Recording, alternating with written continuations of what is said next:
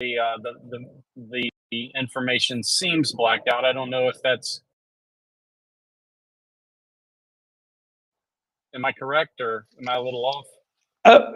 The space goes through periods when the military situation is moving.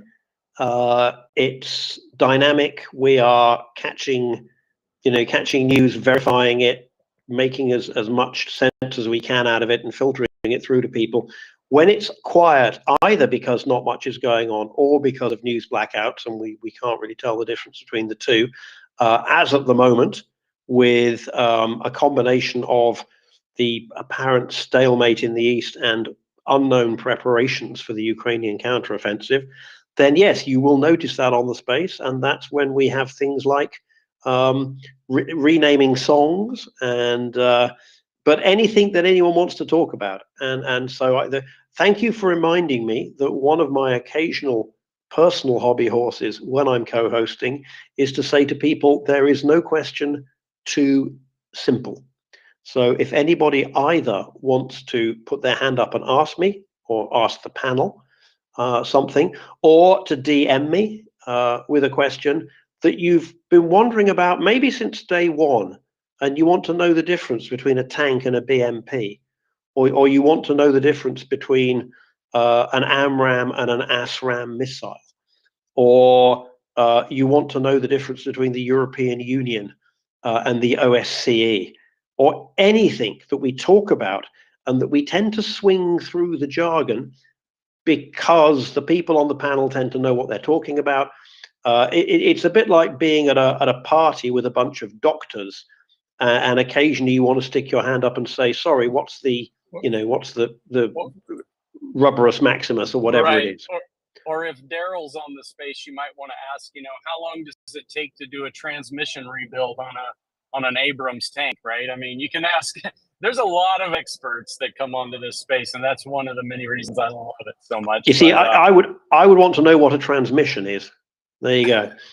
So no, really. But if people are listening, if there are questions, as I say, if you want to come up, put your hand up, and if you don't, send me DMs. I will go and have a look at my DMs in a moment because I'll stick around. I'll stick around for a bit, but I'll go on mute so Chris has a chance to ask his question. Thank you, Armadillo. Okay. And Chris, go ahead. When we come back to you, Armadillo, I want to know if the bluebells are blooming yet in Texas. But Chris, go ahead. No offense, Armadillo, but we don't need to know anything about Abrams tanks yet because they haven't appeared on the battlefield. So, yeah, we can leave that for a bit. So well, to be fair, I think we knew everything there was to know about Leopard tanks about 6 months ago. So I personally don't have a problem talking about stuff that hasn't appeared yet, because we got every length, we got every piece of armor and every millimeter increase in length of every Leopard variant. So I'm going to push back on you there, Chris, and say actually I think Abrams information is just as valuable, and I'm pretty sure we will see them. They're only going to sink in the mud, Nick. Yeah. So so that's fighting talk. and anyway, Anda wants us to look at Leclerc's. I don't know what she's got, something going on with the French. I don't know. Okay. We would love to see Leclerc's enter into Ukraine, would we not? Not that they're the best, but as a show of support and. Where do they rank? That's right. Where do they rank? Because I actually I was doing like Challenger versus Leclerc and Abrams versus Leclerc, and actually they seem to be getting fairly good write-ups, but maybe the French wrote them. Axel, how would you rank a Leclerc tank alongside the other Western MBTs?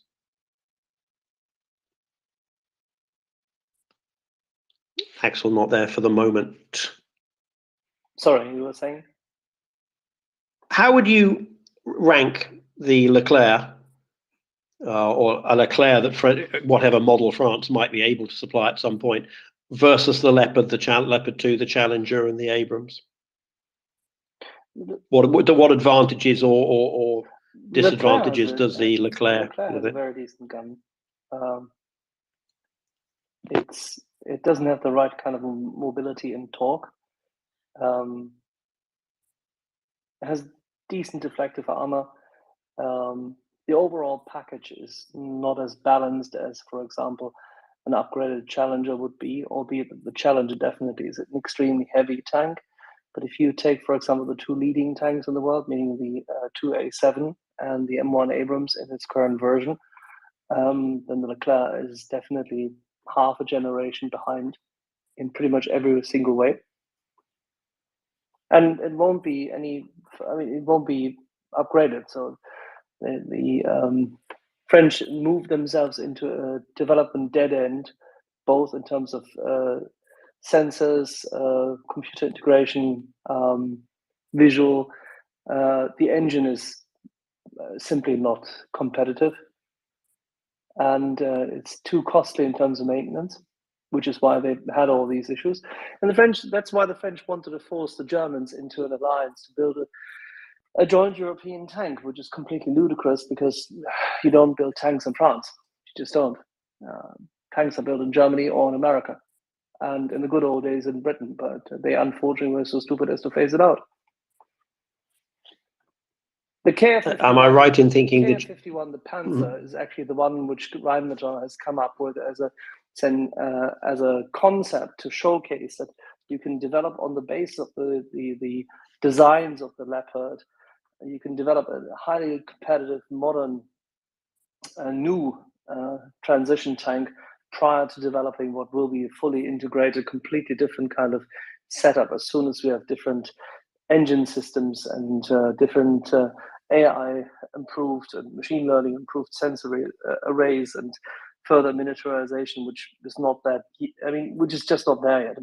We know that quantum computing is around the corner. At some point in time, that will change the way the sensory environment in tanks and land warfare will happen, which is why Rheinmetall very cleverly insisted, rather than developing under German/French guidance, a bureaucracy-induced wonder weapon. They just went on and built what is the model which carries us over for the next 8 to 15 years. And the French simply lost the plot. They're very good at many things, but not when it comes to tank warfare. Am I right in thinking that the Challenger 3 upgrade will be done in Germany? No, it will be done by Germans and Brits together with a couple of other people. It's a multinational approach. Large parts of it will be built by Germans in Germany, but also, if all goes well, a large part of what will become the next main battle tank of Britain might be built in the Czech Republic, Germany, and Ukraine. And Telford. Don't forget Telford, I didn't Axel. say it wouldn't. He just asked me as to where it was outside of Britain. That was my understanding, at least. I would hope that Britain were to decide that it's engineering of weapon systems as complex as this, as well as precise as this.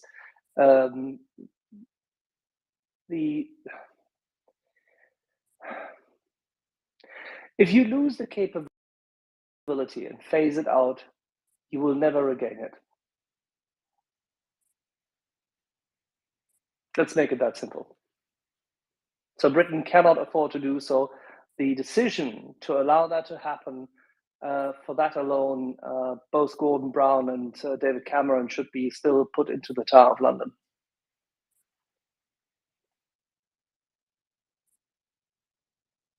I've just been asked by an alert reader listener whether Abrams tanks need a Schengen visa, which I think would be the ultimate topic for next time you and I are co-hosting, Axel. The alert listener. I have no idea. Anyway, I informed him that Americans don't need a visa for Schengen, and so there won't be a problem. We're delighted to hear that. I hope I addressed your question as to all your concerns as to the too small in number Leclerc with its very, very decent gun sufficiently enough. It's a pity that the French fail to do what's right. Armadillo. So, Alan, you asked about bluebonnets. I just posted a photo on tweeted, I guess is the appropriate word here in Elon's world. But I tweeted a photo of bluebonnets in my front yard. So I don't know. Feel free to pop that up to the space if you wish. And I can I give the plug? Everyone on should retweet the space and if possible, donate to MriyaReport and support Soup for Ukraine. And one of the points that was being discussed earlier that really prompted some good memories for me. Axel mentioned he was talking about how political protest is done in Germany, and I've never seen political protest in Germany, but I have experienced political lobbying, trying to get a local official elected in Basel, Switzerland, and it was really delightful. I was in Basel over a weekend, and I had gone out to a local beer garden near in Berfutzelplatz, sorry, and there was a band there, and I believe they were the Basel, and it translates to the middle week band or the Mittwoch. Am I saying that? Probably close, but Axel, you can correct me. But they were Mittwoch means Wednesday. Yes, exactly. The Mittwoch, Basel Mittwoch band. You may still be able to find them. So they went about after they had a beer or two, and maybe a sausage and potatoes or something at the beer garden. They began to play and march through the streets, and they played largely sort of New Orleans and Dixieland style jazz. And I followed those guys around through the streets for about it was I think it probably about 2 kilometers, and it was absolutely fun, and it was a good walk. It was a beautiful day, and I don't know if that's the sort of thing. I mean, we need that sort of thing, in my opinion. We need that sort of thing in the U.S. We could really take a lesson there. Not that we want to do everything like the Swiss do, but I think that was a really positive one, and I really enjoyed that. So I don't know. Tell me more about if that's a common thing in other German-speaking countries or not. Well, it was Carnival, presumably. When was this in the year? This was midsummer, so Okay. it was well, let's see, was it midsummer or was it, because I made several trips there, but it was, I think it was actually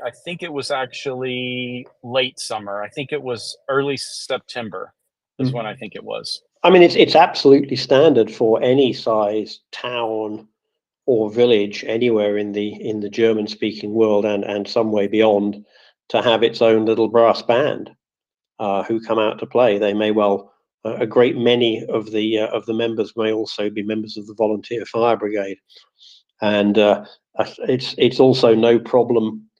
My father in England worked for the city highways department, and he was always most impressed when we lived in this village in Alsace, which has German traditions, although this could also happen pretty well anywhere else in France.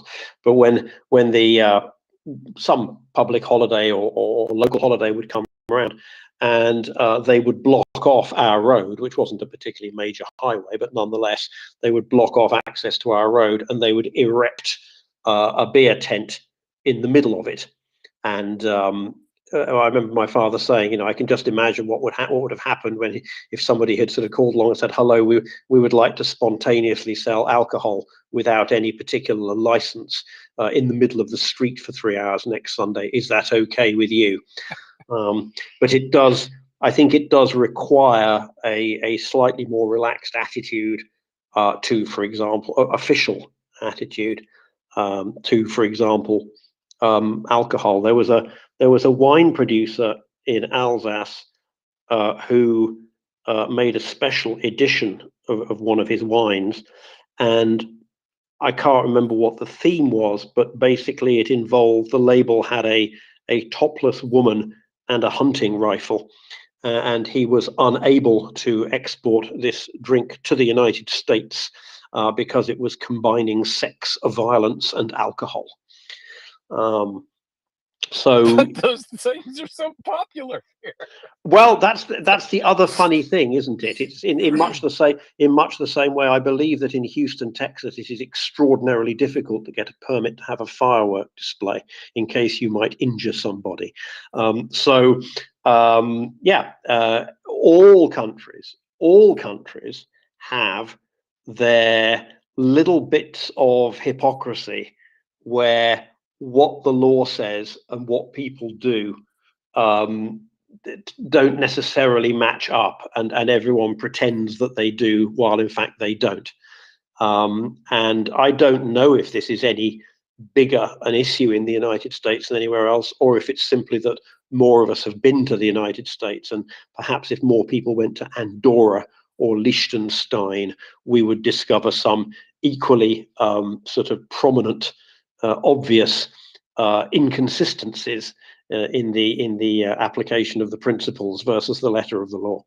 But yes, in Europe, it's generally not too difficult, particularly if it's an annual tradition, to stop the traffic, march down the street, play music, set up a stand, sell beer and sausages, and everyone has a good time. So the one interesting thing that uh, the band was actually, they were sort of giving their support and giving sort of a speaking platform to someone running for, I believe, on the local city council, right? So it was politically related, and it was just this one band, about I'm trying to think, maybe 8 pieces, 10 at the most, 10 piece band at the very most. And they just walked through the town, and they would stop and play. They stopped at Marktplatz, played there for a little while, and then they slowly meandered along. And I think Basel is a lovely, walkable city, as many, well, more European cities are walkable, much more walkable than so many U.S. cities, right? But yeah, it was a neat experience for me. I felt like I learned something, and it was just so interesting. These guys love New Orleans jazz, and yet they're over there in Germany. So it's the exchange of ideas, and one of the things, again, I think this space holds near and dear is that exchange of ideas, exchange of speech, exchange of cultures within the democratic world. Yeah, good stuff. Um, okay, well, I may probably drop down to listening for a bit because I have some chores that I'll do, but I'll try to stay on. Have you seen that spoof map? You can find it on Google Images if you put in map of every European city. It's quite fun, and there is, of course, a river running through the middle of it, as there is in Basel. Although the fun thing in Basel is if you cross to the other side of the river, you're never quite sure which country you're going to end up in. So another neat thing, and I don't know if this is just a Swiss tradition or not, but if you go to Basel in the midsummer, the you can either buy or buy a float bag, which is basically a waterproof bag, and you twist it up and you can float the Rhine. Bring your swim trunks and float the Rhine. I'm told that in Bern, the federal capital of Switzerland, that people sometimes float to work in the summer. You have to go home on the bus, but if you live upriver from your office, apparently this is a you put all your clothes in a waterproof bag, but apparently this is a thing that people float to work. That would be a really cool way to get to By work. the way, it's called It would. You in would. Basel. It's called a wickelfish. It's a So specific I did swimming this. bag they sell in Basel with which you can cross the Rhine because it's waterproof. You can swim with it and you can go to work on the other side. It's called wickelfish. Everybody knows. It's very German. It's very old I school. did this. But my bag had a little leak in it, so I wasn't floating quite as well toward the end. Good memories, though. And the cool thing is actually, if you work on one side and you want to get across to the other side, where I presume you will have been, there's a couple of very, very nice bars and restaurants and a couple of cafes directly. There's two of them directly across the stairs where if you swim across, you end up there, you have your glass of, proper, sensible Swiss white wine or beer, and it's fantastic. So between Wettstein and Johanniter, it's great. It's a little bit more expensive in Basel than, say, Prague. Yeah, of course. But then Prague also has a for better anything. True. I have. Thanks, Armadillo. I have a question from an alert listener, and someone he or she says something I've been wondering about for a while. If it's not too much of a topic change. Well, it's on topic for Ukraine, unlike a great deal of the last half an hour conversation. So let's try it.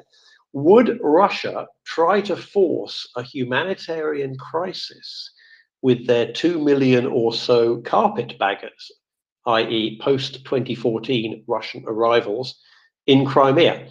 For example, would Russia perhaps block them being expelled prior to or after the liberation of Crimea to try to achieve some advantage against Ukraine, perhaps to keep fifth columnists in Crimea, or to cry foul play in the UN? What do you think, Alan, Axel? Other people on the panel, and if you have an opinion on this, feel free to put your hand up and come and join us. Well, I'd be suspicious of all those new Russians moving to Crimea, or the Russians moving now to Mariupol. I'd be very suspicious of them. And I think this listener raises a possibility that there could be some kind of crisis that the Russians concoct with this newly settled population. I think it's a very reasonable concern indeed. David, I just wanted to. He mentioned 2 million. I haven't seen any number, so maybe this is a very well-informed number. 1.4 Do we know? 1.41 million Russians are supposed to be registered as residents on Crimea. There's a high likelihood that amongst them there's about 190,000 who actually purchased apartments from Mr. Levitt and other developers like him since 2016, when sales of these started. Developers had started to work in various places, and since expropriations were perfected by the then occupation government. And so you have anywhere between 1.2 and 1.4 million people who are supposedly Russian, albeit that, of course, whenever there's a census in Russia, as you know, the census administrators come around and have the documents at hand. And whilst they are asking you something, they already have pre-filled the piece of paper with the fact that you are supposedly ethnic Russian. So that if you just nod and say nothing, you are ethnic Russian, which many Tatars were forced to do because they could not provide a relevant or accepted passport, or because they were told that they would be cut off from any form of health payment. And that was a real issue. Do we know what the population was that would have identified as Russian prior to 2014? About 48%. they would have identified as Russian, not as Russian citizens or Russian state, but Russian language. No, but ethnically. Yeah, No, Russian language. Okay, that's different. That is different. Ethnic okay, and but language. 48% of how many? Ethnic, All right, 48% of how many? No, I understand that. 48% of how many?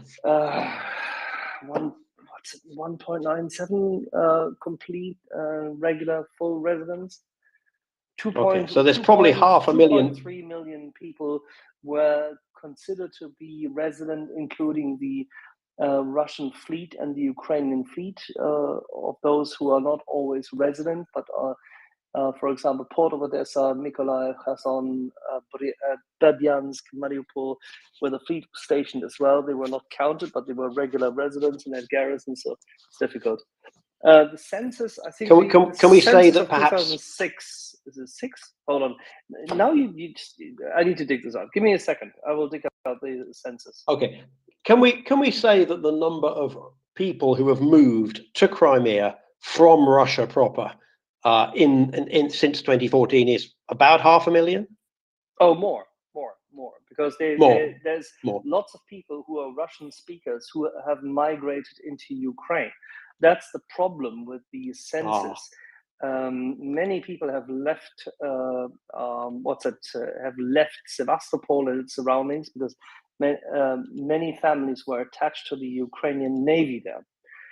They have left completely. There's many military families who are based on the air bases, the garrisons of Simferopol and the likes. Pretty much all of those who had any kind of government jobs in the administration were forced to leave or had to leave as quickly as they by any means could. The Tatar population receded by literally, it halved within a year. So, all right, some pretty serious ethnic cleansing. David. Yeah, don't forget there were also massive killings. The Tatars who stayed, for example, supposedly the numbers are. That's also another thing. Please do not trust Wikipedia on anything which has to do with Crimea. I haven't looked in Wikipedia. There. I haven't looked at it. There's a reason for it. I won't. Thomas Tyner was so kind as to highlight that there is one big effort which for many years has been very high on the agenda of Russian, should we say, the Fifth Directorate, to ensure that Wikipedia is pro-Russian. And they do this massively. The effort which they undertake is, they go as far as taking Russian writers all across the world who then have an American green card or are based as diplomats or as students in Japan, you name it. So they log in from other locations in the world and write what they're given. This is extremely important for Russia to shape our perception. And Wikipedia, having overtaken a properly edited, sensible, cloud-based version, which could have been there, is as open to manipulation as it could be. It's absolutely terrifying. The worst evidence is not Russia in that regard. The worst evidence is, of course, China and its influence also on English language Wikipedia, which is tremendous. People completely fail to understand this, what the MSS is doing there. But the Russians have done an absolute lambasting of Crimeans and the Crimean Tatars and the Ukrainians on Wikipedia. It's absolutely terrifying. And we let this happen, don't forget. We could stop this. David. Thank you, Nick, and thanks for hosting. And Alan, thank you for being here as well, and everybody for the conversation. Please retweet out of space. Visit MriyaReport.org and donate if you can. I would just like to say the numbers issue or the ethnicities to be counted or the head count to one side, if I might, that this will be this narrative is one that we can expect and one which will be used by MriyaReport to create a fake humanitarian crisis and then to solve the crisis to be the heroes. Like they had the hero crisis, which they created of the quote unquote escaping Russians from occupied Donetsk territory and their fake reception centers. And this is all the terms. So we can expect the same nonsense from the enemy side with their production of propaganda. They'll paint it as a horrific humanitarian crisis, and then they'll paint themselves as the super duper heroes rescuing the people who weren't really needing rescuing anyway, but they got good news clips for it. I would think we will see these people talking with their pockets, or those with financial means will move first, and then as it becomes time, or as is President Zelensky's way, he will invite them to leave. Calls to I want to live, there is surrender telephone hotline. Calls to I want to live, there is surrender telephone hotline jumped massively after he invited them all to make a good decision to lay down their arms and leave this war and rotting in the ground, or going home as a wounded person for the Russian army. So I think that same method will be used. It'll be a formal warning and an invitation for them to leave, and it'll probably be repeated 3 or 4 or 5 times. And Russia will then, of course, say, "Oh, see, these Ukrainians are bombing X, and it's so terrible. Why?" And they'll just rerun the same propaganda nonsense, just with a new locus or a fake new shiny thing to hang it all around. What do I think the Russians themselves will do? I think they'll up stakes and get out of town. I don't think there'll be very many left, because really their attachment to the place is one of opportunism, right? So I would think there's not much draw for to keep them there. I mean, once the privilege with which they once lived and once were able to live it in this occupied territory is taken away from them, they're no longer a protected super duper Russian uber white person. They're just a regular Russian person back in Russian person now with the different government in town. They'll have no interest. This is not what they're there for. They will leave and probably pop up in one of their other imperial attempts, because, as I said, they'll have had a taste of it and they prefer to be treated as a special class of people. But once that's gone, or once the change is in the offing, I expect them to self-select out of there. Because I mean, they can only expect rightful retribution when decent law and order is restored, and they know this. This is the type of opportunistic people who we're dealing with, or who we're speaking about, even though they are Russian. So Slava Ukraine, please retweet and share the space. This is MriyaReport. Heroam Slava, and thank you, David. Leonard, go ahead, please. Sure. Why not take properties which are like properly owned by Russians today in Crimea and basically sell them and take the proceeds to basically support the war effort for Ukraine? I think there will be a few people who could take the risk of hopefully that Crimea will become Ukrainian and they will then own decent property. That would be pretty good like source of funds to support the war effort. So a sort of bond where you Exactly. buy some percentage chance that if the war goes reasonably well and if the house isn't blown up during the liberation, that you will get that property back. It's an interesting thought. I think part of the problem might be that I don't know if the Ukrainian authorities have access to the cadastre and would therefore be in a position to say exactly what the ticket applies to. But I mean, maybe you could do it in some sort of relatively abstract way. It's a nice idea. I suspect there are better ways to get people to part with their war bonds, but maybe there's a particular kind of investor who would be tempted by that possibility. I understand any transaction since Crimea was occupied is basically void from a Ukrainian perspective. So any property lost will go back to its rightful owner. But there will already be other properties like the military bases and lots of other properties which doesn't have any other owner than the Russian military. It's going to lead to some interesting cases at the European Court of Human Rights, because the people who believe themselves to be the owners of that property will be saying that they were unjustly expropriated by Ukraine, which is a member of the European Court of but Human Rights. they won't have any So rights in that regard because the Crimean Tatars. they probably won't, but it Ukrainians have will. a very But it decent will lead to register. some. The only thing which survives from the annexation of 2014, and that's the good thing which happened. The Ukrainian management, so to say, if you so like, managed to escape with the data, with a full copy of the register in Simferopol. That's the best thing which happened. Right. I was going to say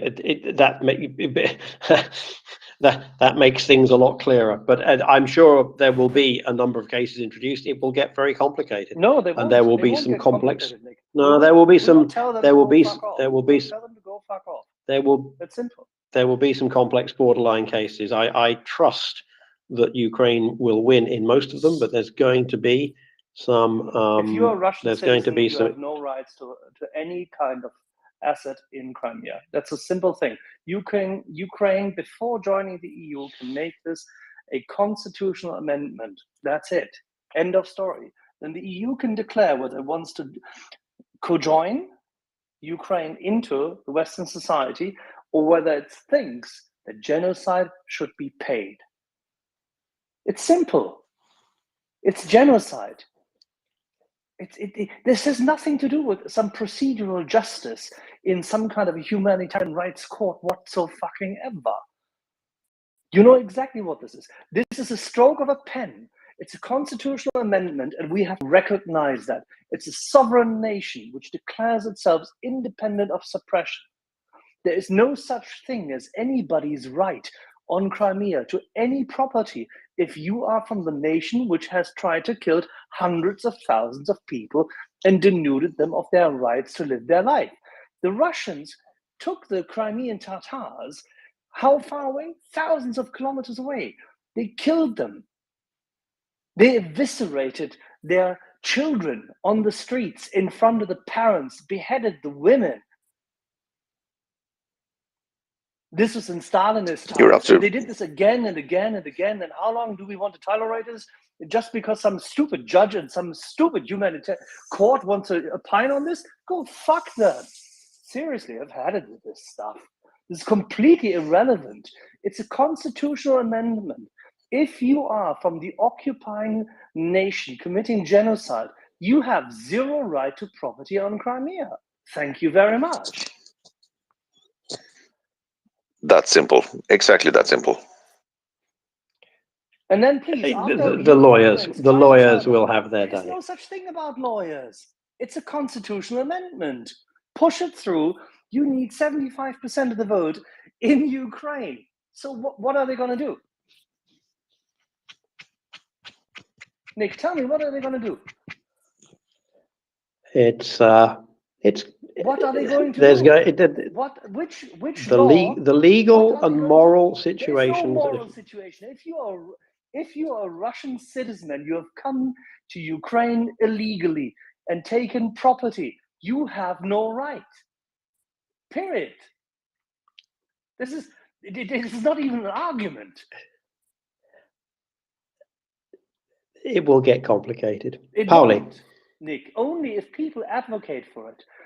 You have no right. If you're a Russian citizen and you came to Ukraine illegally under the annexation, you have banked on the fact that invasion and might makes right. You have banked with the wrong bank. You have exited what is the covenant of legality. It's simple. It's not even a legal question. Pauli. Yeah, thank you, Nick. As an attorney, I think this case is quite simple. Actually, it's 100% right. So there's no way that the Ruskies can enforce the real estate law with EU courts in Crimea or in Ukraine whatsoever. It's impossible. they might. It won't be an EU court; it'll be the European Court of Human Rights. But where I think there may well be. I don't think they will be successful, and I don't wish them to be successful. I'm just saying there will be cases brought. Nick, just like I'm an attorney, so please answer me. How can the EU Court of Human Rights, how can they enforce real estate law in Ukraine? Tell me. It's not the EU Court of Human Rights. The EU does not have a Court of Human Rights. It's the European Court of Human Rights, and it's not part of the EU. Sorry. And it deals. It has. I use the abbreviation EU for Europe. Sorry. Okay. Well, the European Convention on Human Rights has clauses about peaceful enjoyment of property, and that is what these people will try to invoke. I'm not saying that I agree with them. I'm not saying they're going to win. Yeah, sorry. You're not answering my question. It wouldn't be about enforcing property law. They would be saying we were expropriated by Ukraine. That would be the claim they would make, and it's the claim that Ukraine would need to defend. It's impossible. I think it will be rejected, but it is the claim they will try to make. That's all I'm saying, is that there's going to be a lot of whining, and the institutions that the West has created will be used against it. But there will be a lot of whining. No, there's not. Wait, you don't think there's going to be a lot of whining by the Russians? No. I think they're going to whine. No. You think they're going to you're going to take it lying down? Well, like they are doing now, right? Just bitching about Finland. They're going to whine and bitch and scream. Finland joining NATO. Empty threats. They're threatening everyone. But they're not going to do anything, and they cannot do anything. So it's. They will troll. They will troll as much as they can. No, they will not. There will be a lot of trolling. They have no standing, and the court has no capacity to enforce anything. It's completely irrelevant.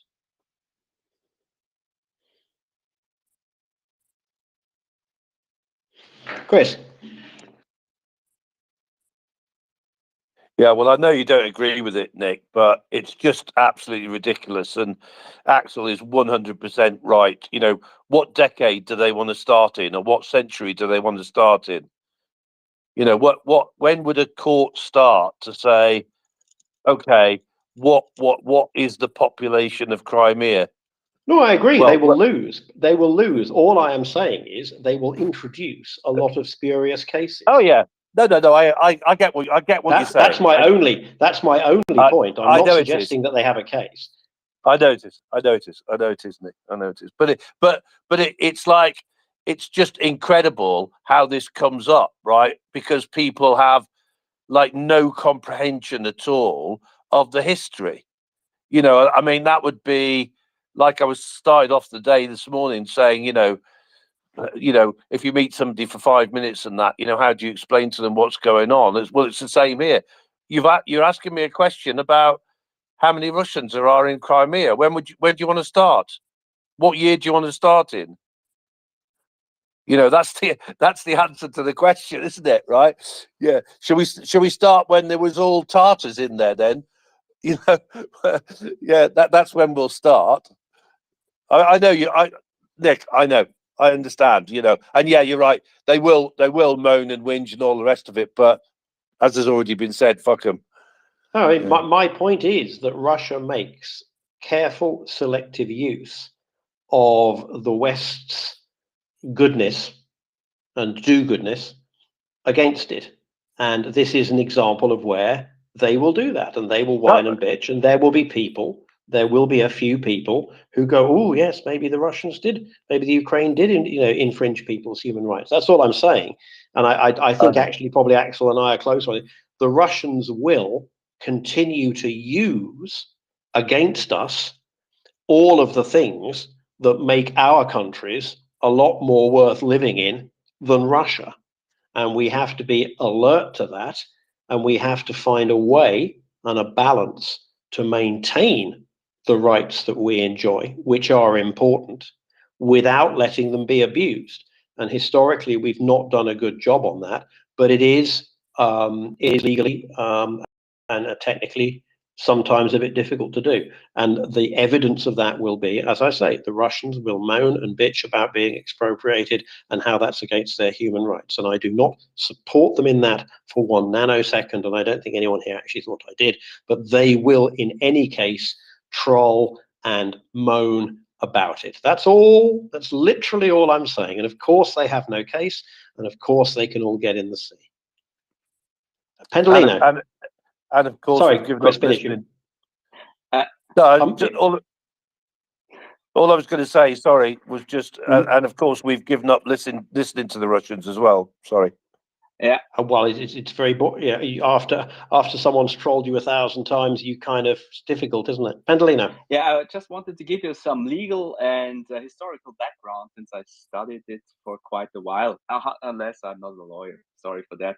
But of course, there were millions of precedent cases in Europe just around this question. And first of all, the European Treaty on Human Rights, or Convention on Human Rights, doesn't protect property rights. So any case in this regard would fail because it's not in the jurisdiction of the court. And secondly, I think the main principle in continental European law is that you cannot become legal owner of something that has been stolen by someone before, even if you are buying something in good faith. So you didn't know that it was stolen before. And so let's say that someone gets to Crimea and buys a property from someone who pretends to be the legal owner of this property, and the Russian guy doesn't even know that it was stolen from Ukrainians. He still has no right and to keep it afterwards. He would only have a treaty right against the seller of the property to get the money back, but he has no ownership right and never acquired. And this, for instance, was the situation with all the expropriated and stolen, let's say, the paintings from the Jews that were bought by the Nazis in the, let's say, 1930s, or were confiscated in the 1940s. They were hanging around in the museums, for instance, in Vienna. And then, of course, at one point, the family came to them and said, well, it was expropriated, we want it back. And then they said, well, but we bought it via a dealer and so. And in the end, of course, no, even if they bought it from a dealer, the family had still the right on it. And that's why, for instance, the Albertina lost their most famous Gustav Klimt painting to New York, which is now there. And also, let's say, at the end of World War II, 14 million Germans were expropriated and dislocated to Western and Eastern Germany, plus also millions of Poles. And of course, back after these expropriation and when the Cold War started, nobody wanted to take care of these situations. But after the Cold War was over, of course, there was a situation: is there any right or any claim for the former Germans or former Polish against the new owners? And that's why it was separately made part of the EU accession treaties, that Germans cannot have no right to their former properties in Eastern Europe. So no German had ever had the chance to go after their former family belongings in Czechia, and neither did for instance, the former Austrian emperor, who is famous for that. He did this for, let's say, 20 years, and in the end, he tries to say he was a victim of the Nazis or so to get back to some of their belongings. And of course, also when the GDR joins Germany, there was a situation that GDR expropriated hundreds of thousands of people, and all of these things which were confiscated by the state were given back to the original owners when they were able to find them. In some cases, they weren't able to find them. That's why some houses fell into decay. But most of the houses were given back to families who never lived there for more than 50 years. So it's absolutely not unprecedented. It's not really a big issue to deal with the situation. And even when we look at other situations, Sinai, when the Israelis left after 15 years of occupation, nothing was paid. And the Cyprus Treaty for the reunification, for instance, had specific clause in there for the Turks who came there after the annexation by Turkey, with a special election that could be made for them to stay, and how they can get easily access to citizenship. So that's what I wanted to say, is it's a little tour de horizon about the European history in such situations. Yeah, as I said, I didn't imagine that any such cases would succeed, and obviously we don't want them to. I would, however, push back on one thing, which is your claim that the European Convention on Human Rights does not address property. The November 1950 initial convention did not. However, in March 1952, there was a series of amendments which are the protocol to the convention. Article 5 of the protocol states that Articles 1, 2, 3, and 4 shall be regarded as additional articles of the convention. And Article 1 reads as follows. Article 1, protection of property. Every natural or legal person is entitled to the peaceful enjoyment of his possessions. No one shall be deprived of his possessions except in the public interest and subject to the conditions provided for by law and by the general principles of international law. In other words, this would be the basis for these invalid, but nonetheless, this would be the basis for the trolley. So the claims would not be irreceivable because property isn't covered, because it is. They would be irreceivable because, as you pointed out, there is a long history of not receiving them. I just wanted to make that specific point. The European Convention on Human Rights does include property. It's the same article that also added the right to education and the right to free elections, both of which had been omitted from the 1950 convention. But the European Convention on Human Rights is now regarded a bit like a constitution that has been amended, as incorporating both the 1950 document and then the articles of the 1952 protocol. Just that little bit of and I'm not a lawyer, but I can read a treaty.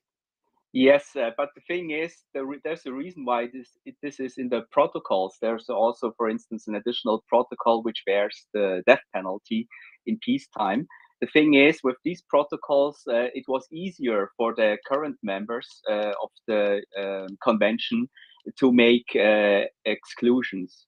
And it's always necessary to have a look who signed up for this protocols and who made what exclusion to several articles. And for instance, I would say that no Eastern European country signed that right just because of the situation post-war. Well, the Eastern European countries didn't join the Council of Europe until the 1990s, and I'm pretty sure that at that point you can read who signed it and who made exclusions further down. I'm pretty sure that nobody made exclusions to anything from the first protocol.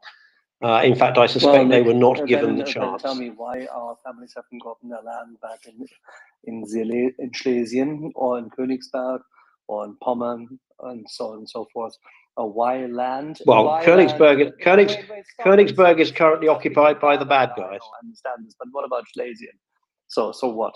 And what about the Neufundland, the land in the former Soviet occupied zone, which was harnessed and harvested by Soviet authorized communization? Was there any kind of restitution? Well, this is a legal. It's a legal question. Oh, right. Come on. These are legal questions, and there's Nick, you can't have. There's what the law says, and then there's getting there's what the law says, and then there's getting it implemented. This was cut off at the point in time in the 4+2 discussions, and there's a reason for it, because you didn't want to stir the pot. And that's fine. It is what it is. It's a constitutional problem only within Germany. But even there, the applicability of what you projected was cut off. There is a constitutional case on a very high level in Germany in this regard. There is constitutional law in that regard. We could discuss hours. We won't the key thing is the Ukrainian constitution for this, just like in Germany. That's the only way to deal with this. Everything else, it doesn't matter. It's not enforceable.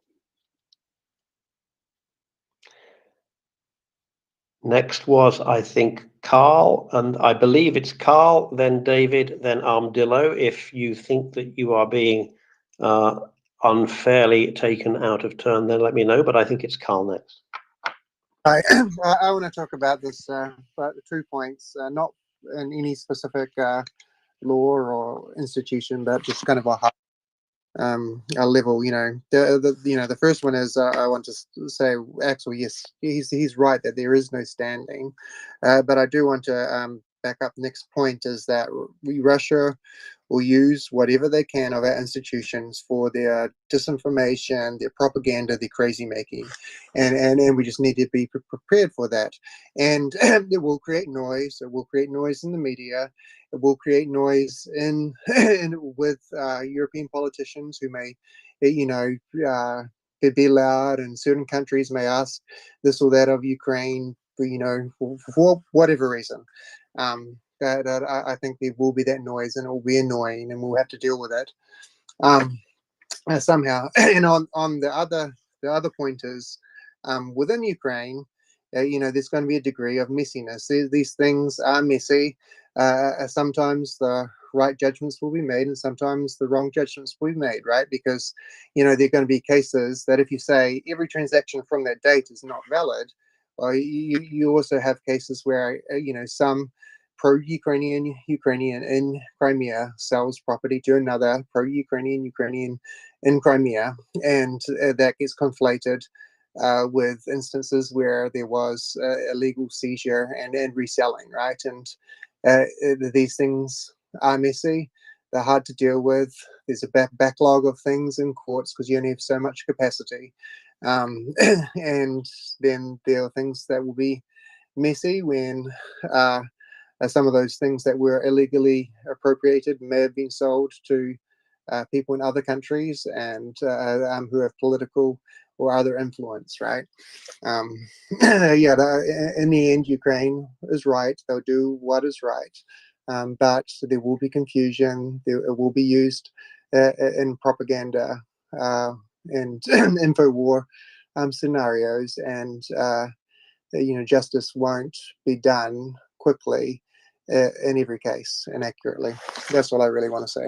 We see this, for example, when we hear claims that people are being Russophobic, a word that the Russians can only have derived from, observing the various other ophobics that we try to avoid in the West. And of course, nobody wants to be anything ophobic.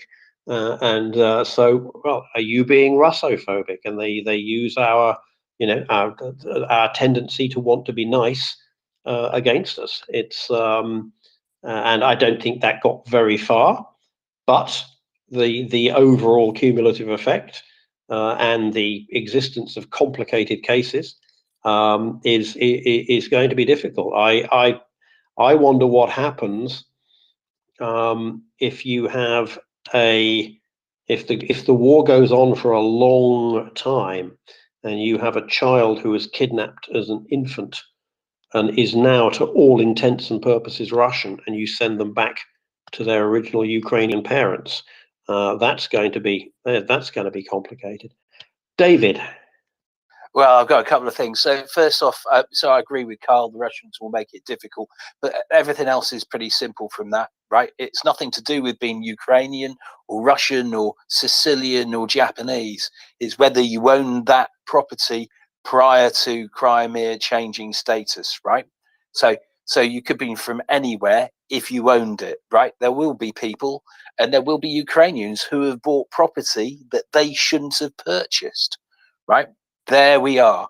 It goes down to that. I will add, though, right? So to the point where if they're Ukrainian and stolen away, they never are Russian. They're Ukrainian, right? So that would be the point. But equally, the thing is, you can't.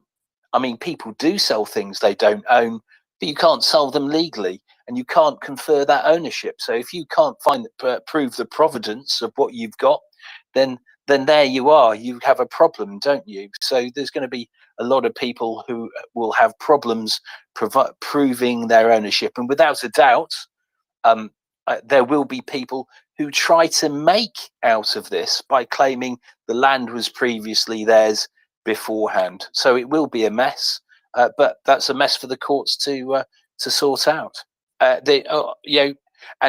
Given my own property dispute at the moment, I literally have my next door neighbour is doing this, trying to claim that a piece of land is his because it was sold to him by the previous owners, except for the previous owners were the developers, and they sold my house to us before they sold it to them. You can't sell a piece of land twice. So there you are. It's one of those things. If you don't own it. What was the developer called? VVP Properties Inc. Yes, it's something like that. I think it was Bovis Homes or something like that in the 1970s. Not to be trusted. Or in actual fact, it's not that they wouldn't to be trusted. It's the person who drew the plans wasn't to be trusted. Bovis and Butthead. So it's Armadillo next, but then I didn't see after that who it is between Pendolino and Anon. I don't know if you saw, Alan. Pendolino's next. It's Armadillo, Pendolino, and then Anon. So Okay, I have to go and have a 3-minute break for comfort stop and grab myself a soft drink. I'll be back in a bit. Very, very good. Armadillo. The last half hour or so of the a healthy argument back and forth, and a good discussion of points. There was something Axel said about stirring the pot, and I thought of a large pot of soup. So, do we want to talk about what the fundraise is for at the moment? Sure, that is a great segue, Armadillo, and it is a good way to focus us once again on Ukraine.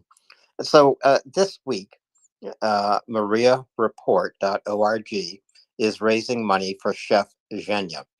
Chef Zhenya feeds thousands of Ukrainian soldiers on the front lines every single day with food that tastes like home to a Ukrainian soldier. And we've been raising money all week for Chef Zhenya.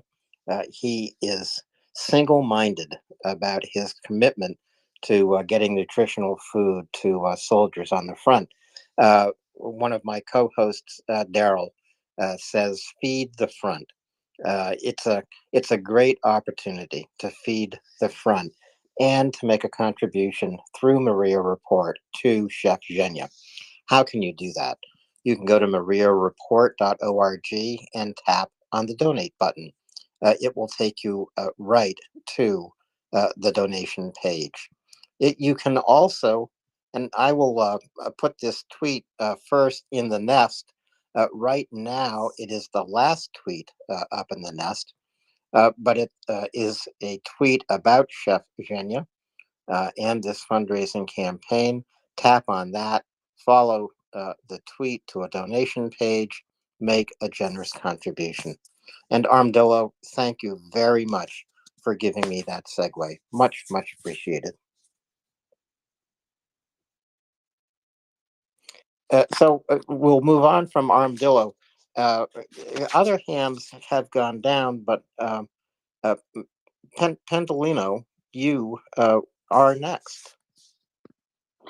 Just a final statement on the European Convention on Human Rights. So Ukraine deposited a special notification regarding the territories that are currently controlled by the Russian Federation, which makes the European Convention only applicable in a limited way, and also makes it very, very, very, very unlikely that anyone who is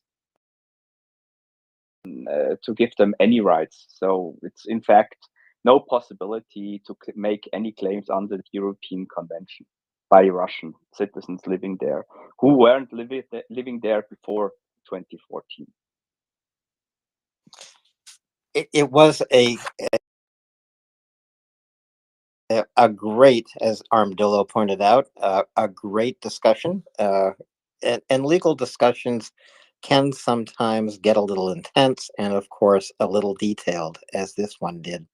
And I believe, Pendolino, your explanation actually applies to some artwork that the Metropolitan Museum in New York City returned to rightful owners based on just this a claim of ownership that was proved in court. This was art stolen by the Nazis in the 1930s. It also is G-Man, extremely go ahead. important, if I just may highlight this, it is extremely important in regard to the many, many thousand leases which the Russian Federation, after their annexation, allowed military personnel and their families to convert into equity at essentially nominal ruble amounts, because they had leased these facilities whilst built to a large extent, if they were on, say, leased property, meaning property leased by the Russian Federation under their then still existing but expiring lease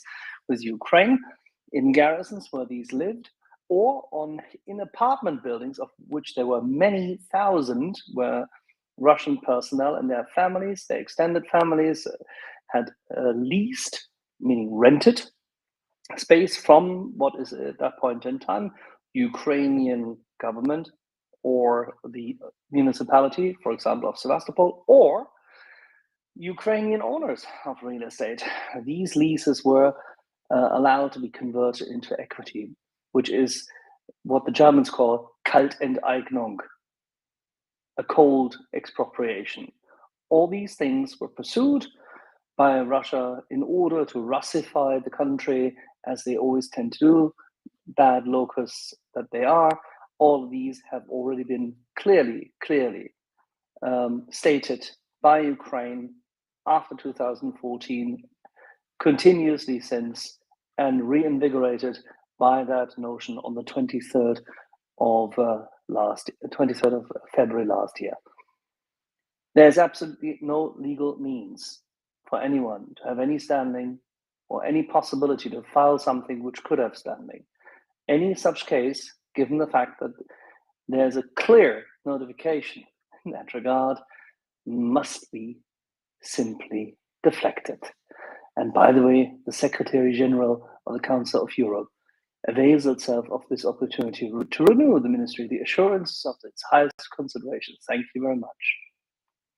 Case closed. Thank you, Axel. That's the famous closing of Perry Mason, an old American television show. It was a courtroom drama. G-Man, Armadillo, and Polly. G-Man, go ahead, please. Good evening. Well, this has been entertaining for the past half hour. So in Northern Ireland, there's a saying when two gentlemen, sort of colleagues, have a long-running argument, and we'll tell them to go outside and have bare bellies in the car park. You have a fight. But that segues into something I've just seen on Reddit, which purports to be a bulletin from the president of Russia, Muscovy, the midget. It's probably just propaganda. It's DAFO. So, but anyway, there is relevance. Basically, it's saying that shirtless pictures of Zelensky are not permitted on government workers' computers. This is the third secretary we've had to train this month after they failed to follow this simple rule. Please do not set your computer's background as Zelensky. We will find it and you will be charged or thrown out a window, perhaps. Obviously not true. Maybe it is. I don't know. But it's funny. Very good content this evening. I'm enjoying it. Although we don't need any more legal stuff. The Times of Israel still has, as of today, on its homepage, a photo of Ukrainian President Volodymyr Zelensky receiving a dose of AstraZeneca. That is from March 3rd, 2021. I'm quite sure that free media and the fact that President Zelensky, during his time as a producer and actor and presenter, where he appeared in many regards, often without any kind of shirt, and was still significantly better looking than the midget, is around. I'm quite sure that free speech in that regard accounts for everything which happens in Ukraine, unless, of course, these pictures were derogating, but they're not.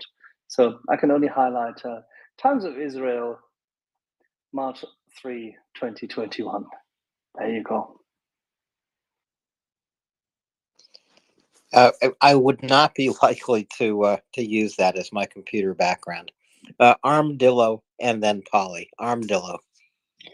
You know, the remarkable thing about how Russia treats even its own is pretty astonishing.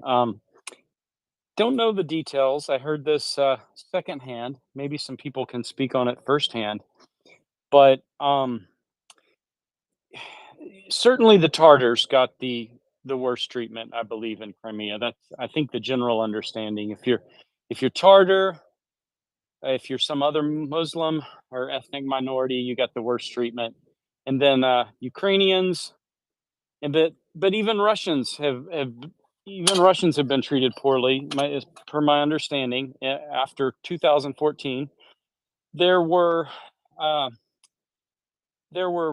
people who there were men generally who had served in the Red Army, who had been given a government home, apartment, a flat, or small house or whatever, on a plot of land near the beach, by the beach, near the beach, maybe beachfront, maybe close.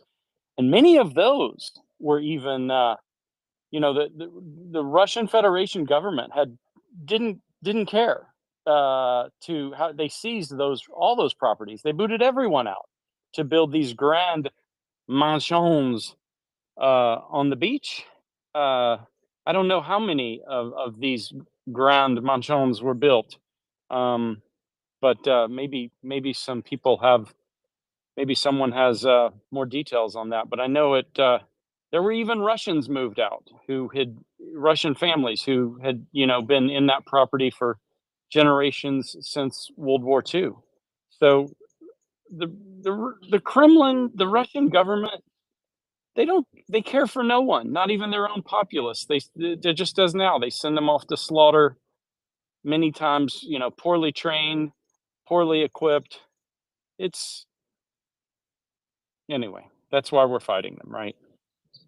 Sorry, just a little comment there on that. Yes, that's one of the reasons we're fighting them. Polly, go ahead, please. Yeah, thank you, Alan. I think just want to give an example about the possible cases or case load regarding the real estate. If there's going to be any cases to the European Court of Human Rights, they're going to have the first case, and after that, they're going to just stamp the next cases with the same kind of verdict. In my humble opinion, it's not going to be affecting the caseload of the European Court of Human Rights, and that's a good thing. If one would be worried about caseload or interference, it will be the genocidal activity that the Ruskies have committed in Ukraine, and that's going to take a lot of effort and a lot of work from Ukraine and from the EU countries to support. That's going to take, in my humble opinion, from 5 to 10 years at least. It's going to be massive, but it has to be dealt with. We want to bring justice for the victims and for Ukraine, and that's my 2 cents. Now I'm going to take a small sip of Macallan. It's an interesting question where individual cases would be brought, because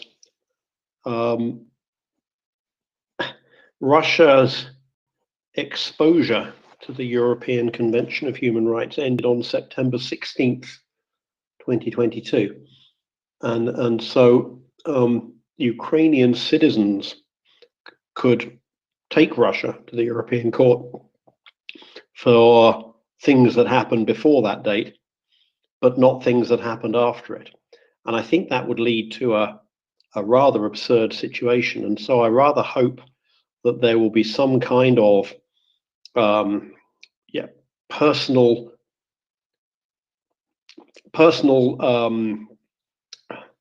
what will we call it, retribution tribunal set up, so that individual Ukrainians can petition a court, because I think it would be ludicrous to have a situation where based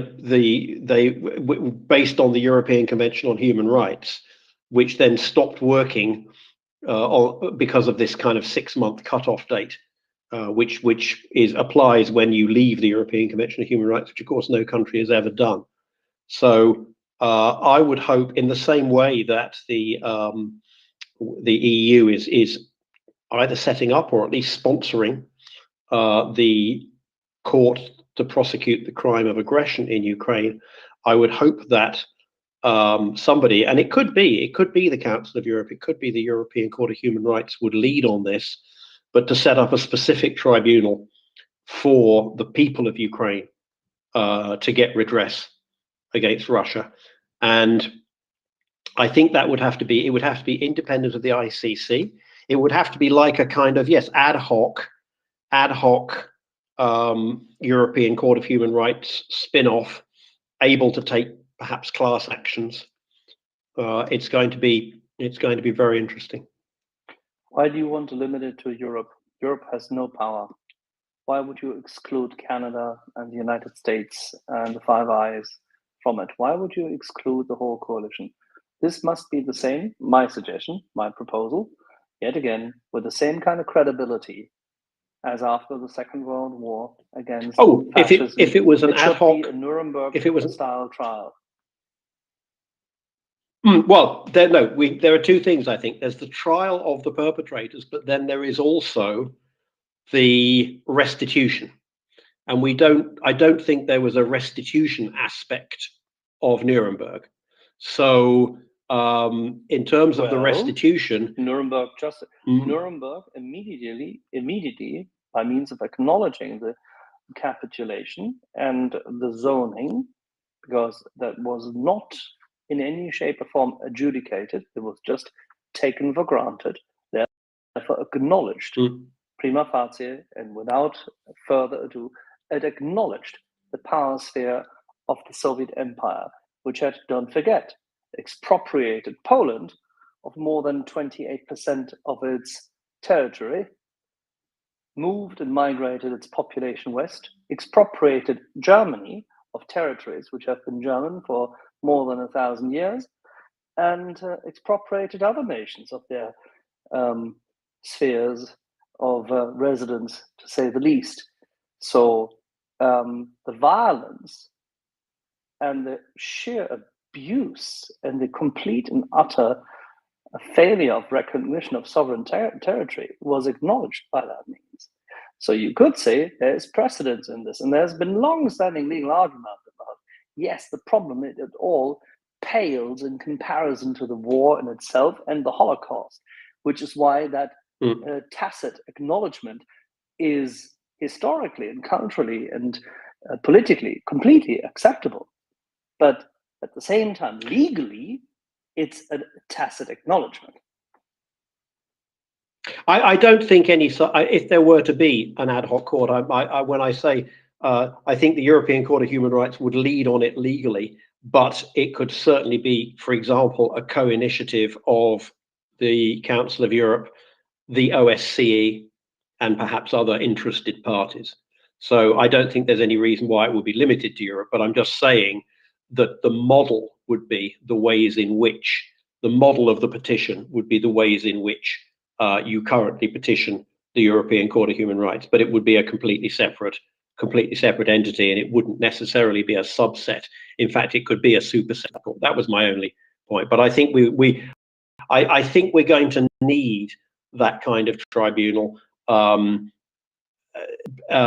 It could also be, I suppose, that it would actually take place in Ukraine, and that Europe's main contribution to it would be to provide resources to enable the Ukrainian legal system to apportion retribution, both in terms of financial compensation and anything else which was appropriate as a result of the crimes committed. The one advantage that we have in this situation versus World War II is that there's well, in the case of the current war, only one country where all of this stuff is taking place.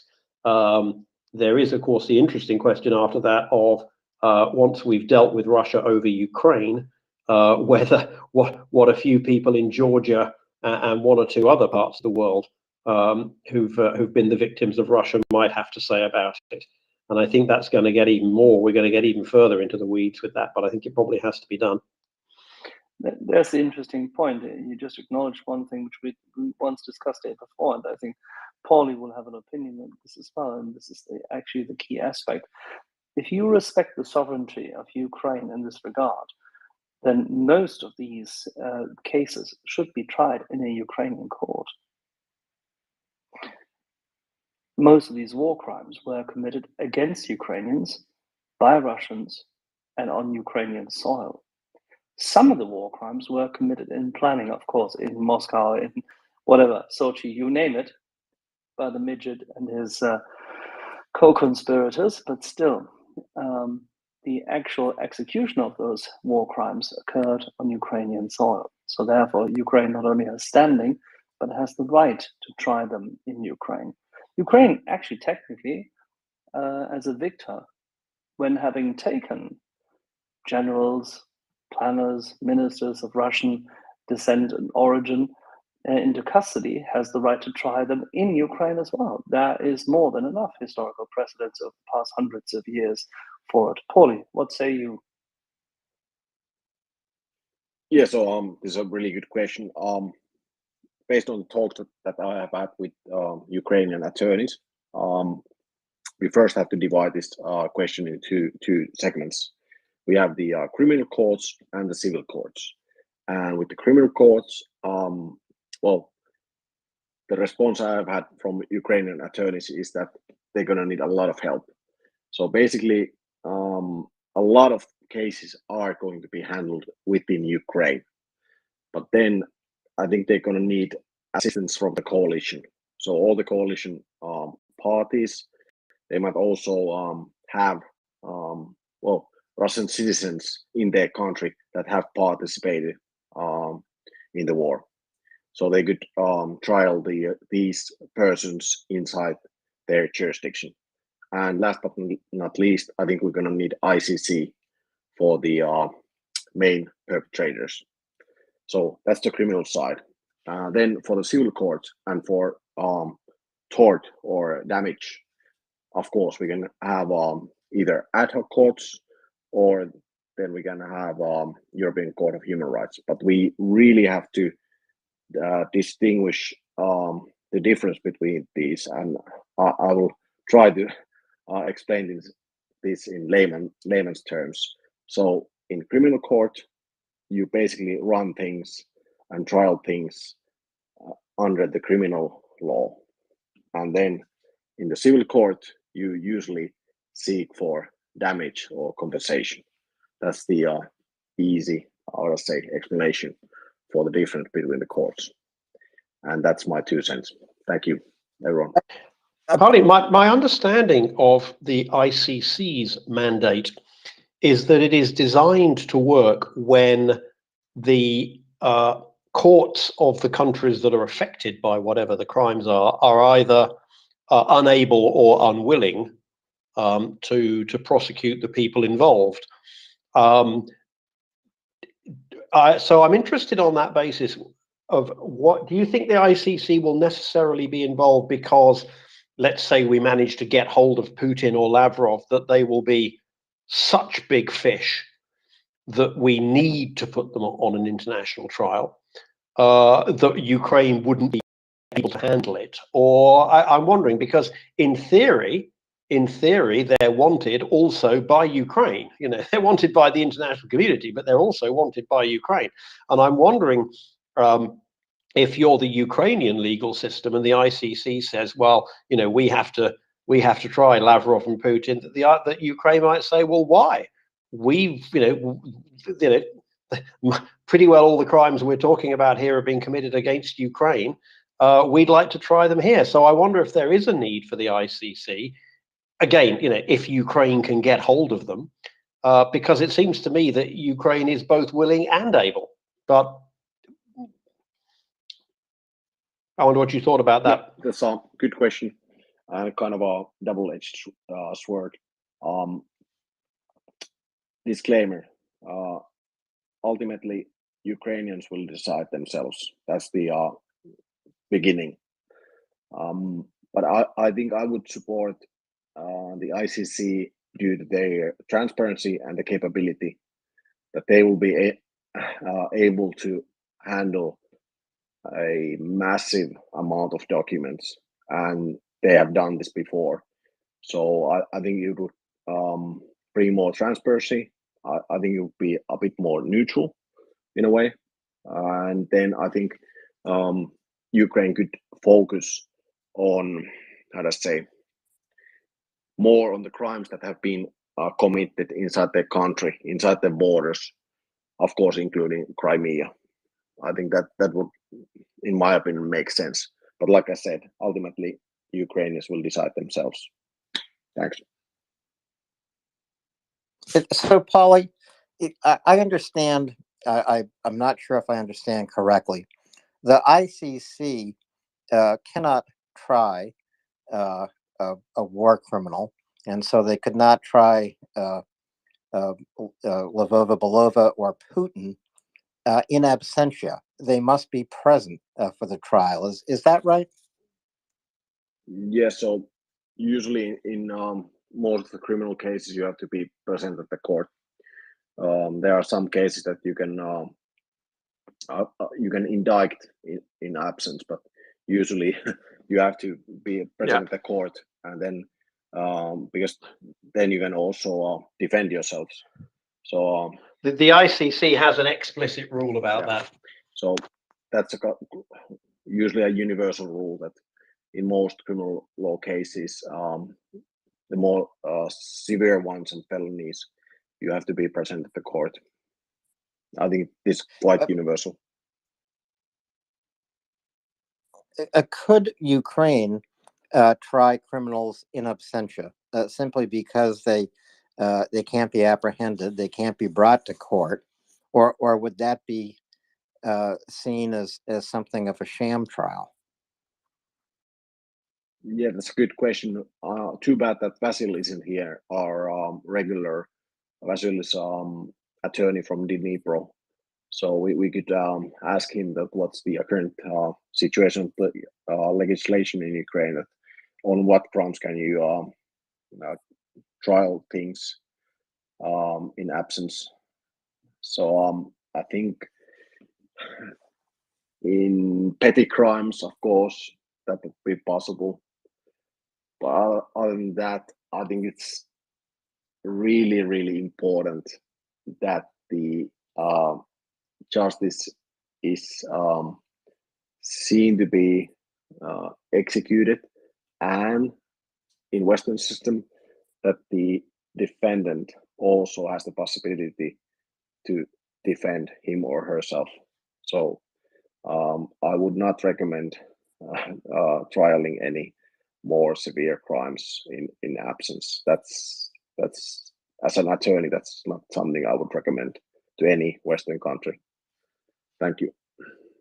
On the other hand, in this case, it would be an opportunity to present a ton of evidence. I mean, there could be maybe an evidentiary hearing of these criminals where they would not be present for the evidentiary.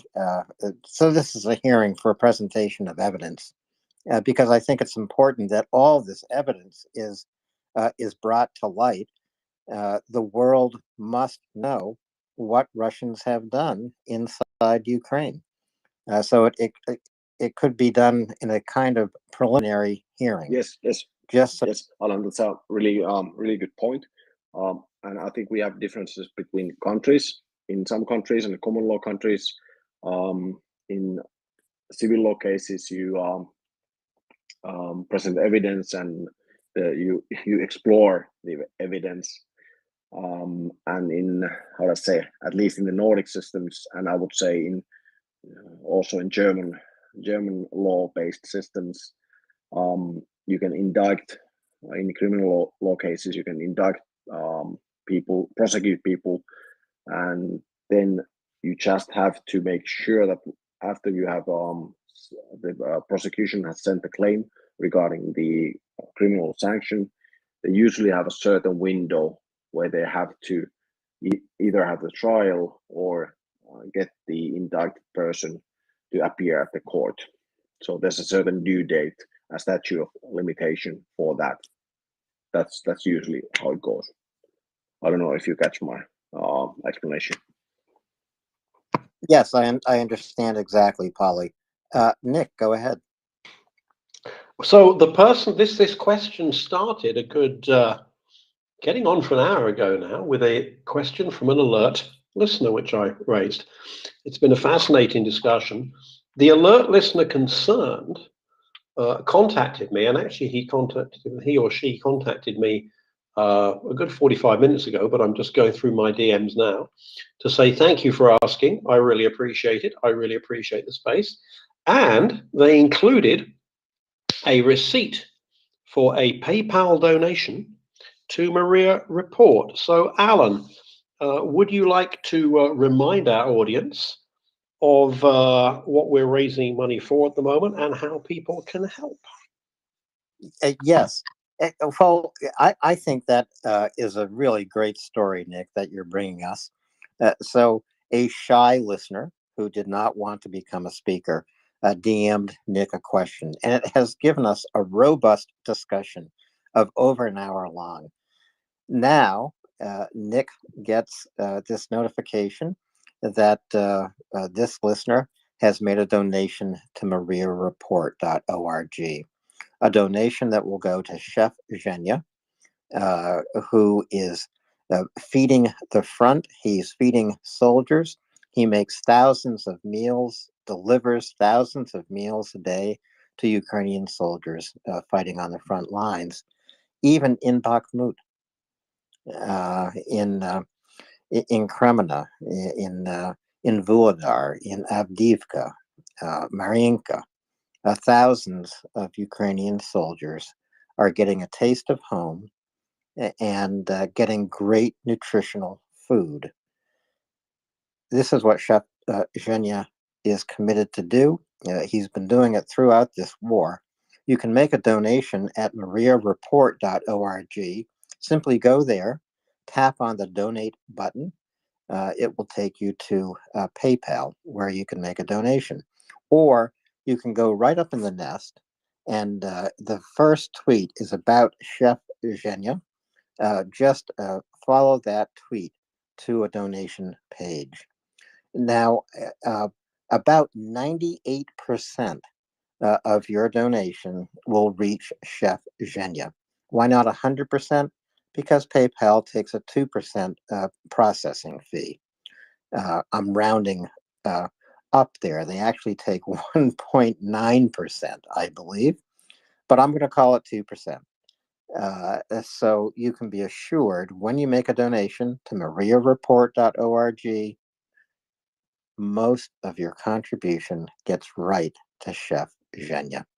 So please do that today. Nick.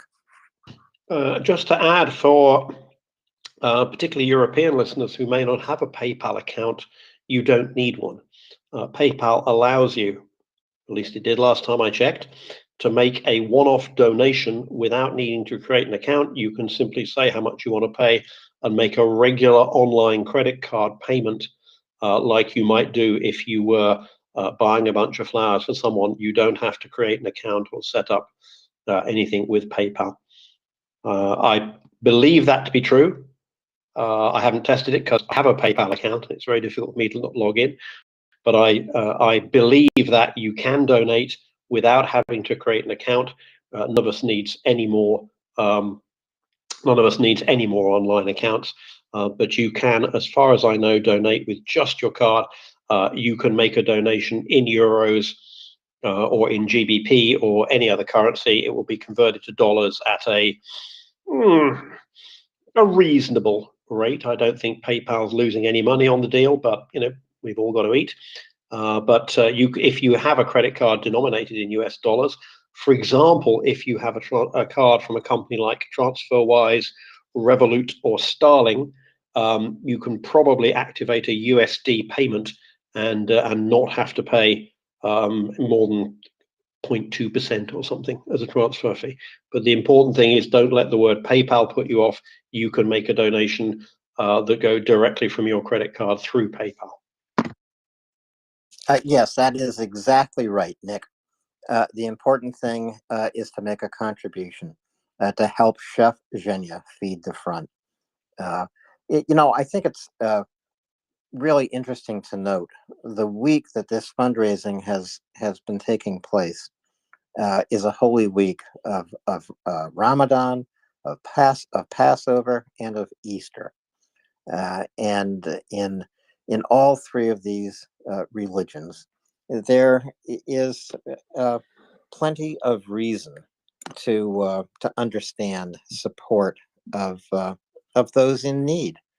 And Ukrainian soldiers are in need. Chef Zhenya is supplying that need, and therefore, I really encourage you to bring this Holy Week, in whatever religion you ascribe to bring this Holy Week to life by making a contribution. And you can do that by going to MriyaReport.org, tapping on the donate button. For American listeners, of course, when you do your taxes next year, you will get a tax deduction for this charitable contribution. I don't care so much about tax deductions. I simply care about supporting Ukraine. And that's why I originally gave money to Maria Aid. Maria Aid is a Canadian NGO. Deduction for my American tax return from Canada. What meant so much to me was the opportunity to support Ukraine. And MriyaReport still supports Maria Aid. MriyaReport and Maria Aid are separate organizations. Our names sound alike. We're not affiliated. MriyaReport here is all about news from Ukraine. Maria Aid, a Canadian NGO, is about sending humanitarian aid to Ukraine.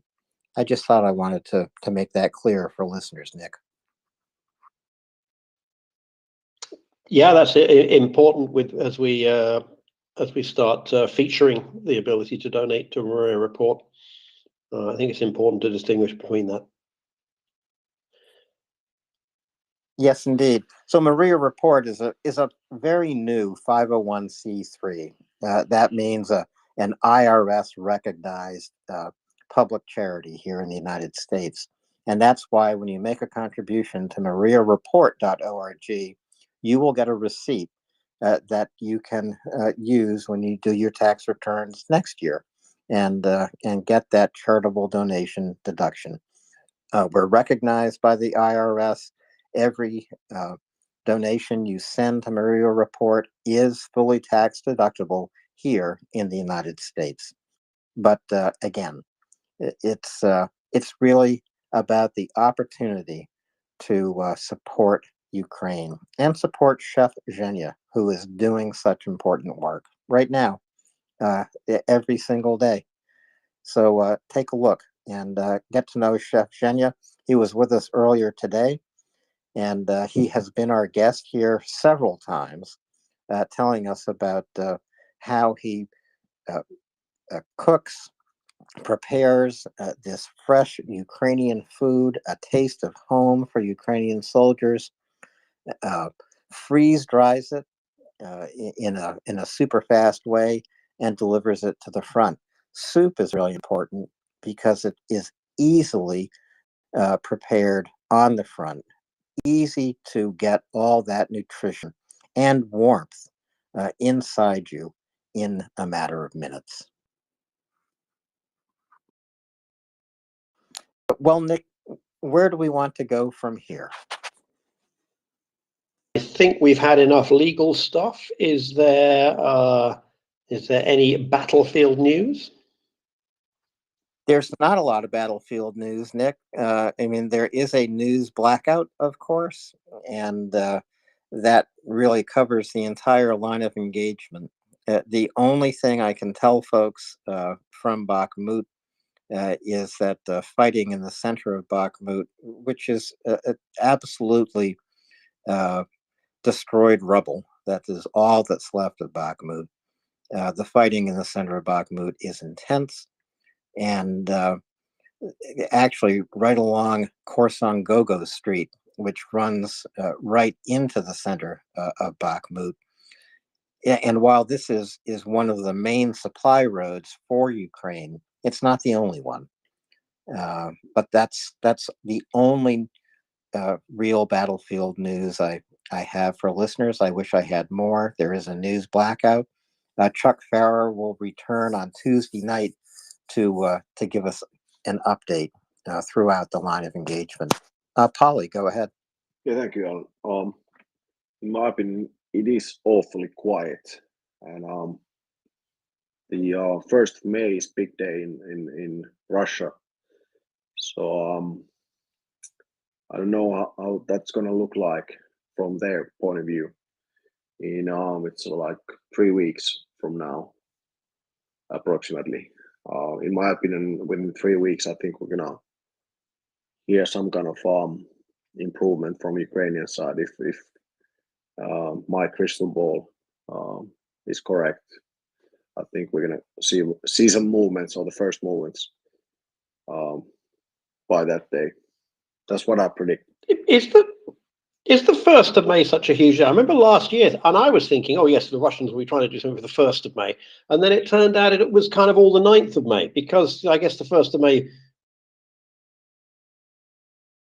Union, but maybe isn't such Russia, but everything suddenly became the 9th, and where I think the prize is it was like 30 million hryvnia. I think it was close to $1 million if you can fly a drone into Red Square on the 9th of May. I believe it's called the Matthias Rust Award. But how big is 1st of May in contemporary Russia as opposed to the Soviet Union?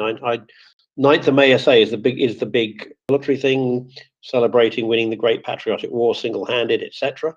But is the first? I remember last year, and I say I don't think the 1st of May was such a big deal. But of course, it's not as big as it was during the old days, during the Soviet Union. But it's still a big day in Russia. Talking of dates, we had a discussion at Christmas because there was a suggestion that some Ukrainians were going to be celebrating Christmas on the Western date, the 25th of December, as a way of demonstrating independence from Russia. Do we know if something similar is happening with Easter? I know. I asked my son's girlfriend is Greek, and in Greece, what we would call Easter here in the West is referred to as Catholic Easter. And I'm wondering if do we know if anything similar is happening in Ukraine this Easter, as apparently happened at around about Christmas? I haven't heard anything about that, Nick. I would rather doubt it in a way. Easter being the holiest of holy days in the Christian calendar, whether it's an Orthodox calendar or a Catholic or Western Christian calendar. I haven't seen anything about that, but I would kind of doubt it. I think Christmas is one thing, Easter is another. So when is Orthodox Easter? Well, again, in 2 weeks from now. I'm not sure what the rules are. With Christmas, it's easy. It's a certain number of days because it's the difference between the Gregorian and the Julian calendars. But Easter is complex because it has to be a Sunday. Yeah, Easter is a movable feast. Christmas is not, and I don't know exactly when the Orthodox Easter is coming this year. But I'll look it up and let folks know. But in any event, I just don't know. And apparently it's next week. Well, there you go. So it's a week from tomorrow. Yep. So it's only 1 week difference because the calculation for the Western Easter is it's the something Sunday after the something new moon or full moon after the 19th of March. So presumably on the Orthodox calendar, it has to be a similar kind of calculation. But because it's constrained to be a Sunday, which can only go in 7-day increments, and because the difference between the Julian and Gregorian calendar, I think I'm right in saying, is 12 days, presumably the difference between Western and Orthodox Easter can be at least either 1 or 2 weeks. But there may be some more complicated stuff to that. So anyway, Easter in Ukraine, or Easter in the Orthodox tradition, in Greece, in Russia, and I presume most of Ukraine, next week. Very good. It's interesting that Julius Caesar, all these many years ago, had to deal with calendar problems, just as the United States Congress has tried to deal with time problems, whether or not to continue daylight savings time or to simply choose daylight savings or Eastern Standard Time as the designated time 365 days a year. They haven't actually settled it yet. They did vote in favor of making daylight savings time permanent last year, but so far as I know, both houses of Congress failed to pass that. And so while I thought I would be changing my clocks only one more time for the rest of my life, I may indeed have to change them again and again and again. But Julius Caesar introduced calendar reform because all the important days in the Roman calendar, when he was running things, had been thrown off. The Roman Senate every year would move the calendar appropriately to keep important days falling where they were supposed to. And I think when Julius Caesar made the reforms, the calendar was months and months off. Polly, you might know more about that. Yes, I know all about the Julian calendar, but I actually have like deep knowledge on the Russian calendar. So, do you know what's the actually the celebratory date this Sunday in Russia? Who they remember on this Sunday, second Sunday in April? I have no idea. What in the world are Russians celebrating tomorrow? It's the air defense. So I guess they can also ask that what the air defense doing. So it's the air defense annual celebratory date, the second Sunday in April. What air defense celebrating? Exactly. So they will put garlands on the Pantsir air defense system that sits atop the Ministry of Defense now in Moscow. That will be appropriate. So a little more military news. There is news today that Poland, really, I'd have to say Poland is the leader in Europe of supporting Ukraine. Poland is delivering 100 Rosamak infantry vehicles to Ukraine, 100 almost immediately, and 100 a bit later. Again, this is part of the buildup Ukraine is mounting right now prior to its spring counteroffensive. When and where that will come, we don't know, but they need more of everything. Polly. Yeah, so I'm constantly interrupting. I promise I will soon go to sleep. I have to train for March tomorrow. But that vehicle is produced under the Patria license, I presume, or the base is produced by Patria or designed. Patria is a Finnish weapon manufacturer. So the base is really good, and I think the turret is designed in Poland, if I'm not mistaken. And the turret is automatic. I think Thomas Steiner has explained the turret functions, and it's quite capable. Good stuff, really good stuff. And I think this kind of vehicle with the good base, good mobility, nice range, and with the automatic loader, I think it will create havoc when they are conducting the counter offensive. I think it will be a really good asset for Ukraine. So I'm happy about it. I was very happy about it because it means that Ukraine continues to build up its mechanized capability, its mechanized force on the battlefield. So these are with obviously tanks, but also with infantry fighting vehicles, the Bradleys, and now the Rosamak from Poland, and Martyrs from Germany. These are all significant vehicles to move Ukraine quickly. They are much needed. As I say, Ukraine cannot get enough of everything it needs to mount this counteroffensive.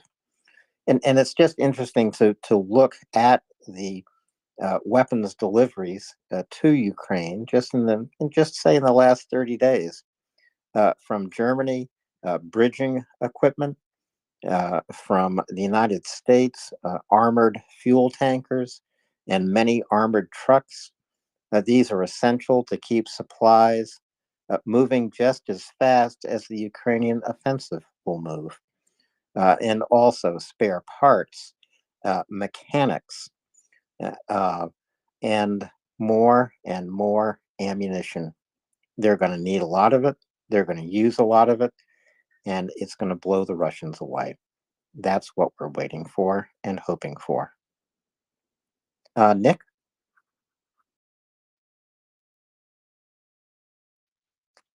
Apologies. I was going off looking at this Polish vehicle. Are they being manufactured, Polly, or are they being refurbished? That the second 100 takes a while to show. Yeah, so I think the second half, the last 100, they're going to be manufactured, if I remember it correctly. So many facts in my mind, and it's late, so I don't remember everything. But I think the last half, the 100, is being manufactured, and I fully agree with Alan. And I would think that even having like 30 or 40 of these would be a great asset. But if you have 100 of these, that's really good. I would say, like, what country has 100 of these in Europe? Not too many, I would say. So really good thing. Let's keep the lethal aid also flowing. I'm happy. I'm happy too. I'm happy when all of these announcements are made. And there are times when the announcements are made not before the equipment is delivered, but after it has been delivered. After Ukrainians have trained on the equipment, they are ready to move with these new vehicles, with these new tanks. So this might well be the case with the first 100 infantry vehicles being delivered by Poland. I think the Ukrainians are probably already up to speed with them, and they could very well be in Ukraine already. So, why are these weapons announcements made at all? In the United States and throughout Europe, there is a need of transparency. These are weapons coming from the military stocks of various nations, and they do need to be reported for purposes of transparency. They are reported also in the broadest terms, so you don't always know exactly what is being delivered, what has been delivered, what has been pledged, and whether or not those pledges have been fulfilled. But Ukraine is building up the force it needs to launch this spring counteroffensive. Ukraine has newly trained 40,000 troops on these various systems, also extremely important. Nick. I looked it up. So first of all, I found a couple of articles mentioning the new 100. They are being built with US and European funds. I'm not sure what the split is there, but this is an actual greasing the axles, Finnish Patria armored vehicles, and they carry a 30mm cannon and a 7.62mm machine gun. So I don't know how much Poland adds. It looks like a smallish 8-wheeled vehicle, a little bit like, I want to say it looks a little bit like the very light tanks that France gave, whose name I forget, but which was kind of regarded as the first modern generation equipment that was given. But I don't know how many people can fit in it. Armored, described as an armored personnel carrier, armored modular vehicle. It can accelerate up to 100 kilometers an hour. It really is for zipping around the battlefield. So let's hope the 30mm is a good auto cannon. But yeah, so 100 of them are being bought with actual cash money, which is relatively unusual, isn't it? For a lot of what we've seen, a lot of the heavy equipment has been coming out of stocks and typically not necessarily the absolute newest and brightest kit. I didn't see who Sam was up first. It's Polly, then Armadillo. Polly. Thank you, Alan. Yeah, so if you have not seen the this kind of vehicle before, just go to YouTube and then type in Patria AMV 8x8, like 8x8, and the base is, I would say, it's quite nice. It's excellent all-terrain vehicle, and I'm trying to crunch the numbers, but if I'm correct, they are buying the Rosomak vehicle with the 30mm cannon, but they are also having the version with the motor, so with the 120 motor, self-propelled motor version. I don't know the exact numbers. The ones I got was that they are buying 150 pieces of the version with the 30mm turret, and then 50 of the motor versions. But like I said, I've not crunched the numbers, so I don't know the exact lists. Maybe Masilias will be able to tell that. Thank you. The picture I'm looking at seems to show a whole variety of them. So I think the base vehicle kind of looks like a BMP, and then it appears you can stick a whole variety of turrets and guns on the top. Armadillo and then Marcellus. So, and Marcellus may be able to comment on this a little bit better than me, but the that 30 millimeter cannon is, well, let's see. If your enemy is in a truck, he's probably going to be dead in short order. Same thing if your enemy is in a Russian BMP.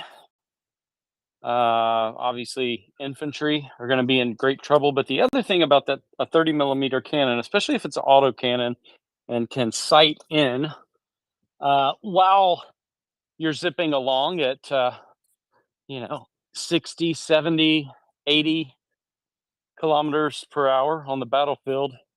If you do see a tank, you can do a great deal of trouble to a tank. You might not be able to destroy it completely, but you can immobilize the tread. You could possibly immobilize the turret. I've heard it said before, I'm not a tanker myself, but I've heard it said before that a sitting tank is soon to be a dead tank. So, and I'll stop with that comment. Thanks, Armadillo. Miss Silius, go ahead, please. Yeah, sorry, I'm actually not a military expert, so I won't. I won't be able to give you any additional information. I would rather ask for you, for someone to put something into a nest, so I could actually follow the news, because I was not able to find it anywhere right now. So I would be very glad if someone could put it into a nest. Thanks. Yes, I'll take care of that. I have a tweet about these infantry vehicles being supplied by Poland. Just give me a moment and we'll get it up into the nest. But what is in the nest right now is a tweet about Chef Zhenya.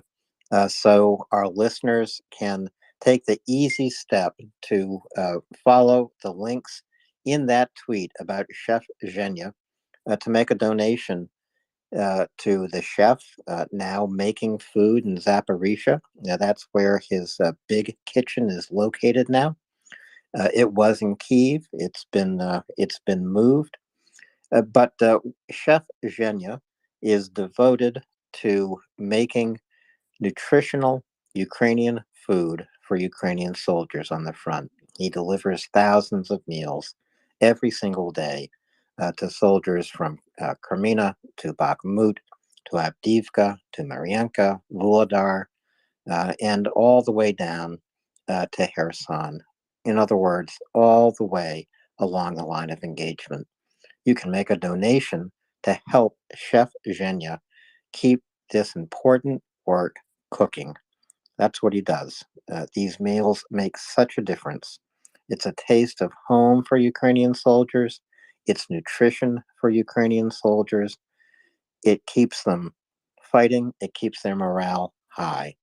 And this week of all weeks, before we know just when the Ukrainians are going to launch their spring counteroffensive, now is the time to make a donation that keeps Chef Zhenya cooking. Help him feed the front. And thank you very much for your contribution. Nick, at the moment, we have no hands up, but we do have a good panel of speakers, including you. Oh, well, that's very kind of you, Alan. Ask me anything. Well, this is you have a way of putting me on the spot, Nick. Ask you anything. Just let me think for a moment. I have a DM. I have a DM for a listener claiming that Easter is in Canada. Is next week in Canada.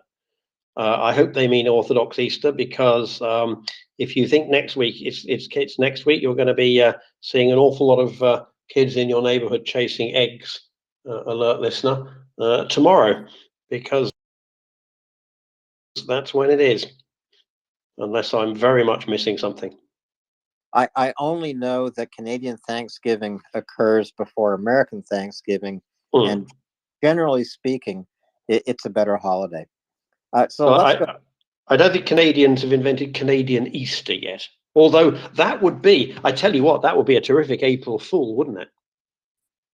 Yes, it would. In fact, they could have it every year on April 1st. Nick, let's go to Armadillo, Angry Ants. I'm so glad Angry has come up. He can talk about these infantry fighting vehicles from Poland, and Latin is with us as well. So Armadillo, Angry, Latin, then Polly. So I'll make just a quick comment. Has anyone had some of these recipes that any of the soup from Chef Genya, or a close proximity of it, and can speak to that? And we don't have to talk that now. I was just thinking of a good question to ask. We can stay on the IFV topic if you guys like. Let's come back to the soup, Armadillo, and move right along to Angry to get some more info about the Rosamax. Angry? Yeah, first of all, it's good. I'm doing a little driving in between a few things during a holiday weekend, so I'm glad to be able to come up. I missed the opportunity to talk at track runs earlier, but this is I saw this, and this is a big, a pretty big development. The idea of 100, and I don't know 100% the details, but of any type of vehicle that has a significant amount of armor plus a 30 millimeter cannon with optics and coaxial guns. That's an incredible benefit to Ukraine for infantry mobility and support. When you add in 100 of them, that is a really big deal. And these vehicles seem like a pretty good vehicle. They remind me quite a lot like the Striker, which are modular vehicles where there's many different variants of the Strikers. Their base, the base version is an APR, is based around infantry mobility. So they're more of an APC. This seems like the base is really the one with the 30 millimeter cannon, and again with the coaxial 7.62 along with it. It is wheeled, so this isn't your heaviest level of infantry mobility, but this is some really good stuff. And the number just really gives me a lot of hope, because that's the kind of numbers we need with Bradley's also. But that's a great start for them. So I think this is about twice the number of Bradleys. Bradleys are in the 50-54 number region. These are 100 from Poland. Is that about right, Angry? That is about right. And what this means is that it gives so many Ukrainian infantry soldiers the ability to be, organized into these new maneuver elements. We know, when you're putting together these big units, these combined arms units, you don't need just tanks. You need a lot of things. You need your heavy tanks to make penetration and break through the enemy line. But the real important thing is to be able to get a large number of troops over a large area as quickly as possible, and be able to put a layered defense, or to create another set of defense up in that new occupied territory. So the ability to then fight back with a punch with a 30 millimeter cannon is incredible. And also, I don't know how many they're getting, but they're getting the mortar variant, which is 120 millimeter. I think it's a semi-automatic. I mean, it's a very fast firing mortar system in these with this fighting vehicle. And it's mobile artillery is so key to going on the offense, and these mobile mortar vehicles are going to be incredibly important also. And tell me if I'm correct in thinking mortars are really weapons to attack opposing infantry in particular, right?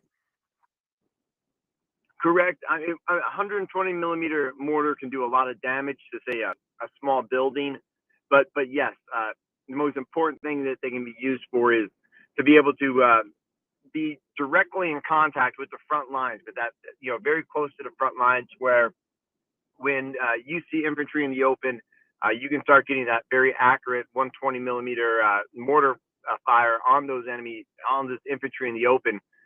It's incredibly important. And being on tracks, it gives you the ability to be very mobile and agile when you're shooting so you don't have to worry so much about counter battery as such.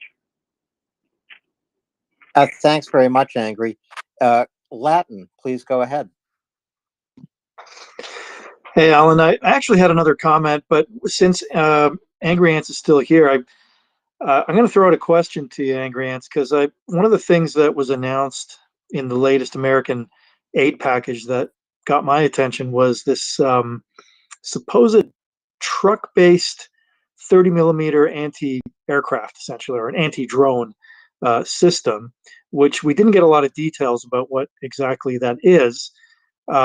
The only thing I was able to come up with, because it sure sound, I mean, I'd never heard of anything like this in the pipeline, but I believe the only thing I could think of that would be similar would be the, I believe it's Oshkosh is producing a vehicle that's going to be the replacement for the Humvee. And they have a variant of it, at least a variant, and maybe standard, that has a 30 millimeter gun. It's essentially a vehicle mounted version of the Apache 30 millimeter. And they may have added some optics or something to make it, to make it better for the anti-drone mission. I don't know. Have you heard anything about that? So I think this is kind of one of those things that we're seeing necessity being, the creator of, all things great. I didn't read enough about it. I kind of breezed through a couple of things.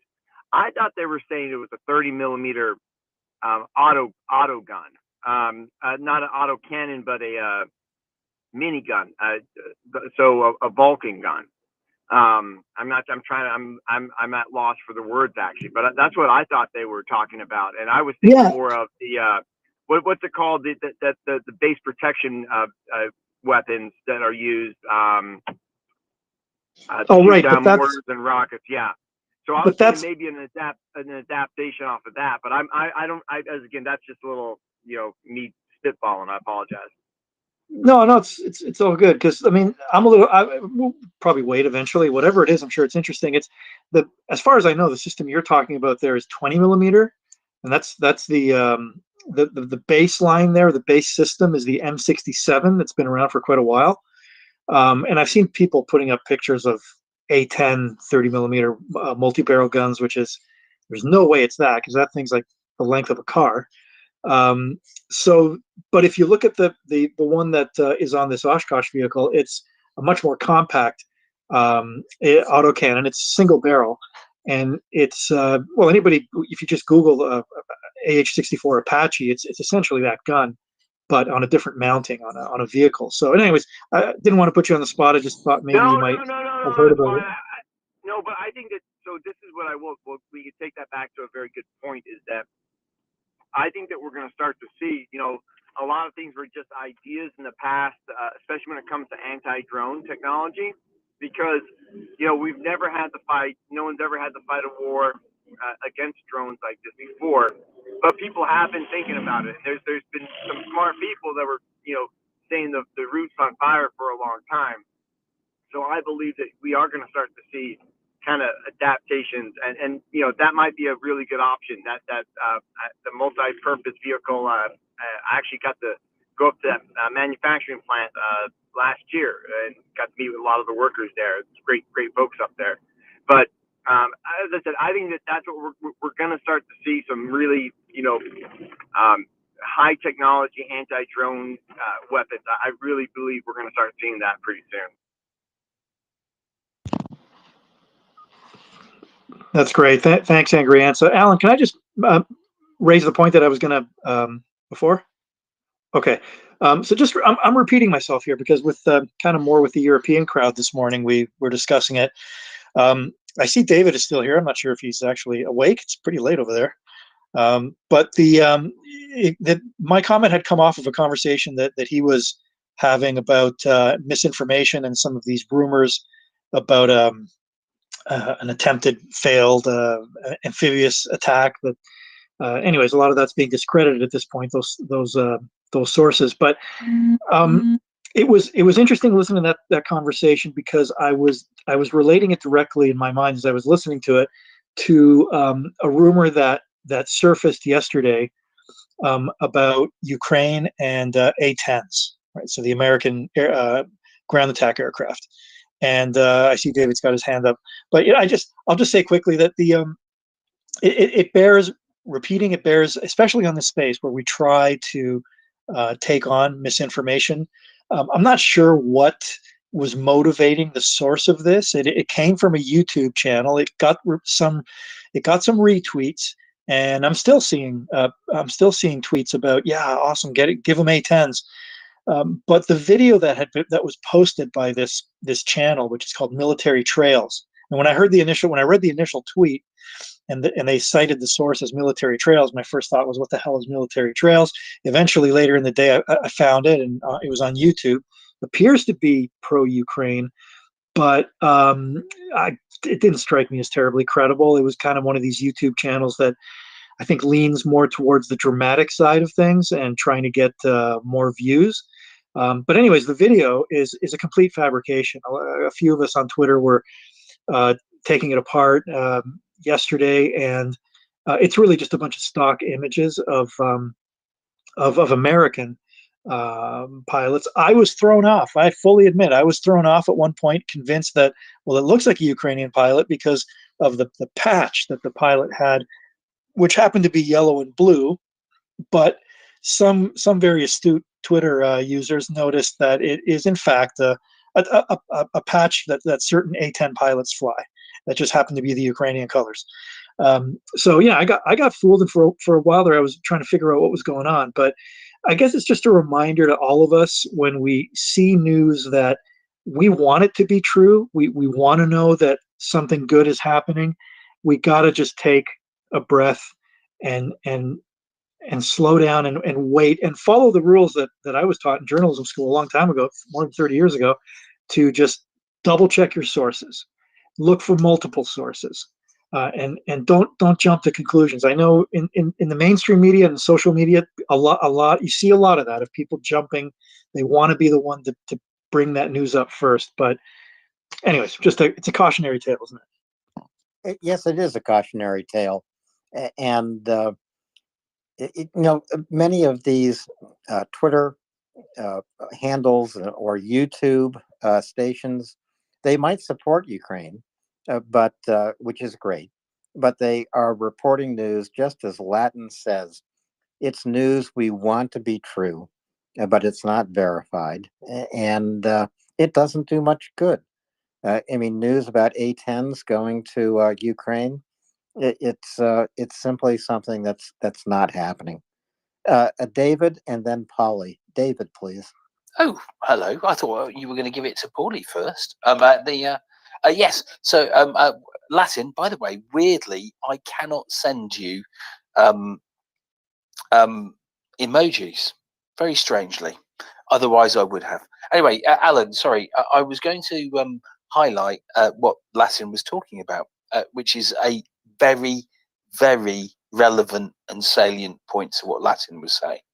So, many here will know of The Economist, and there is a journalist, Shashank Joshi, who sometimes he writes really good stuff. Sometimes he posts stuff that's not quite there, and sometimes he just he's posting stuff that just is well, what are you posting, right? And he has posted some stuff that has been a little bit of concern to me. It's always sounded like this is Russian disinformation. And today there was a Times article. This is the UK Times, or as Nick would call it, the London Times, right? There's only one Times. I know. Everybody else has a different name. No, I know. People need to learn I this. would not call it the London Times in a million years. Yes, you called it the London Times the other day. Let's keep it this way. I know. Anyway, no need to get upset, Axel. I'm pointing out. Anyway, No, it's just a fact. It's a fact. I have an issue with people who try to designate something onto it because it is just absolutely insidious. I have never called it the London Times until just now. Anyway, right. So the point is, the Shashank Joshi posted out a tweet from the Times, right, which is by another journalist. In the tweet, he goes, "The Times describes a failed Ukraine attempt to capture Zaporizhzhia nuclear power plant in October. We We had speedboat boats, a lot of boats repeatedly assaulted their positions from our shore to their shore. They kept on shelling us, really heavy shelling, which is a quote from the article. Now I'm going to add this to the nest, if I may. Give me a second, because I need to try and find it. And that's always going to be difficult, because I'm going, how do I find it? Bear with me. David, why don't I look for you? Oh, and that's wonderful. I'll keep talking. Yes, yes. Right. Anyway, so the point is about this. Let me describe. So the first thing I saw this article or his tweets, and there's a very large image in it which has the nuclear power plant. It's got the Dnipro, the lake side, as opposed to the riverside. Or whilst it is it is really a source of a river, but this is the reservoir bank. They've got Enahodar and an apparent attack of 600 people that went onto the nuclear power plant in October. Right, so he's retweeted this out as fact. Right, this is something that happened. And then you go to the article and you start looking at it, and you go, "Well, hello, this doesn't make a lot of sense." And I'm attempting to find said article. Luckily for me, I think the wonderful Doman gave me the article in its entirety. Anyway, so the point is, we have a journalist who's written an article, pushes out as facts. It says it starts off: Ukraine's secret attempt to retake Zaporizhzhia nuclear power plant with meltdown and ever-present threat. The stakes behind the attack could not have been higher. Kyiv's great gambles is explained by Maxim Tucker, who I have actually found out used to be an Amnesty writer. Anyway, it starts off: in the dead of night last October, Ukrainian Special Forces team boarded a 40-foot Ukrainian patrol boat, taking up positions at its 3 heavy machine guns, Mark 19 automatic grenade launcher. And it goes on to talk about 600 elite troops who went on to attack Zaporizhzhia, and there being a 3-hour firefight at some stage. Anyway, so the point about this is, I think this is what is known as breathless prose, is it not? Yeah, yes, I think it is. Right, it did have me a little bit furious this morning, right? Simply because when you read it, it reads as if someone from the FSB has written it, but it reads like a complete bit of fiction. And it's important, if there is in the nest, you're able to see it. You can see the image of how the attack went, right? So there are a couple of issues around this. You go, well, why is it till now that the Times is now producing an article? Why haven't the Russians, in actual fact, talked about an attack on Zaporizhzhia? Because you could probably normally think that they would be all over this. This would be over the airwaves. This would be really important to them, especially a failed attack, right? Can I get general agreement there? Oh, I agree with you, David. And the tweet is up in the nest. And if we decide it's disinformation, which I think we're going to decide it is, I'm not going to leave it there for long. It is there simply right now for information for our listeners. But David, continue. Well, I think it is disinformation. But anyway, so we go on. So there's the story goes on. Let me read this through. There were among nearly 600 elite troops scattered along the north bank of the Dnipro River, which carves It's good use of language there. Through Zaporizhia region, the teams boarded more than 30 vessels bristling with weapons, formidable gifts from friends in the West. He's got a great turn of language, hasn't he? But they were bristling, were they? I like they were. You know, if only someone had given them a shave, right? Yeah, you can't just screw the weapons to the brackets. They have to bristle. So I'm going to go on. So I'm going to read this. There were orders to launch an assault to recapture Zaporizhia nuclear power plant for the Russians on the opposite bank. Now we have to remember this is October, right? And there were a lot of Russians in the region, right? Kyiv has never acknowledged attacking Europe's largest nuclear power station, but Ukrainian special forces, military intelligence, and navy personnel involved have revealed to the Times details of the highly dangerous recover the site. Right, I'm assuming there's a bit of a typo there. Anyway, so if we think this through, though, right, in October, what was the tactical situation in that region, right? So they're having us believe that they got a battalion level attack on a nuclear power station that actually had IAEA people in there at the time. Yeah, 2 observers were still on site, one of them Bulgarian. Yeah, okay. So we've got 2 observers on there, right? And an attack on a nuclear power plant, right? Let's hold that through. I'll carry on reading. By the night of the raid, Russian troops had held the power station for over 6 months, using its territory to bombard Ukrainian cities across the water. And a major steel. This is true, right? Ukraine's desperate attempt. I think this is the bit we're getting to. It's not true. Ukraine's desperate attempt to retake the facility from President Putin's troops and the reasons it gave for doing so highlight the risk to Europe of nuclear disaster at the contested plant, right?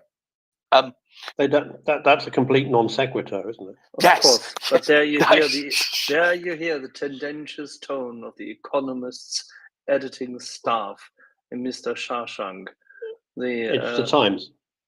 The other guy's just quoting it. No. It's the fact that he uses it. Shashank Yoshi uses it. The guy at the Times should be fired anyway. Oh, he absolutely should, right? Anyway, we'll go through his tweets back to me later. Right, okay. So where are we? So I've got lost on the page. So highlight the risk of nuclear disaster at the contested site. So he's basically telling us we need to be fearful. Rafael Grossi, the head of the International Atomic Energy Agency, IAEA, visited the site last week in an effort to broker a deal to demilitarize the area around its 6 nuclear reactors. Right? He did go, didn't he? So I think there's a bit of truth in there. It is very, very important that we agree on the fundamental principle that a nuclear power plant should not be attacked under any circumstances. I think we all agree with that. Grossi said during his visit, which took place a week after Times, so he's suggesting here, Grossi said during his visit, which took place a week after Times asked the IAEA to comment on the raid. So he's really suggesting that they asked him to comment, and then he went to check afterwards. It shouldn't be used to attack others. Likewise, a nuclear accident with radiological consequences will spare no one. What did they think was... Sorry, after this 600-strong group had stormed this nuclear power station from across the rather wide river, and the Russians had all run away. What did they think was... 5 miles. What did they think was going to happen? Did they think the Russians would go, oh, well, okay, we've lost it now. We'll just sort of go and sit a couple of miles up the road, and we definitely won't attempt to retake it, and we'll just let the Ukrainians like resupply their soldiers across this very complex... I mean, you wouldn't do this other than as part of a general offensive, and even then you wouldn't do it. You'd wait for the Russians to. I mean, it's just completely bonkers. What are they going to do once they've retaken it? Are they going to pick it up and lift it back and float the whole nuclear power station back across the river to the North Bank? It makes absolutely no sense. So says someone who isn't even military. I mean, No, yes, it makes no sense wonderful. to me. So I can't imagine that it makes a lot of sense. And you might at this point understand just how incensed I was in the morning when I was clearly sober. Right? So anyway, yeah, I have no idea what was going through his mind. Well, I suspect that he received an article that was already written for him by an FSB agent. But anyway, by the way, that's just conjecture. If anyone is listening, this is just I'm just saying this is complete conjecture. It's an idea. It's an opinion. Right. So let me carry on reading. The idea was this would be an infantry-only battle. They wouldn't be able to use artillery against us, as this is a nuclear power plant, the officer said. Right. By the way, they've already used, at this point, they've already used artillery in the region. Right. Trying to get back to where I am.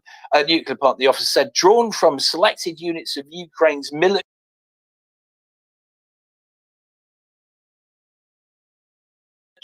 intelligence, GUR, including the Shaman Battalion. Do we? I've known about the Kraken Regiment and the Ukrainian Foreign Legion. Yeah, Kraken is fine, but yeah, this is a hodgepodge of tosh. Oh, I know this, Axel. This what I'm doing now is commonly known as entertainment. I apologize. Right? Please carry on. So let me carry on through. Carry on. On So we've got. Yes, exactly. What we need is ooh. Someone go ooh. Was it Kevin Phillips? Nick, help me out from the actors from the Carry On films. James, somebody, wasn't he the guy with the smile, the lopsided smile? Yes, and the lady with the very large boobs. She got a part in some TV show, I believe, in the West End, or was it the North End or South End of England? Somewhere in London, anyway. Afterward, for a while, she Barbara. Yes, and who is the person who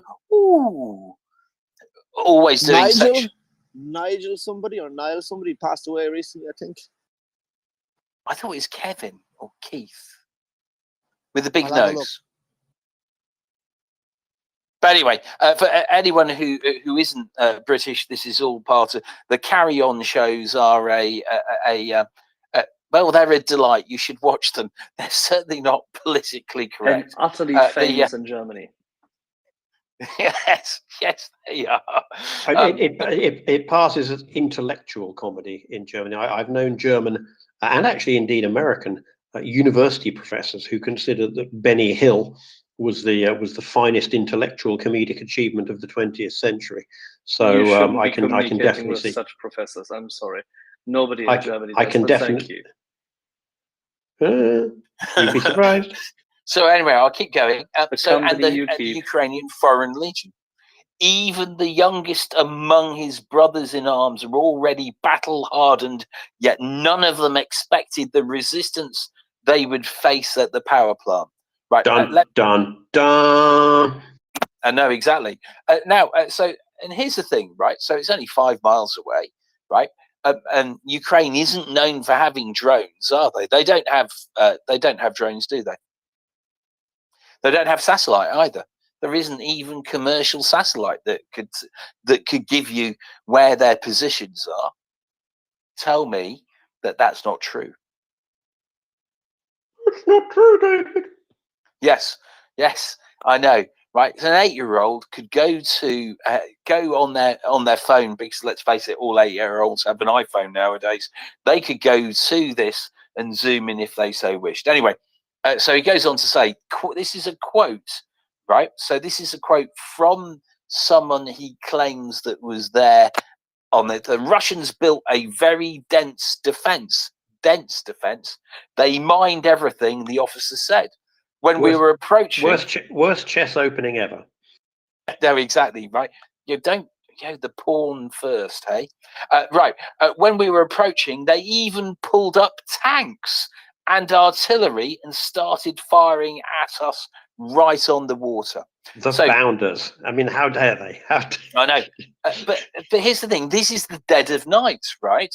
So if anyone who's lived by a lake or near a lake or an open body of water, not the sea because it's a little bit different, right? But you will know how easily sound travels, right? A firefight on a lake, sound travels. We all saw how sound traveled in Kherson, didn't we?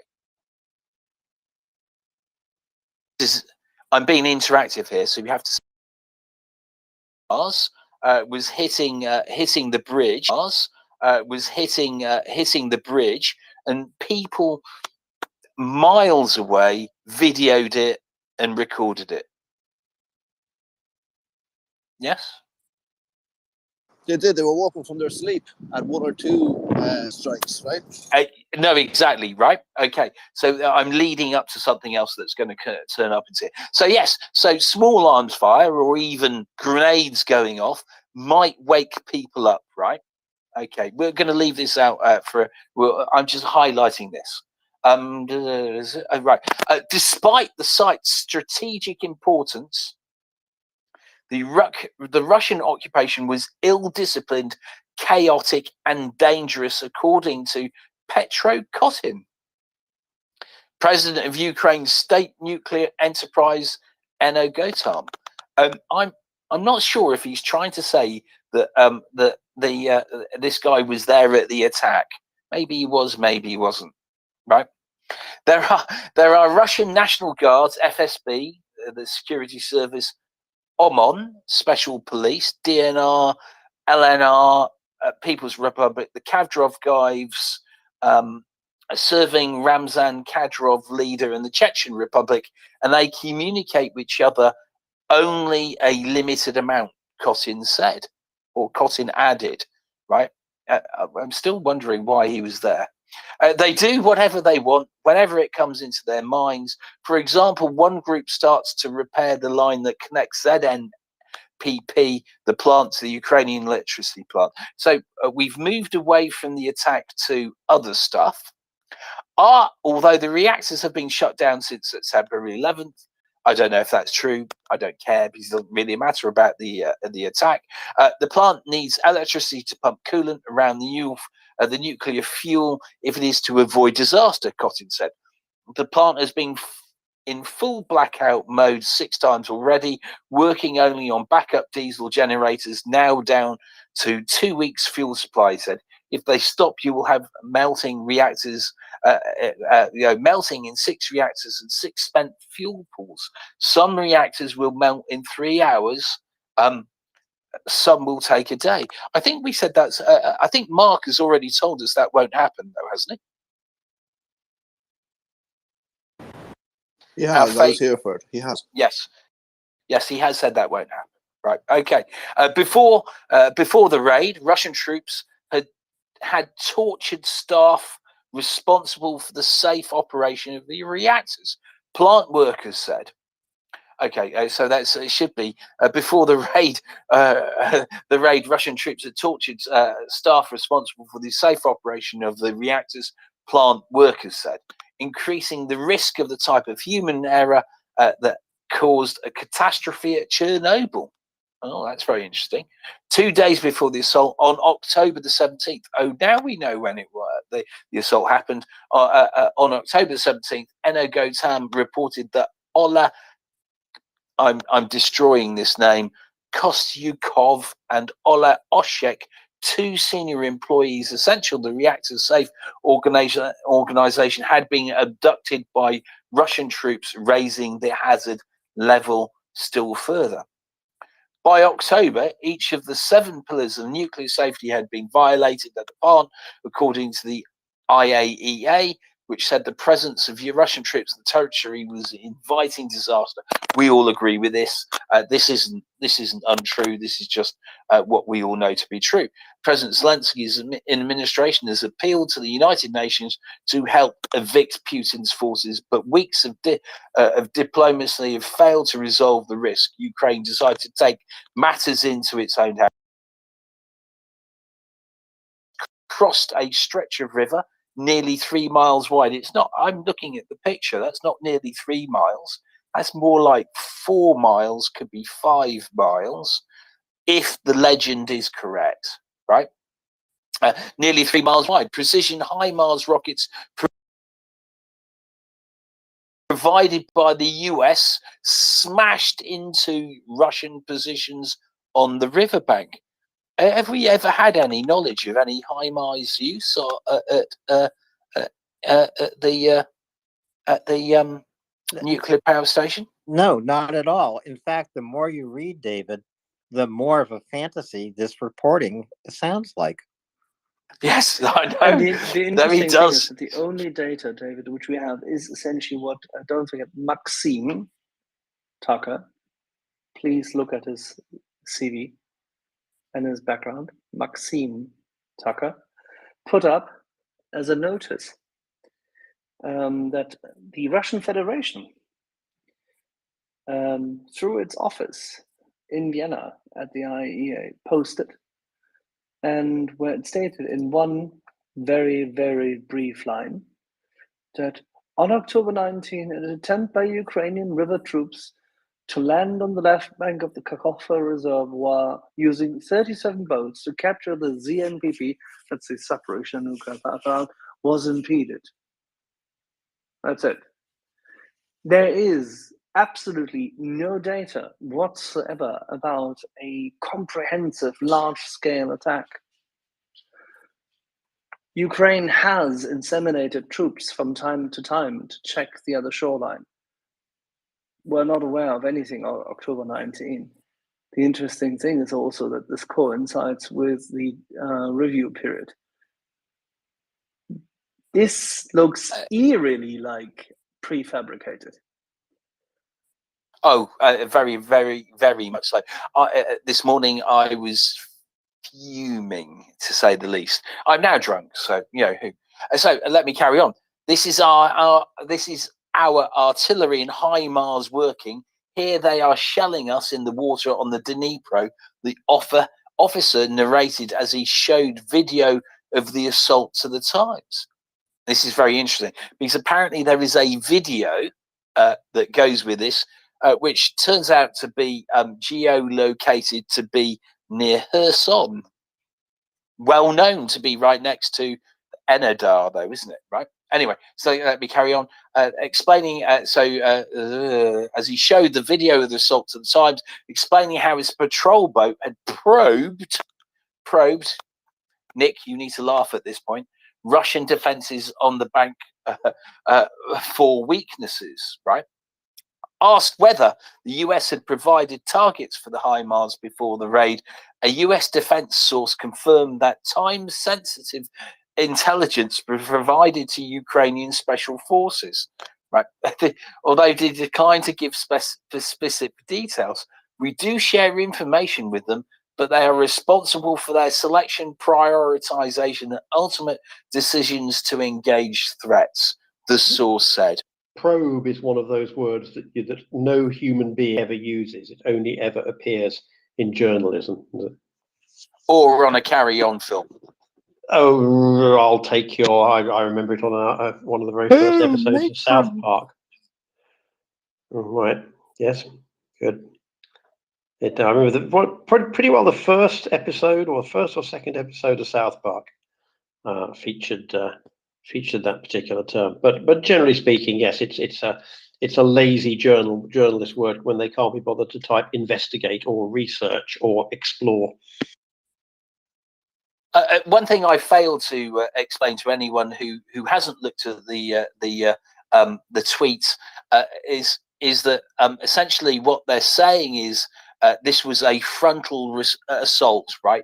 So the Ukrainians, who have it pretty much in every time have appeared to be incredibly sensible, have gathered together 600 people and have conducted a frontal assault on a nuclear power station that is well defended, and they know it's well defended because they haven't done anything before. Anyway, let me go back. Once the Ukrainian boats had neared the shoreline, the Russian guns opened up, forcing the soldiers to change direction. Well, who wouldn't, right? If you've got loads of incoming fire, why wouldn't you disappear? But here's the thing: he's got 600 people in this attack, right? So they talked about, the fast riverine boats that Ukraine were given, Alan, a while back.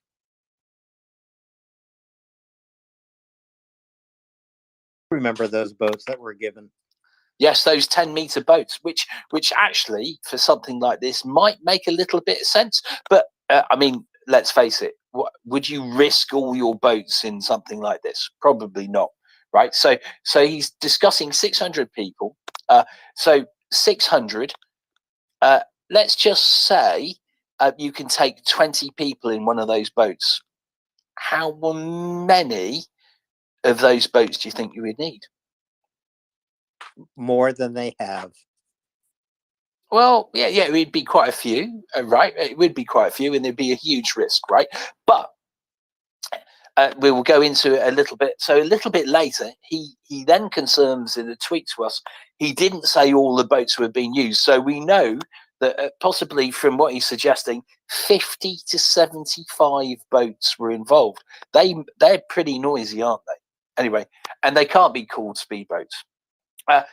Anyway, but let me go back to this. We had speedboats, a lot of boats, 50 plus boats is a lot, right? Said the officer, we repeatedly assaulted their positions from our shore to their shore. They kept on shelling us, really, really heavy shelling, right? Well, I mean,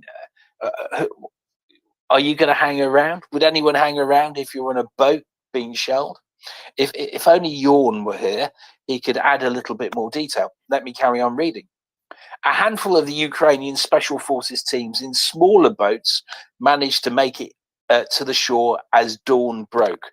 So they started, 3 o'clock in the morning? That would be a typical time to go. But at dawn, this is October, so a couple of hours later, they managed to make it to shore. Everyone else is being shelled. Why would you even continue trying to get onto shore? Right. The in smaller boats managed to make it to shore as dawn broke, engaging the Russians in a 3-hour firefight on the outskirts of the town of En-Hodar, which adjoins the plant. The main force was unable to land, however. Right. So 3-hour firefight. That's quite big, isn't it? Grenades, small arms. You would expect quite a few people to have been killed and wounded, and I don't recall seeing any mention of that in the article either. And he's saying on the outskirts of the town of En-Hodar, right? For which, let's go back to, we know the propensity for Ukrainians to video pretty much anything that sounds a bit spooky, right? And we also know the mayor who's reported stuff happening. No reports at all. I also wonder about who are these special forces who've just sort of decided to talk to a newspaper. It doesn't sound very special to me, does it? Right? revealing these facts. Maybe we should ask Chuck when he's on as to how often he just reported to the press, right, a couple of months about something he was doing, right? Well, as these were special forces at that point in time, stationed in Zaporizhia, they would have been fed by Shevchenia. Oh yeah, but we can't ask Shevchenia whether it happened. That would be I didn't that say would be that wrong. we would. What I'm saying is, they would have No, I been know. fed. Yes, but here's the thing. I mean, look, I won't say. I was going to make a joke. It's a bad joke. Anyway, it was impossible for such a large group to penetrate, the special forces officer said. With smaller groups, yes, we were advancing, penetrating, and fighting them. But with a large group, it was impossible as they were lurking everywhere. I'm a little bit confused about that. David, I mean, the real impossibility here is that such a battle would not draw attention. We would have known about this. And you're right. This is the kind of disinformation that Chuck could diffuse in a minute. Oh, yeah. But I think, look, I mean, in all fairness, the making it more than a minute is quite fun, isn't it, really? We're going through, we're sort of disseminating the Russian disinformation as we go along and looking at how they, I mean, I won't ask you which narratives they're using because they're using all of them. But yeah, let me carry on. His team tried to engage the tanks on the shoreline, but it was difficult to fire anti-tank weapons while moving at speed over the water. Right? Okay, that's interesting. Because things like the NLAW and the rest of it, they target stuff that moves, don't they? Just throwing it out there, right? So NLAWs and the other ones, they target things that move. They also target things while someone else is moving, throwing out there. So I'm not entirely sure what would be difficult about that, because of course they wouldn't be taking 66s with them. I mean, and here's the thing, right? Why did they even expect the tanks? How are the tanks even there? May I suggest something? If you've got 75 or 50 to 75 boats going across a river in the dead of night when there's not a lot of sound, maybe it sounded like some jet ski competition, right? And that alerted the Russians. Just throwing it out there. Anyway, I read on. A lot of lives were saved thanks to the commander of this operation. When he realized it would be very, very difficult, we would take heavy casualties instead of stupidly saying, go forward, he decided we could retreat. But apparently, all of this happened, and there were no serious casualties. We know that there weren't any serious casualties because the Russians didn't parade them in front of the press the next day, did they? The Russians didn't even say the Ukrainians made a very, very stupid attack on a nuclear power plant, which you would expect them to have said pretty much immediately. Would we not? Yes, we would. In fact, the Russians have made such claims before. But again, I think that, I mean, David, you're pointing out that such a significant engagement would have been noticed. It would have drawn attention. And now here we are months later. And this story just sounds like pure fantasy. Well, yes. And how many months since, approximately? Oh, I won't hold you to it. 6 months. Yeah. Anyway, we're 6 months away. Yeah. 6 months away, and they've only and here's the thing: the Russians haven't released this yet, have they? Right? Because only our special reporter from the Times happened across something which we'll get to in a moment. Right? He happened across a little bit of information that gave him this scoop story. Where are we? Yes, Kotin said, if our army can advance south towards Crimea, towards Melitopol, this is the only option. No direct shelling of the plant, no direct advance. Oh, I might have missed a bit. Sorry, I've missed a paragraph out.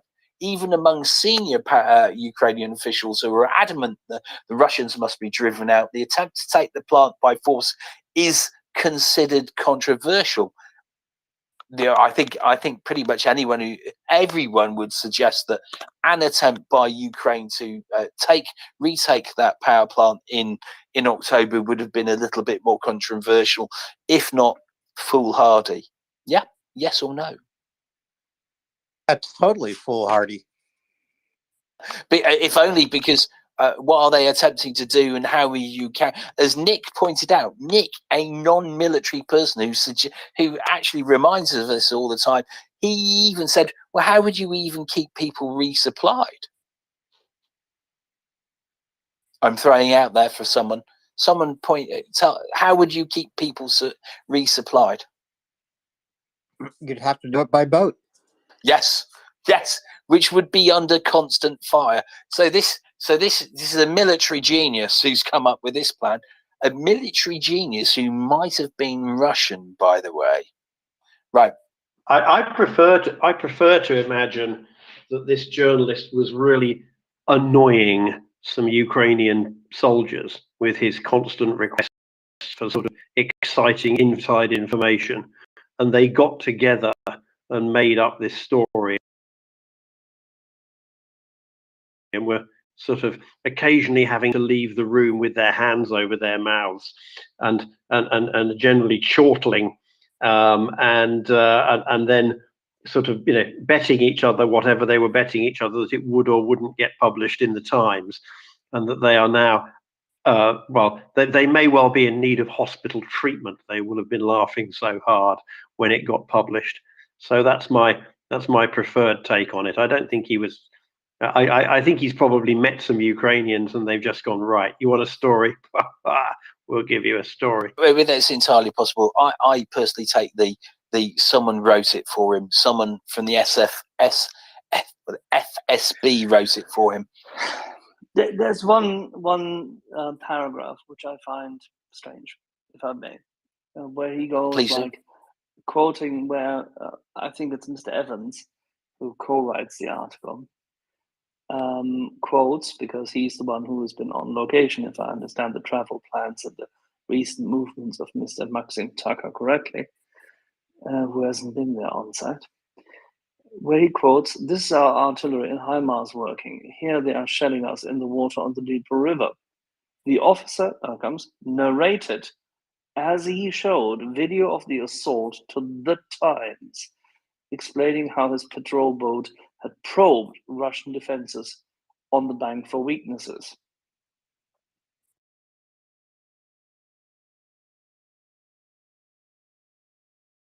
Russian defenses on the bank for weaknesses.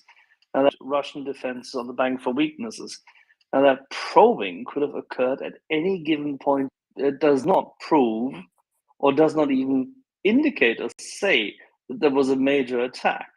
So they have someone who they can refer to, and they have, as the Ukrainians have done for many, many months, patrolled the Dnieper River to ensure that they have better visibility of Enodar. This is very weak. Well, a week isn't how I would describe it, but yes. Anyway, let me carry on.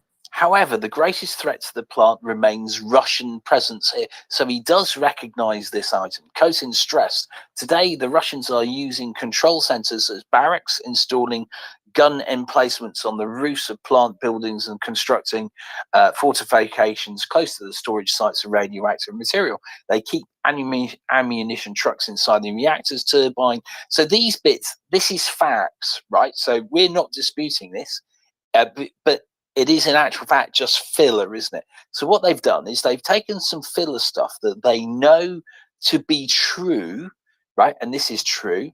And what they've done is they've added it to give the rest of the story a little bit of veracity. We see the progress, so it goes on to add, we see the progressive degradation of the plant in all directions, the site itself, equipment and personnel, all types of programs which in normal peaceful times would be considered unacceptable, Kotin added, right? So these are all things that are likely to be true and verifiable. But let's get to the apparent attack, right? 600, this is a battalion. Someone somewhere, apparently according to them, thought that risking a battalion of highly experienced troops across a body of water to which there's a lot. I mean, I think there's quite a few troops in that area. It would be quite useful. But he then goes on to say that these troops got into the outskirts of the town, but no one in the town managed to know what was happening. No one noticed small arms fire, grenades, or the rest of it, or any firefights. But David, anyway, before you go there, isn't actually the worst part in here the presumption of incompetence and the fact that the West gave gifts? Let me read out this paragraph. They stated, just to underline what you said, because there is an absolutely insidious tone in there. Second paragraph of the stuff, he goes, they were among nearly 600 elite troops scattered along the north bank of the Dnieper River, which carves through Zaporizhia region. The teams boarded more than 30 vessels bristling with weapons, formidable gifts from friends in the West. Nice. Formidable gifts from friends in the West, bristling with weapons. The whole article starts with a failure. Should we have given them these formidable gifts if they're so incompetent to save all ourselves from playing with the right tools? What on earth is Mr. Tucker insinuating with his language? Exactly. He's insinuating that Ukraine risked our safety. Well, he's also demonstrating that he's able to write some of the worst, most florid reporting I have ever heard. Yeah, yes, he is. Yes, he is. Now, I think I've lost my tweets. I did, by the way, I did tag Chuck into this. I suspect that Chuck, after seeing this, that felt a little bit ill and didn't bother any further. Let me try and find a little bit of some of the stuff. So he, by the way, our very own Greg here questioned him quite a bit on this subject as to where did he get the information, where did he get it. So apparently somewhere in the article there is an article, and he found all of this from a report that IAEA made. That's interesting. Has anyone of us I have the report. seen I any? have the report, and it's only a one-line reference, and it's what I said a little earlier, where the IAEA says that on the 19th, an attack was repelled of 37 boats. That's what the IAEA, that's actually the Russian mission in Vienna at the IAEA reporting to the IAEA. And the report is filed on the 26th of October, and there's this one line in there. It's them reporting it, meaning nothing, because nobody else said anything about it, ever. Even the Russians didn't say anything about it. If it had been such a massive attack, yoo-hoo. And because it's such a failure, you would expect there would be at least some bodies that they would point at, right? And they would certainly be pointing at, look what they fired HIMARS at the nuclear facility, without a doubt, right? Well, it just gets more and more ridiculous. I mean, what I don't understand is how a reputable journal, two reputable journals now, could possibly publish this. The Times is owned by Murdoch. I think it trades on its own reputability, right? Also, what you said for Alan just now about the tone of the piece being drivel. For me, that's how I recognise the FSB in it. You can hear the drugged out fantasy just being written in breathless sentences that probably sound like it's what it should look like to a Russian FSB person, as we see that's how they conduct their military actions in real life.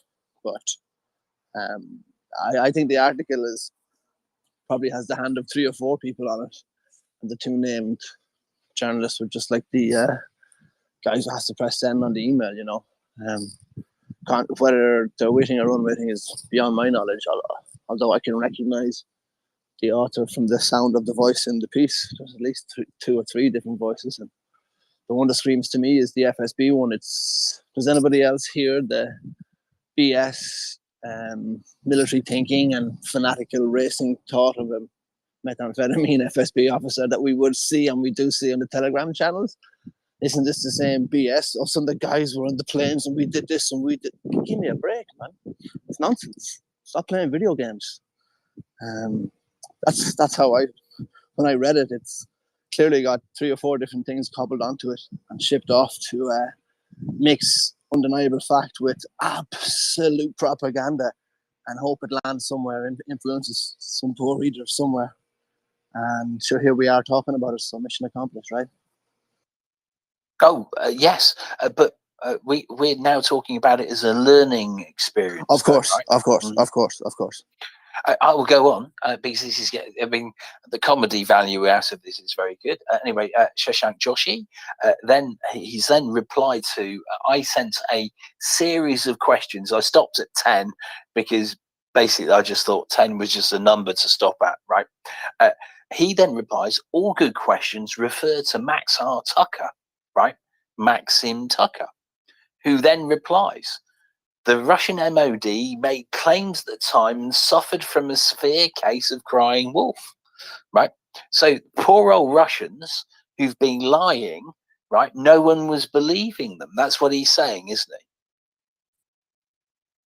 There's also, by the way, in the comments section in the Times, if you scroll down in the article, you will find Mr. Ian Woodcock, who was so kind as to highlight that supposedly now he goes, in the international press, and he means not the mainstream media in the West, in the international press, this was widely reported, it was irresponsible, and all sorts of big ballyhoo. Yeah, the international press he means and refers to is TASS, T-A-S-S, everybody knows where that is, the Moscow Times, and 2 other sources, which are, shall we say, more closely affiliated with our Russian friends.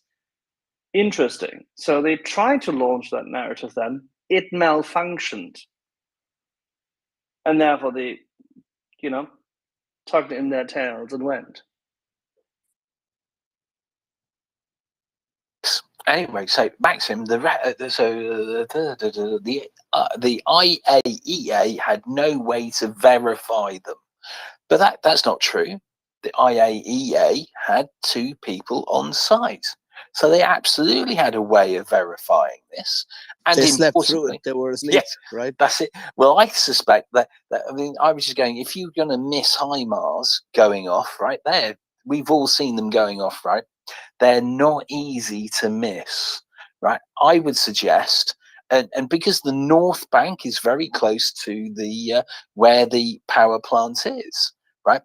The only way you would be missing it if you were in a 12 meters down and you had your ear defenders on, right? But in the morning when you got up, the locals would be talking about the firefight that went on, surely, right? And I think we've had the mayor of Enodar who's basically talked about shells going off previously in the past. Anyway, so it says, he says the IA had no way to verify them. That's untrue. After we contacted the IAEA, so he's making himself so important here. Grossi went on to Ukraine and gave the quote in this piece, right, which is he got an IAEA bit, but he's basically saying, I'm so important, the IAEA went off to establish if this was true. In some ways, you have to admire his obfuscation in this and his ability to carry on. I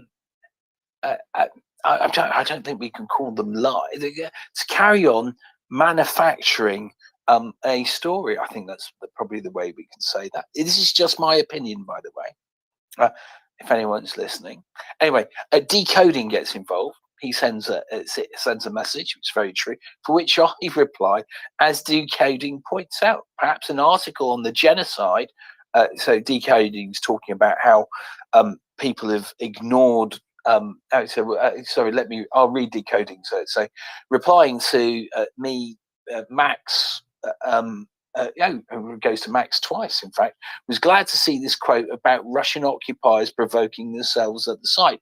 I've posted around about 100 times. Search and Herdar, right, at Decoding since March the 2nd, 22, about the hundreds of forced disappearances, tortures, rapes, and murders of NO Herdar engineers, to which my reply was, as Decoding points out, perhaps an article on the genocide which is happening might be a better use of a journalist's skills than a manufactured article that pushes a Russian disinformation narrative out by people who should know better would be best. To which, this is my point, Shashank Joshi writes, if you want to make wild and unsubstantiated allegations about other journalists' integrity, manufactured article he's talking about, then do it elsewhere, not on my mentions. And then I will go on to my final reply to this. What accusations have I made? I made a statement. You retweeted something as fact, which you didn't check the veracity of. Your timeline is therefore fair game. I would get that's anyone not think that's would be fair correct? game. If you publish it in the public forum and it's on a paper, then it's fair game. It's public forum. Alan, you're the journalist. It's a public forum. Fair game. Right, your timeline is therefore fair game. The only wild statements were made in the article you retweeted as fact. There you are. I might post underneath that chat the 5 most common disinformation narratives the Department of State put out in January 2022. I might find just a little thread and stick that underneath it. I very much like it to know when this has actually gone on to Spotify, so I can forward them the Spotify talk and go, here we are. Can you tell me which parts of this are untrue? I have to really insist now. What did you always tell me? What's this little fence you have in front of the classic good old English front garden? A ha-ha! See, it's a ha-ha. So you only cross the ha-ha barrier.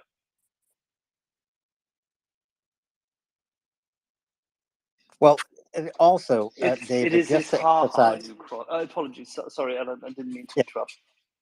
yes, it's his ha-ha, originally conceived by Capability Brown, a great garden architect. And And I lived in a house that had a Capability ground gardens, yes. that is amazing. We have to talk about that. But first, the bottom line of this story that was amplified in The Economist by one of their journalists is it's Russian disinformation that aims to label the Ukrainians as incompetent, as you say, David, and pursuing a risky attack on a nuclear power plant, which they have not done, would not do, have not conceived, because such an attack would put Ukrainians and all of us at risk. Yeah, exactly. Very well summarized, Alan, right? It's just astonishing that a Times journalist would do this. To me, it's astonishing. Although I suspect Axel would say it's not that astonishing because he's much more aware of the Times. This is more an inkling of the passing of the times. Yes, the passing. Bravo. Well said, Axel. And so David, Axel, and David. Polly has been very patient with his hand up. I know his hand must be due. It must be almost falling off at this point. Pauli, I am very, very sorry. Thank you, Alan. Yeah, that was interesting. I think I had many points on the Rosomak. Actually, the name is translated Wolverine. So let's keep that under our following. But maybe we can discuss that tomorrow or today later on. I think it's so late already. But I want to thank you, both Davids, Brookfield, and Farrell, Chris, Axel, Nick, Alan. It's been a pleasure. Really good content, good hosting. Thanks a lot. And I have to tell you, David Brookfield, I think that's a covert name because that delivery was so dense, stoic, and short that I think you are actually from Finland. It was so condensed, if you know what I mean. You're being recruited. All right. Yeah, it was. Good night, everyone. It was a blast. Praise Thanks, if Paulie. ever. Good night. Thank you very much, Paulie. Sleep well. Kiitos.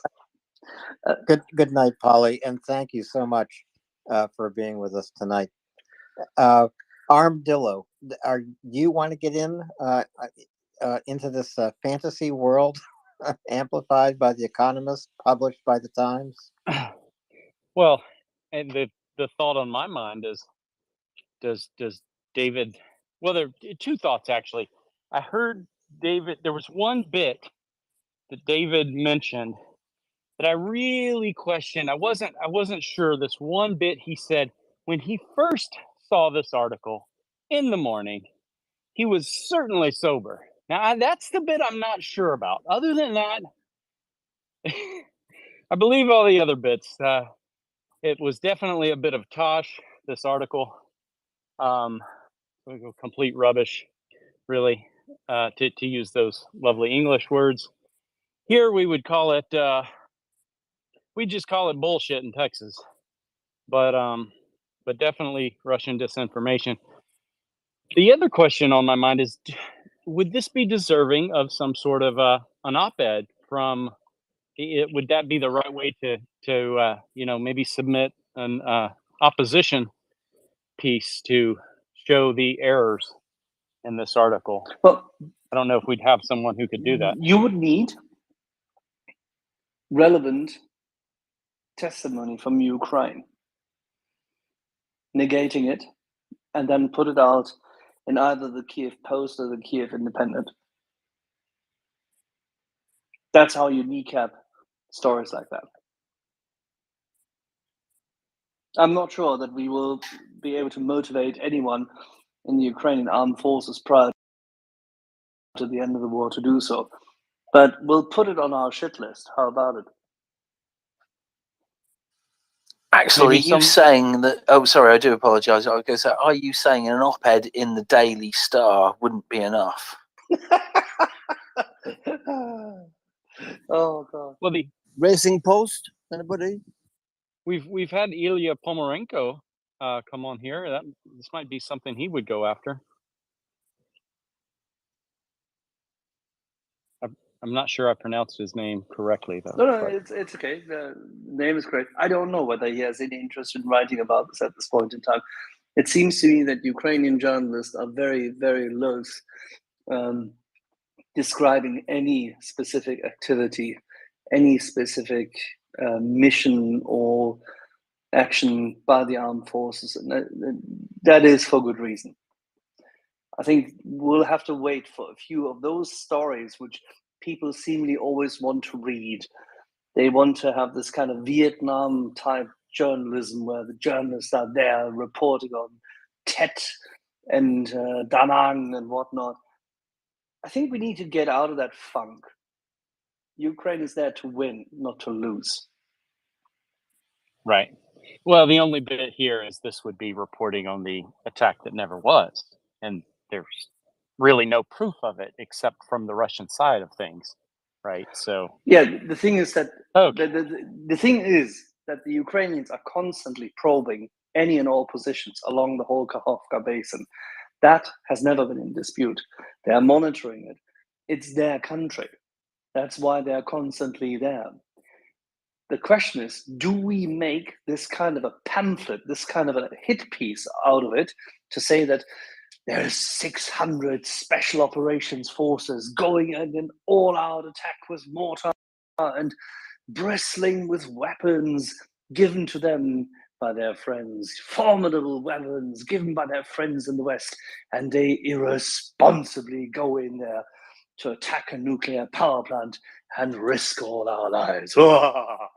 That's the hook. That's the hook, Axel. Yeah. That's what we're supposed to take away from and think about and drink coffee and bitch about, right? That's what we're supposed to drink. Exactly. That's why David was so fuming, and this is what I'm trying to highlight for the second time. This is this is the follow-on for this, if I may say, is that is Ukraine to be trusted with F-16s? That's the insidious component, right? It's exponential, right? So you're supposed to doubt everything from here on. Oh, there's a question now. We've had this Zaporizhzhia, this nuclear, nothing, this puff of smoke, this marketing failure because we've spotted it within 15 minutes of publishing. I'd marked that yesterday was the New York Times day, and today they fired the London Times round. I expect tomorrow's Hindustan Times day, but I would just point out that this is part of Russia covering their naked behind, as there is a media blackout from the Ukrainian side because I guess they're putting some Russians up. So, I mean, the weekend is upon us. We've had one yesterday, right, in the New York Times, today the Times, depending on what timeline you're in, but I'm in the United States at the moment, so I look forward to something else tomorrow, equally, if not worse, in the Sunday Times, or maybe one of the other times around the world, or equally useful post with which to stick up this nonsense. I guarantee you, in the bar, journalists read this and laughed, and then looked at one another and said, you know, how did this shit possibly ever get published? But they read what it. What did the editor say? Like, this was reviewed like 3 times, right? Maxim Tucker is well known. Maxim Tucker is very well known. Maxim Tucker is very well known. The editor and reporting this article, this is in a very prominent position on both their webpage as well as in the paper. It comes with a graphic. It pertains to the biggest single war currently. It has references to the IAEA. You don't put stuff like this out there without having reviewed it. Come on. That's true, Axel. And the graphic tells you, especially, this was an article that was not only reviewed, it was worked on, it was talked about, but you know, any editor worth his salt would have cut about 1,000 words out of this.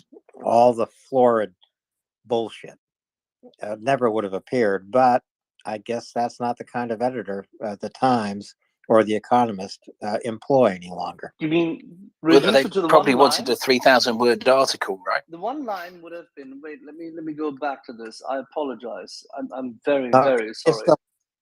It's the line bristling with weapons given to them by their friends, blah, blah, blah. Dun, dun, dun, in the West. Yeah, who speaks like that? Dodgy Russians. Exactly. Well, David, you're in a bit of a kerfuffle now with Shawshank Joshi. How is that going to turn out? Are you just going to let it peter out, or are you going to poke him a few more times?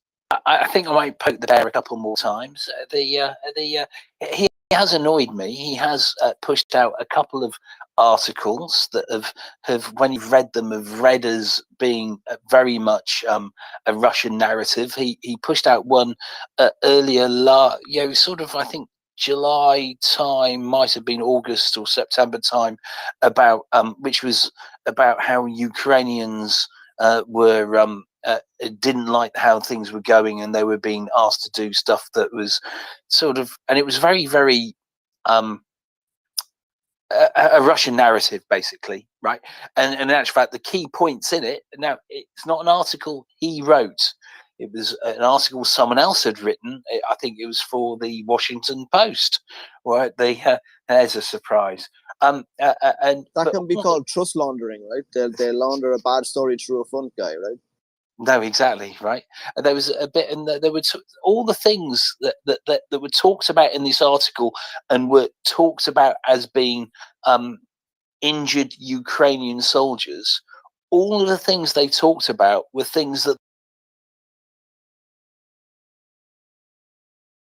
Ukrainians had talked about this. I could only find Russians who had talked about this, but the article was so everything in it was true except for the people who were talking about, or the nationality of the people who were talking about it. So I might poke that bear a little bit more. I certainly might poke the Times bear a little bit more, because it's just very frustrating. Because in this article, as you said, right, so the editor is involved in this, right, because they've got the graphics, they've got a graphic there of the nuclear power plant, and they've numbered them 1, 2, 3, 4, 5, 6, Zaporizhzhia nuclear power plant. They've even got a legend on there that tells you the distance and shows you how close to the water it is, right? For which they're suggesting that the Ukrainians made an attack on, which is, as we say, all suggesting that Ukraine cannot be trusted, right? I think this is the basis of what the article is suggesting, isn't it? Can't be trusted. We gave them kit, and look what they did. Dangerous nationalist is the Russian narrative, right? Anybody who resists imperialism must be crazy and untrustworthy. Now, here's the thing, though, because they then go on to talk about 37 boats or whatever, right? But it's not even sure if the boats they're talking about were even in the country at that point in time. Maybe they were. I seem to remember we're having a discussion that, riverine warfare, and this would have been late September, maybe early October, might be on the option. But definitely 40 were not in country at that point. There was a suggestion they may be there. Yeah, no. There have never been that many riverine boats, and the riverine boats in action were far, far down the Dnipro River in the area of Kherson. But it's just the numbers alone that are cited in this article that call it into question, and also the use of HIMARS, and the fact, as you point out, David. This fierce engagement with 600 Ukrainian troops, waterborne and HIMARS, it wasn't noticed. It wasn't talked about the next day by anyone in and around the Zaporizhzhia nuclear power plant. If I don't care how long these journalists have been writing. I don't care how long they've been building up their reputations, but this is the kind of thing that should destroy a journalist's reputation. I can fix the article for you if you want. Oh, please do.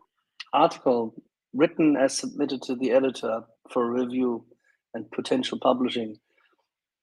Forget all the 1,912 words he put up there. Just say, okay, the Russian Federation complained on the 26th of October last year that Ukrainian river troops tried to land on the left bank of the Kakhovka Reservoir, supposedly using 37 boats to capture. However, they were repelled. So says a report filed with the IAEA. We have no further information. We're not sure as to whether this is of any relevance. Do you think this would have made it past the editor? Would that have been enough clickbait? You need to sex it up a little. Okay. Let's find a video. It's a little bit too. It's a bit too much dog bites man, and what we're looking for, of course, is man bites dog. Good point, Nick. And on that bombshell, I will beam myself either up or down, and Prince Heather will be coming to join Alan in a moment. Thank you to everyone who's contributed over the last 5 hours. We've had some, like you say, Alan, robust conversation, which is how it should be. And we've all, I think, learned some stuff. And while the military situation remains either static or obscure, educating ourselves about, well, the myriad things that you learn on the MriyaReport is not a bad way to pass your Saturday, in my case, evening, in your case, late afternoon. Not a bad place to be. So I will hopefully be around tomorrow at some point. And good night to everyone. Thank you all for your contributions. And here comes Prince Heather. Good night. Good night Thanks to you, a lot, Nick. By the way, Good night, a happy Easter night. and thank you. A happy Easter night to everybody who is with us in Europe. Well, Oh, it's well, Easter, isn't it? Oh. I feel a little bit let down. I'd sort of forgotten about that. I did buy some chocolate earlier today, but it was just a bar of chocolate, and I didn't even realize it was Easter. I just felt like some chocolate. Eggs. So something was obviously eggs. So Color, yeah. Well, bunnies. Color eggs. Yep. No. My wife is away at the moment, so I'd have to hide my own eggs. And while I am very sad, I'm not that sad. Good night. Good night. Good night, Nick. And it is what we regard as evening here on the East Coast of the United States. The sun has set. It's a nice dusky evening. It's Easter in Kyiv already. Into Easter, as a matter of fact. But here in North America, Easter will dawn with the sun. David, go ahead, and then Mark. David, please. David Farrell. Thanks, Alan, and thank you for hosting, and to Nick, if you're still listening, thank you very much. I really appreciate all you do, and love listening when you're hosting, so thanks. And the same to you, Alan. Everybody here, please retweet and share the space. It's MriyaReport. Please pop over to MriyaReport.org and make a donation. If you can. If you can't, that's okay. You're still welcome, and please make a tweet and let folks know you're here listening. I wanted to perhaps reach back to when we had Ivana Stradner as a speaker guest. I believe Peter Doran might have been on. The inimitable Peter Doran may have been on with her. It was a couple of weekends back. And she predicted, just because she studies these things and it's apparent to her and shared with us that she's an expert who visits with us when we're lucky, that we were to expect an increase in such disinformation articles as this one and others, and just general increase in disinformation as the Russian, what they call the culmination or eventual capping out at how much productivity they can do, and then from there collapse is impending, and along with that the Ukrainian counter-push or counter-offensive. She predicted it, and I think it will, not just now, what will defeat these disinformation agents, whether witting or unwitting, is time, because the time will very obviously tell whether they just pull this out of the air and try to mix it up with some little truths and pass it off, or if if we're all out here unfairly maligning these folks. But time will tell, and I also think it's no bad thing to bring such articles or publications of things that people find and share them here for the space to see and discuss, to help ourselves understand and to second guess and to second check something. So I really wanted to say thanks and appreciation to the MriyaReport and MriyaAid folks for having this forum, for that alone. That's all I wanted to point out, that this has been forecasted by those who studied. Ivana Stradner, who was here. Yesterday we had New York Times questionable piece of disinformation. Today we have this. There will be more. There have been others. We should be cognizant of it and not be gormless consumers of publication or news and information. We should always, very consciously consider who's written it, who's promulgating it, for what reason, what purpose, what's the tone here, what's the eventual, what are we supposed to take away? These are times for critical thinking, critical reading. So, yeah, thank you, MriyaReport, and please retweet and share. Thank you, David Farrell. And David Brookfield, you are doing a yeoman's work. Just crunching into these articles and everything you say about this story, originally from the Times, amplified in the Economist, you are completely right. Just asking very simple questions, all of which point to the flimsy reporting that has been done and has been passed off to millions of readers. Who knows what they think? No, I mean, that's the thing that has really, really frustrated me. Look, if the Sunday Sport had pushed this article out, I wouldn't have batted an eyelid, right? Because no one takes the Sunday Sport seriously, right? You pretty much read the Sunday Sport thinking it's a fiction, right? And it's a good laugh to read, right? But you don't expect that from the Times, right? You That's just the don't. subversion. That's it. I mean, but what's the American version of the Sunday Sport? National Enquirer, National Advertiser. There you go. So therefore, right? So and this is this is the thing that's really irritated me. So a reporter from the Times has used his position to push in. My apologies.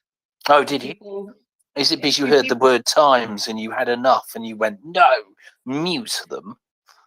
No, because my request disappeared just as I went to approve it. Oh, well, there we are. It's okay, Prince. It's wonderful. I was just saying how annoyed I was by the fact that someone in a position that might be seen as yes.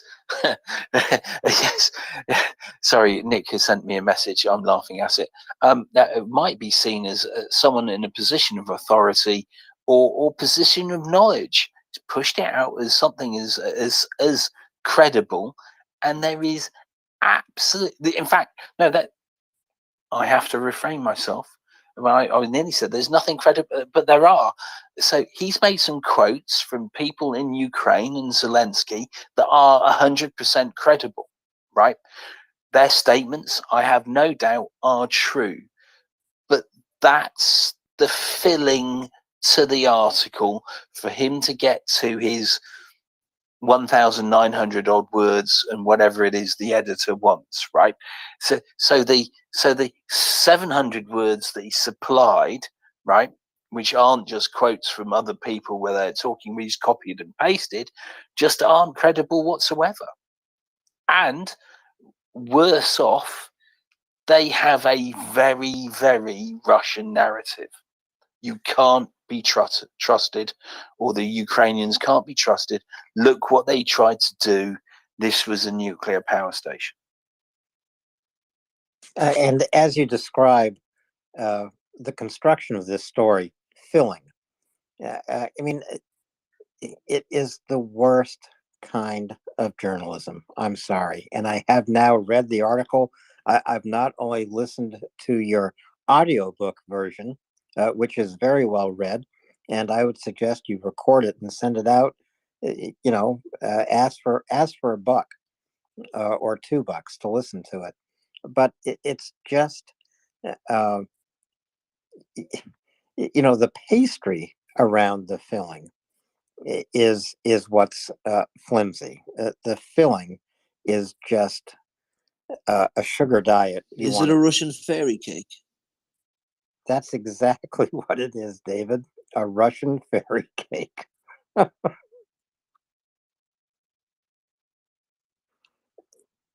So David and David, let us go to Armed Dillo. and then to Mark, who has come up.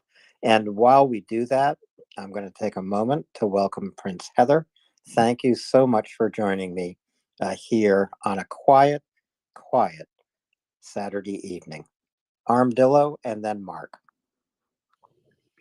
Yeah, I just I wanted to say, thank you as well to the space in general, to the host, to Axel, to Nick earlier, Alan, to yourself, Prince, Heather, for coming up. Thank you. So I've been to the gardening store today. That's when I first tuned in, and let me tell you, it was like a Black Friday event here in the U.S. The weather's fantastic right now in North Texas, and I'm thinking of hopefully what the weather will be like in Ukraine in a few more weeks. Hopefully, it will be similar to this. But on the space today, I've learned about Russian disinformation and this piece of garbage that was written in the Times. I've learned about the Polish making the donation of the 100. I'm not going to say it right, but let me say the IFVs with the 30 millimeter autocannon and as well a mounted machine gun. And so I didn't have time today to do much reading, but I had time to tune in and to listen. So thank you on the space. And I'm still wondering if anyone has tried an authentic reproduction of one of Chef Xenia's. I'm not going to say it right. Xenia. Chef Xenia. Perfect. I wonder if anyone's tried one of the recipes.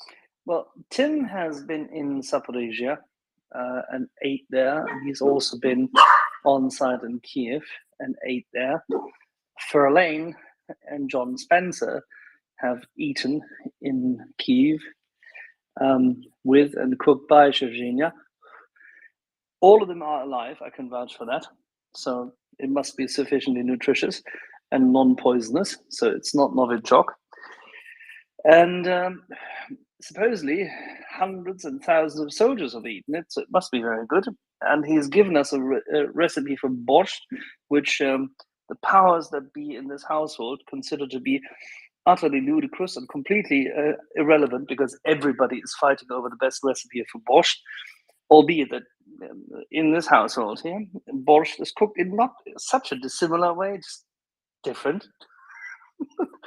And you'll be shot, Axel. You'll be shot. If it were cooked any, I know. The door is closed. I'm sitting here in the office with 3 poodles and talking very, very secret tones. In any event, I haven't tried any of the other recipes yet. I'm waiting for a discussion with him about the mushroom soup.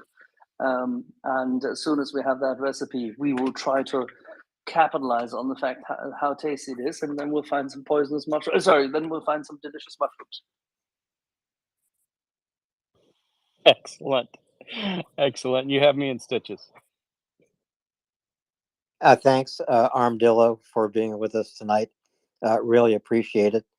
Mark, please go ahead. Yeah, hi, Alan. And I want to add my thanks to all of you guys who are co-hosting, keeping this space going. I've been offline all day doing Easter type things. I would, as an aside, I think it's maybe there's an opportunity there for maybe Axel and Gunny to have a Easter chocolate tasting event. That's more my cup of tea rather than whiskey, to be honest. But on this Zaporizhia nuclear plant issue, I mean, again, once a thing gets into the internet, it never leaves the internet. So that story will be there forever. It's been shared already so many times. It's in different locations. It does look rather similar to the story that appeared in Reuters in September. There's also, I think it saw at the end of August, for an apparent alleged raid people who tried to seize the Zaporizhia plant back in August last year. So that's what they were saying at the end of August, beginning of September, and now they've elevated it to 600, it would appear. Oh, Mark, can you send me that, please? Absolutely, yeah, I'll do that in a minute. They Now coming back to the reported basics. various times that Ukraine is supposedly raiding and raiding and raiding whilst they're just patrolling.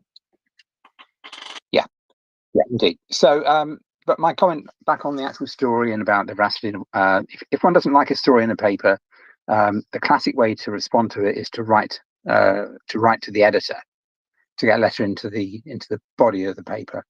Now, I haven't seen the actual article itself because it's behind a paywall, but that is always open to anybody to do that.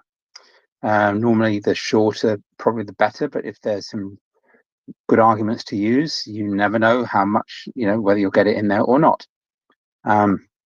So perhaps I just recommend that if anyone has the time. And it sounds like, David, you've got your teeth into this story, so maybe a short article, a short letter to the editor might be appropriate. It's a difficult one, but as I say, it does look rather. The language, it does seem somewhat colourful for a Times article. The Times is supposed to be the paper record in the UK. This seems very much somewhat at odds to that aspiration, I think. You should read what young Maxime Tucker has been writing beforehand in his life.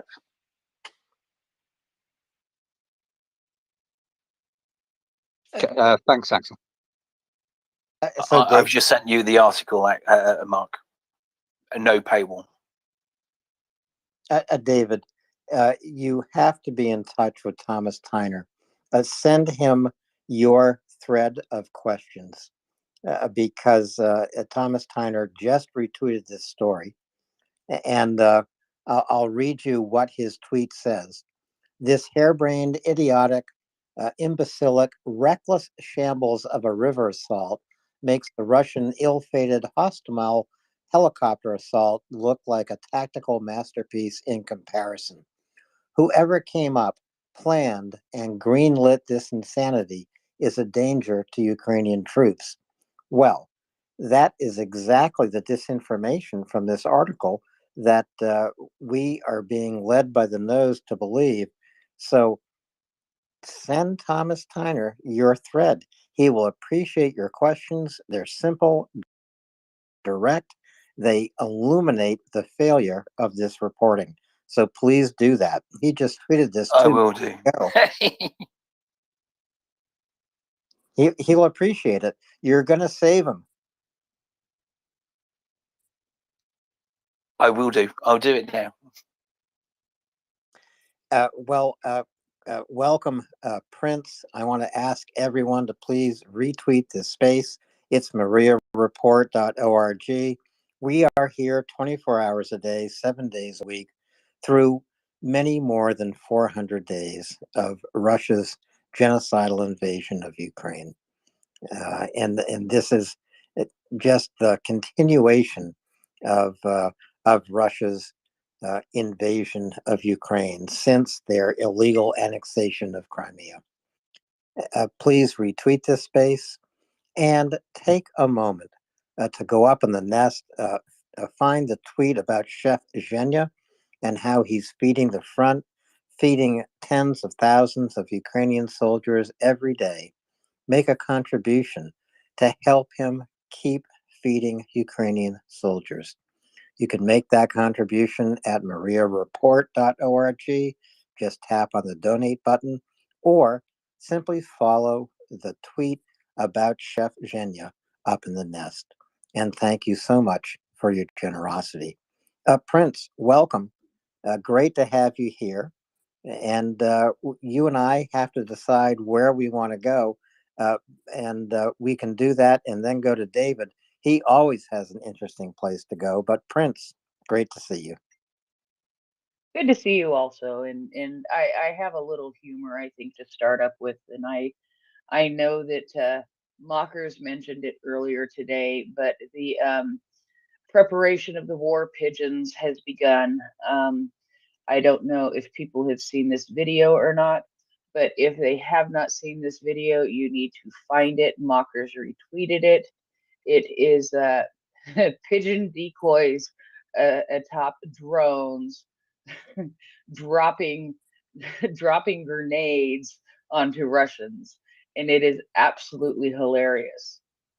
Which then leads me to another thing here, where I sort of got duped because, um, well, here in the United States, we have endangered species lists, but evidently they're called something else. So when I read the headline, approximately 400 red listed bats were released in Dnipro, my my immediate thought was red listed. They come from a biolab. Of course, I know that doesn't exist.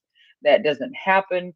But when I read a bit through the story, I discovered that the red list is the equivalent of an endangered list, and these bats had been rescued and were released again today. And they're encouraging the population to not mess with the bats because they are harmless and their habitat is being destroyed because of the war.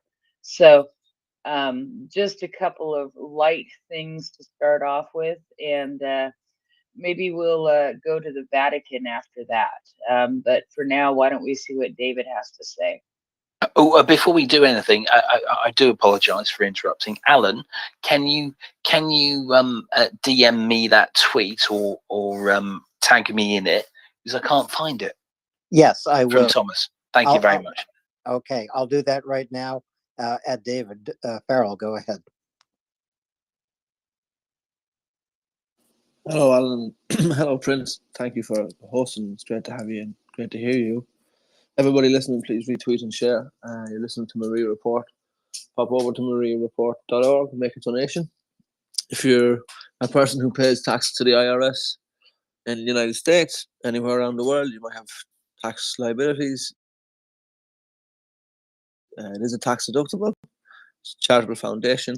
So that's my little soapbox piece done. I do encourage everybody to retweet and share the space to spread the word. What comes to mind about this piece is two things, Axel. I don't know enough, so I'm asking for information. Maxim Tucker. Maxim, I'm not sure if it's a Welsh name.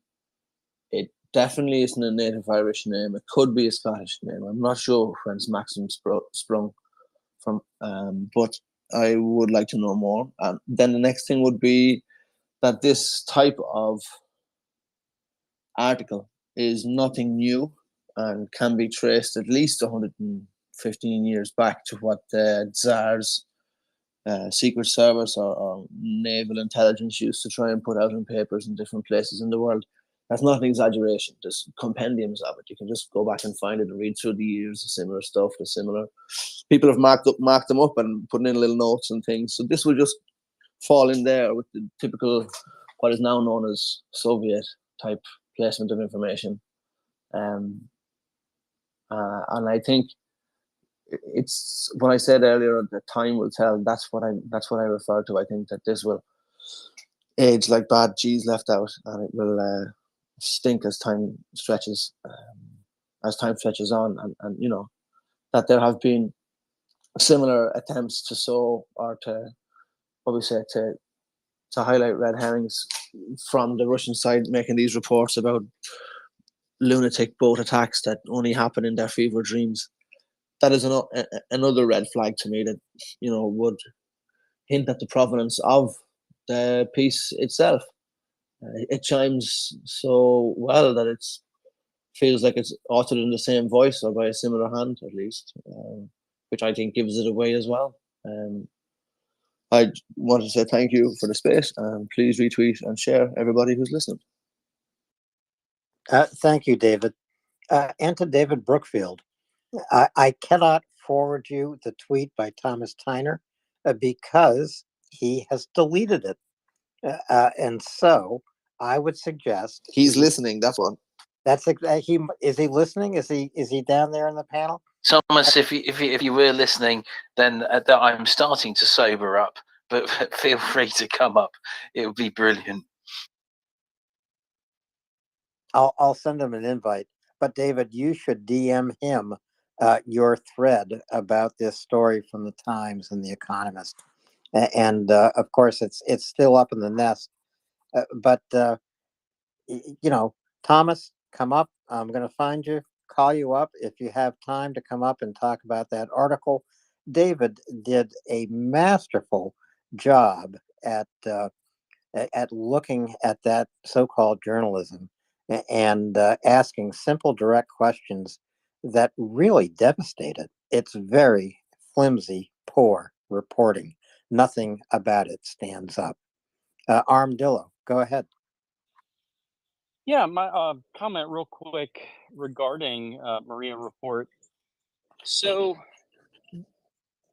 I know we've talked about how it's now a 501c in the U.S.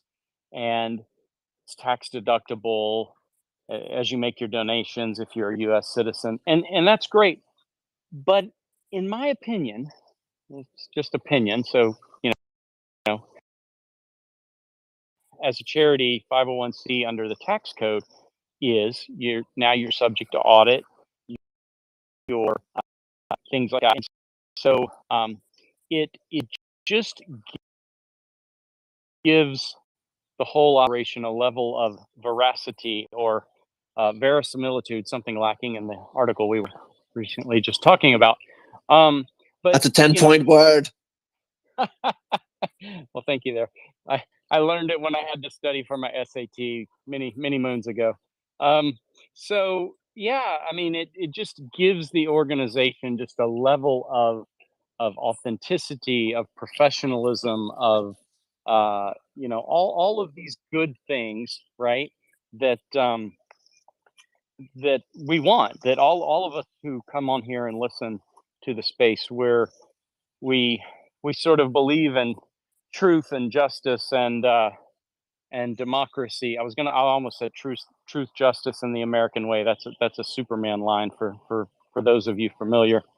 But yeah, I mean, it's a very, very good thing, I think, and I'm hoping for sort of the next report of all where the donations have gone with Mira Aid and with MriyaReport. I know there was a fantastic report in the fall, and I think I read a good bulk of that outline. I'm not in a situation where I'm able to do that this afternoon, but it really is such a good organization, and I'm so happy to be a part of it. So just thought I would put that plug in as well.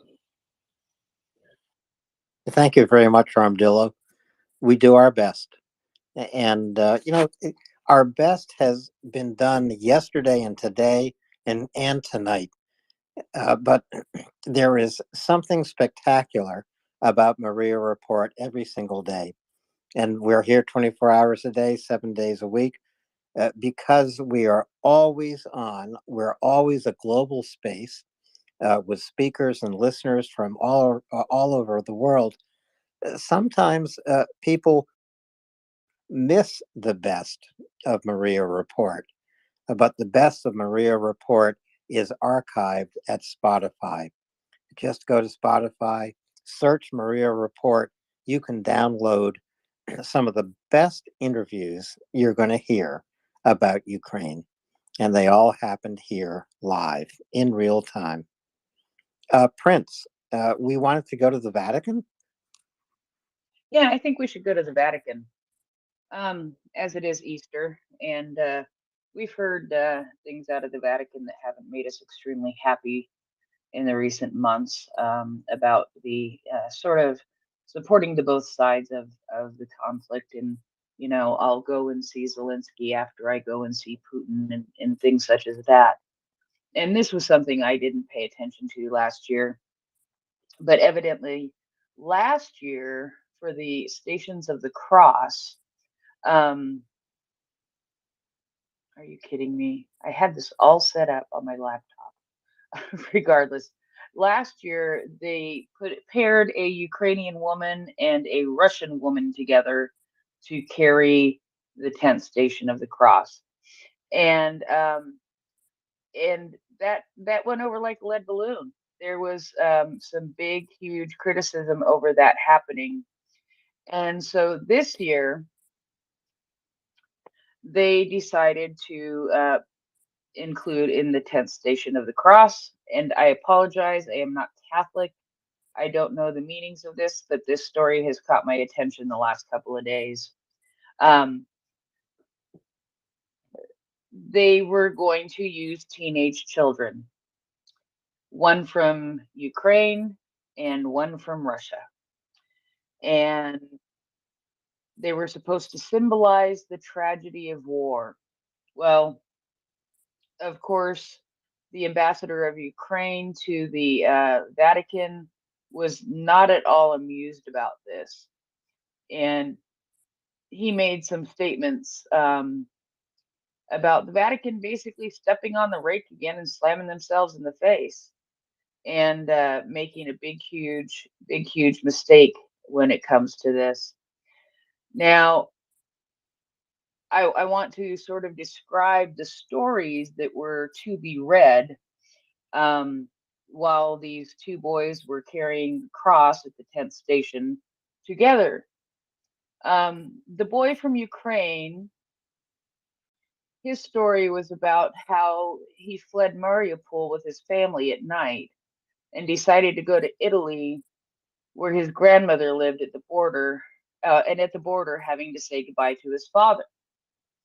And how sad he was when he arrived in Italy because he felt very alone and stripped naked. He did not know the language. He did not have a friend. He had his grandmother, and she tried to make him feel happy, but it didn't really work very well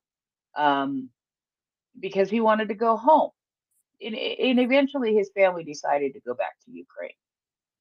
So that was the story that was to be told for the Ukrainian boy. For the Russian boy, the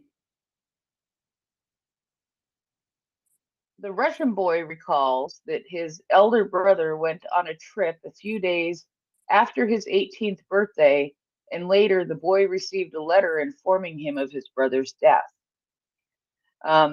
Everyone told them that they should be proud, but there was great sadness and suffering at home. And then the same thing happened to his grandfather and his father, who had left, and they have had no news of him. So what we have here is a story of a Ukrainian boy being removed from his country but going back home, and a Russian boy who's suffered deaths in the family. Very, very, very. It pisses me off. How's that for an answer? Well, after reading what ended up happening, as I was reading this story last night, when it came to it actually happening, the Russian teenager was not included, but it sounds to me like the story was still told as the Ukrainian boy was carrying the cross, because the Ukrainian boy and a couple of other girls were the ones who carried the cross, and he was wearing a Ukrainian flag.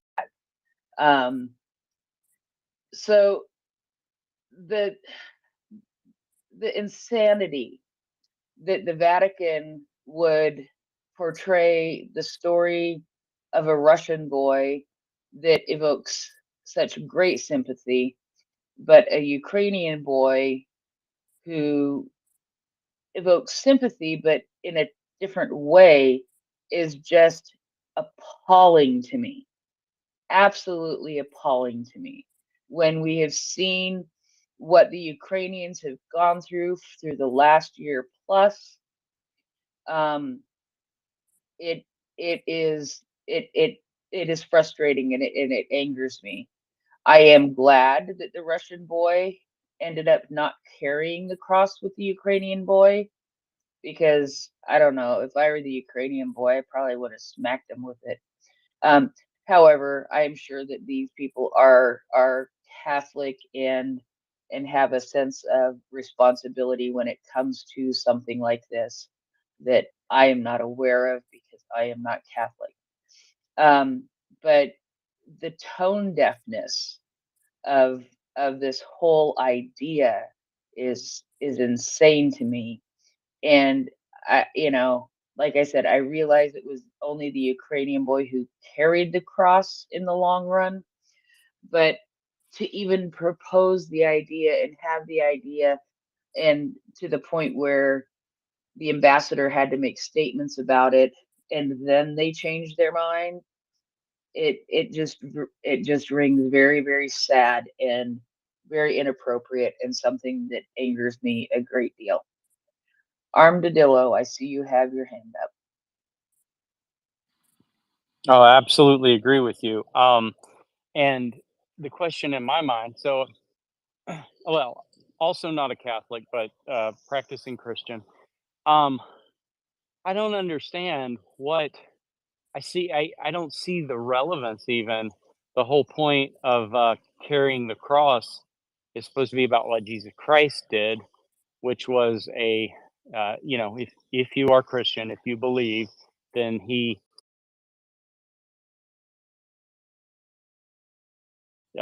Easter is about his death and then his resurrection 3 days later, tomorrow morning. So why even bring Ukraine and Russia into it, or Russia and Ukraine into it? It's, as you said, tone deaf and not relevant, and absolutely here. But anyway, so just a few thoughts from my perspective on that. Thank you. And Alan, I know I sent you that story, and I'm wondering what your thoughts are. Well, my thoughts are, whether you're the Pope or you're the chair of the International Olympic Committee, you should never be trying to put Ukrainians and Russians on a stage together or in a competition together in some kind of international drama. It's just wrong. And there's so much wrong about it that we can talk about it for a while, for sure. But tone deaf, as you said, as Armadillo said, it's terribly tone deaf. It calls into question the Pope's state of mind, frankly. It certainly calls into question the states of minds of his advisors, who would even suggest such a spectacle. It's outrageous, has nothing to do with Easter, has nothing to do with your Catholic faith or any faith that you might hold. And as Prince said, yeah, if I were the Ukrainian boy carrying the cross, I would have smacked that Russian kid with it for sure. Armadillo?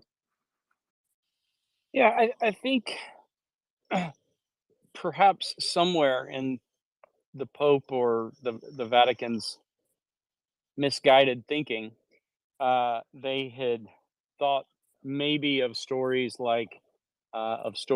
where from World War II, cases where like Corrie ten Boom, that may be a name many of you recognize, where the family had hidden Jews from the Nazis, then were later captured, and then she was in a Nazi concentration camp. Her sister died, and then later she forgave.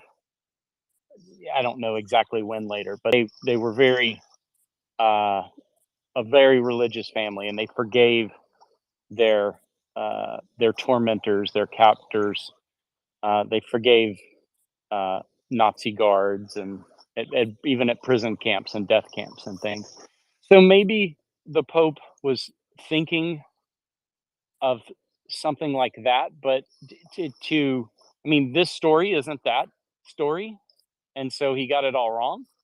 and and there is no moral equivalency whatsoever.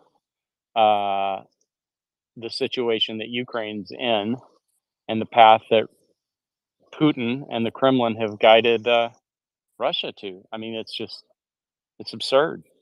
So You know, it is absurd. It actually makes me think back to Pope Pius, who was the Pope during World War II. He failed his faith. He failed the world. He failed Jews. He was a I, he is a leader of the Catholic Church who should never be celebrated. Well, Pope Francis, I'm afraid, is falling into the same mistaken ideas that Pope Pius had. He was slow in condemning Russia. He wasn't able to speak from the pulpit with the force of his position to all of his believers, condemning Russia for what it is doing. He has not recognized that Russia is committing genocide today, and his performance as Pope just has raised serious questions for me. And I'm not Catholic, as Prince has said she's not Catholic, but you know, I follow the Pope because he's the leader of one of the world religions.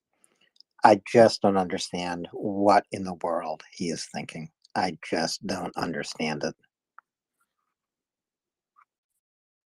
Well, and especially after the previous year when he had a woman from Russia and a woman from Ukraine walk together, and the huge mistake that was, and some backlash that happened because of that. You don't learn from your mistakes, and I know you were saying about forgiveness in Corey Ten Boom and all, and there and this there is a time and a place for forgiveness, and um while the offense is still happening, I don't think is the time and the place for that forgiveness, or at least in my personal opinion. I think while somebody is beating the crap out of you, it's hard to forgive them for beating the crap out of you. It is a act that happens after the offense, and so and I think in her situation it was a an act that happened after the offense also. Um, and as I said before, you can forgive somebody, but that does not mean that you have to have full reconciliation with them. You forgive somebody for your benefit just as much as somebody else's benefit. I had somebody in my life who wronged me several times in very, very similar ways, and I kept forgetting and letting them back in my life, forgetting and letting them back in my life, forgiving and did this 3 or 4 times, and finally the last time I forgave the person. They never believed that I forgave them because I did not let them back in my life. I can forgive you and not let you back in my life. And I think that there's a parallel here, possibly with Ukraine. For years, they have been forgiving, maybe even the world, for years, for decades, for centuries, maybe. The world has been forgiving Russia, the Soviet Union, and letting them back into the world. And is this the time that we're going to learn to maybe forgive them as far um, as far as our hearts go? But we don't have to. forget. We don't have to forget. We do not have to interact with them on the same level that we did before. And of course, forgiveness cannot be compelled. And this drama in the Vatican, a Ukrainian boy and a Russian boy walking together in a religious procession, demonstrates absolutely nothing. It demonstrates nothing.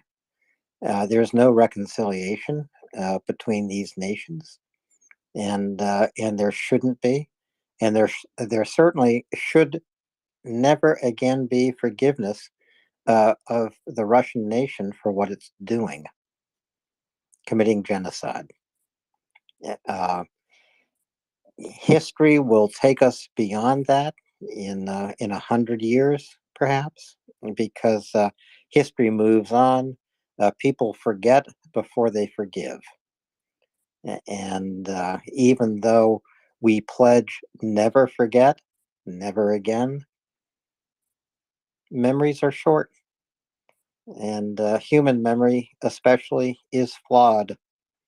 But if the Pope thought that this would demonstrate some kind of reconciliation between nations, that we can all live together, he was just so wrong about that. So wrong. What's really required is for the Pope to step up and speak as the leader of this church, and recognize that as Pope, he is responsible for telling the world what is good and telling the world what is evil, and not confusing the sermon he needs to deliver. Don't get confused, Pope Francis.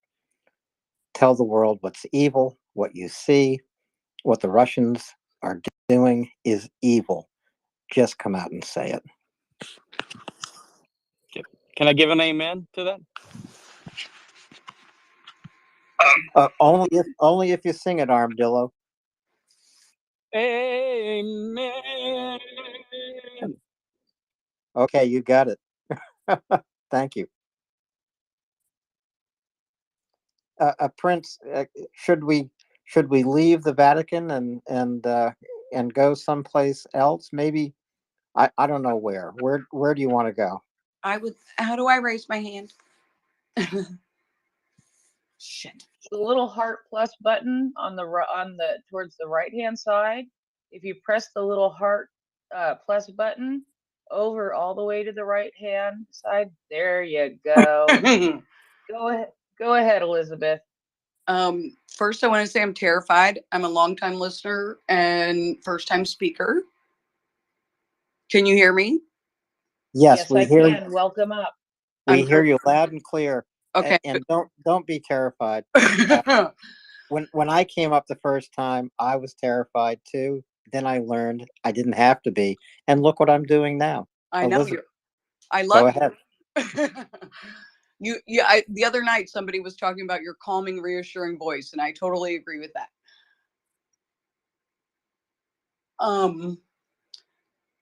So technologically, everything we're good. We're all good. Okay. So I am sort of Catholic.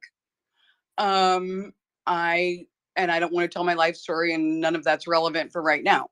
But I would like to reply to that before we leave this topic, because for all of the months that I have been listening, I think to myself, my God, these people are just unbelievably brilliant. And what could I ever have to offer the conversation?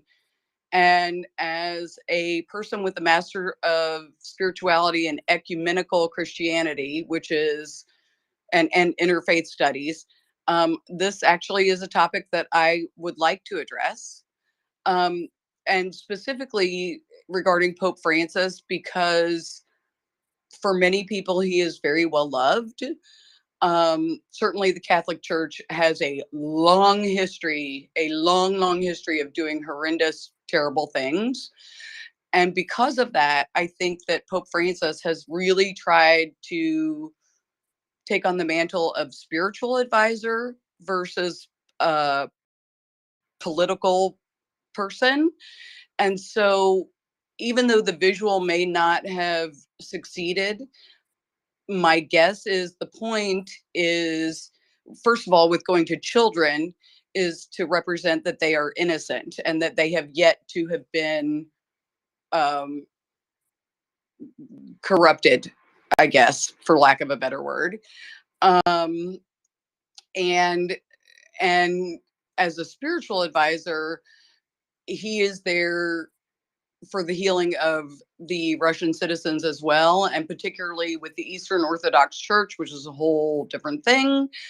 But I think that he is trying to represent this as a global spiritual leader and recognize that even in the midst of the atrocities that are happening, that the people of Russia are also children of God, if you're a believer, whatever that is to you.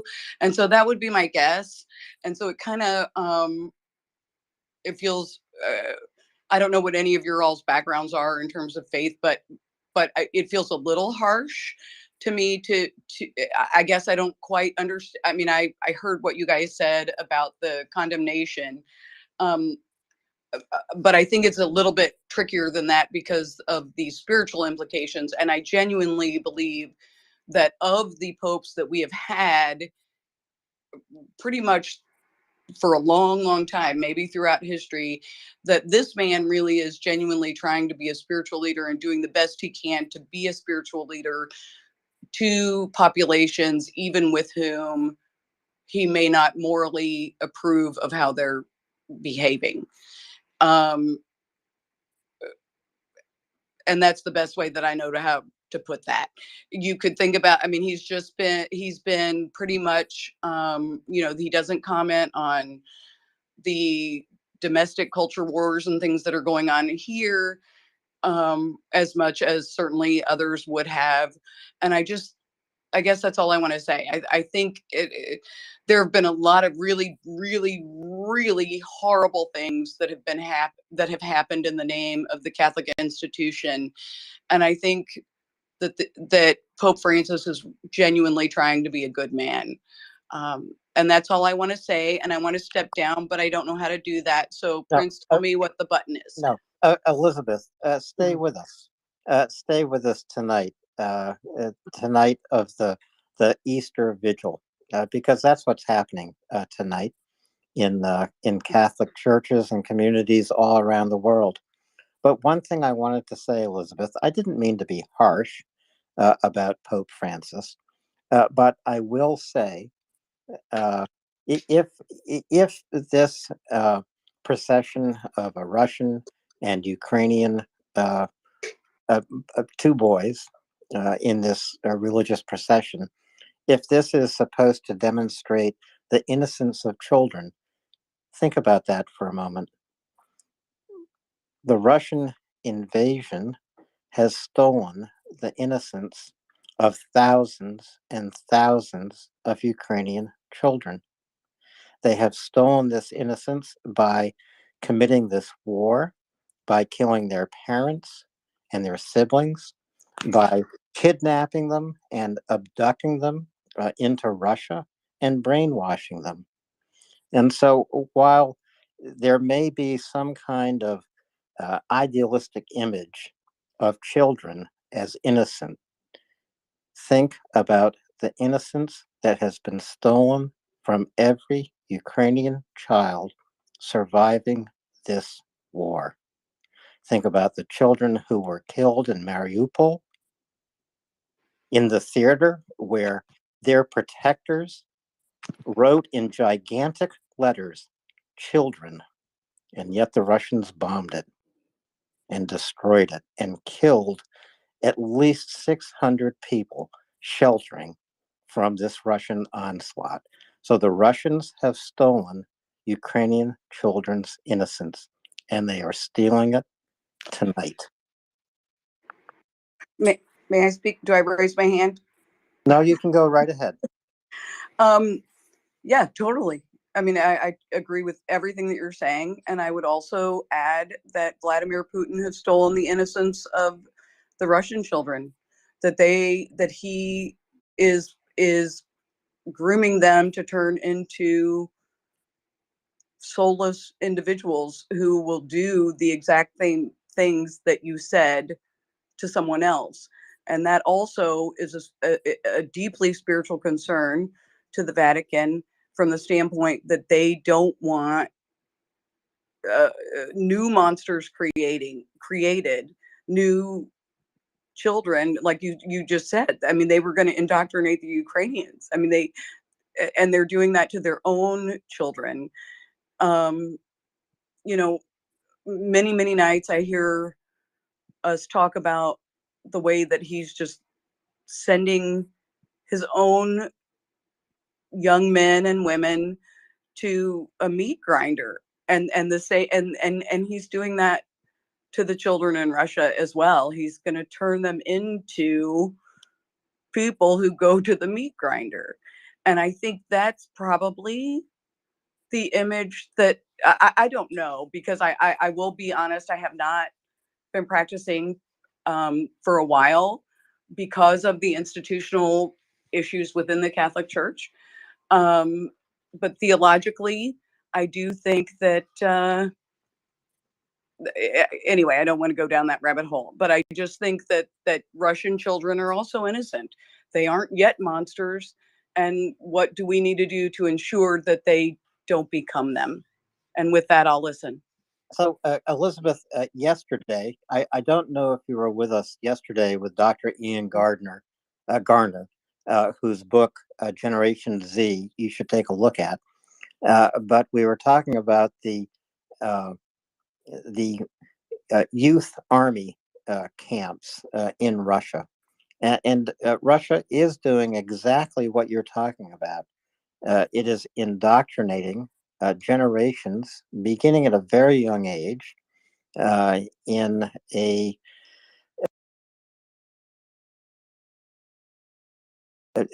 they are militarizing them. They are indoctrinating them in this very peculiar idea of history that Russians have, that Russians are here to save the world, so to speak, and they are creating a wasteland in Ukraine. They are not saving anyone by committing genocide in Ukraine. And that, of course, is an impossibility. But I do recommend eventually Ian Garner's interview will be up on Spotify. Take a listen. He's been a guest before, and he will be a guest again. Before we move on, Alan, I want to say thank you so much to Elizabeth for coming up and talking for the first time. And I think you've brought a light to this that some of us aren't able to see quite as clearly, because we don't necessarily have the education nor the experience with the Catholic Church. And and I realize in some ways, I realize the Pope is the head of the Catholic Church. In a lot of ways, he is also a diplomat, and he is. It is his job to take care of all people, not just one population or another. And so I do appreciate that and understanding, and I'm not. And I see that you're not both siding it. You're trying to add to our understanding, and I really appreciate the way that you've done that. And so yeah, I think that I just really wanted to point that out and say that. And Alan, I'll let you pick Cam's next. Okay, thanks, Prince, and thank you, Elizabeth. I hope you come back as a speaker again. You see, it's not so hard. Thank you. Well, thank you, Elizabeth. And I just wanted to point out that here at MriyaReport this week, we've celebrated Passover, we've celebrated Ramadan, we've celebrated Easter. And I think that is, in a way, much more symbolic when these holy feasts of three world religions fall together in a week. That's much more symbolic of spirituality and what people choose to believe and how they guide their lives. And so we have, as I say, celebrated Passover, Ramadan, and now Easter. Much more symbolic than having a Russian and Ukrainian, uh, two Russian and Ukrainian boys walk in a religious ceremony in the Vatican, to my way of thinking. But Elizabeth, go ahead.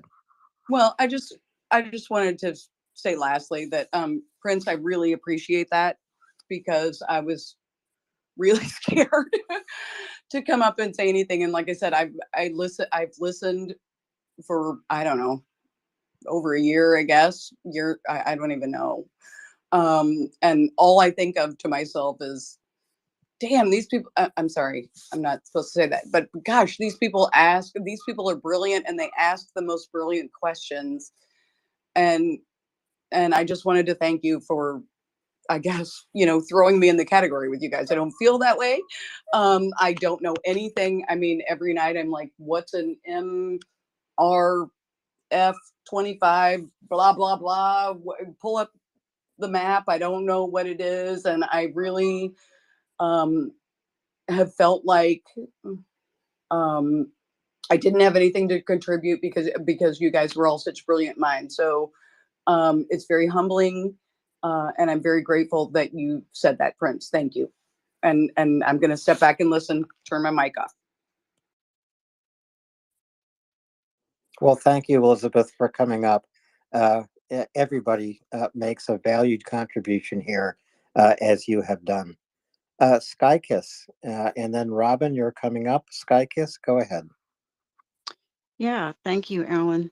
And all great points. And thanks, Elizabeth, for coming up. I have friends, of many different faiths, and I was also in interfaith or comparative religions student, and we had a minor at my Jesuit, my Jesuit university. And so I've been thinking, as I've been listening to Prince Heather talk about this story, and I think I missed the story, or I just forgot it because so much has been going on. But my immediate thoughts, or what bubbled up, was the pathos is pathetic. Just that picture of, and I understand the what maybe the Vatican was attempting to project, but you're all correct. It was completely misguided. And anyway, I've been thinking about, what do my Jesuit people back in New Orleans at my school, what do they think? What have they been thinking all of this time? So I'm going to get in touch with some of them. So I have a few of them on Facebook. I don't know if they're on Twitter at all. But thank you, Prince Heather, for bringing this to us, because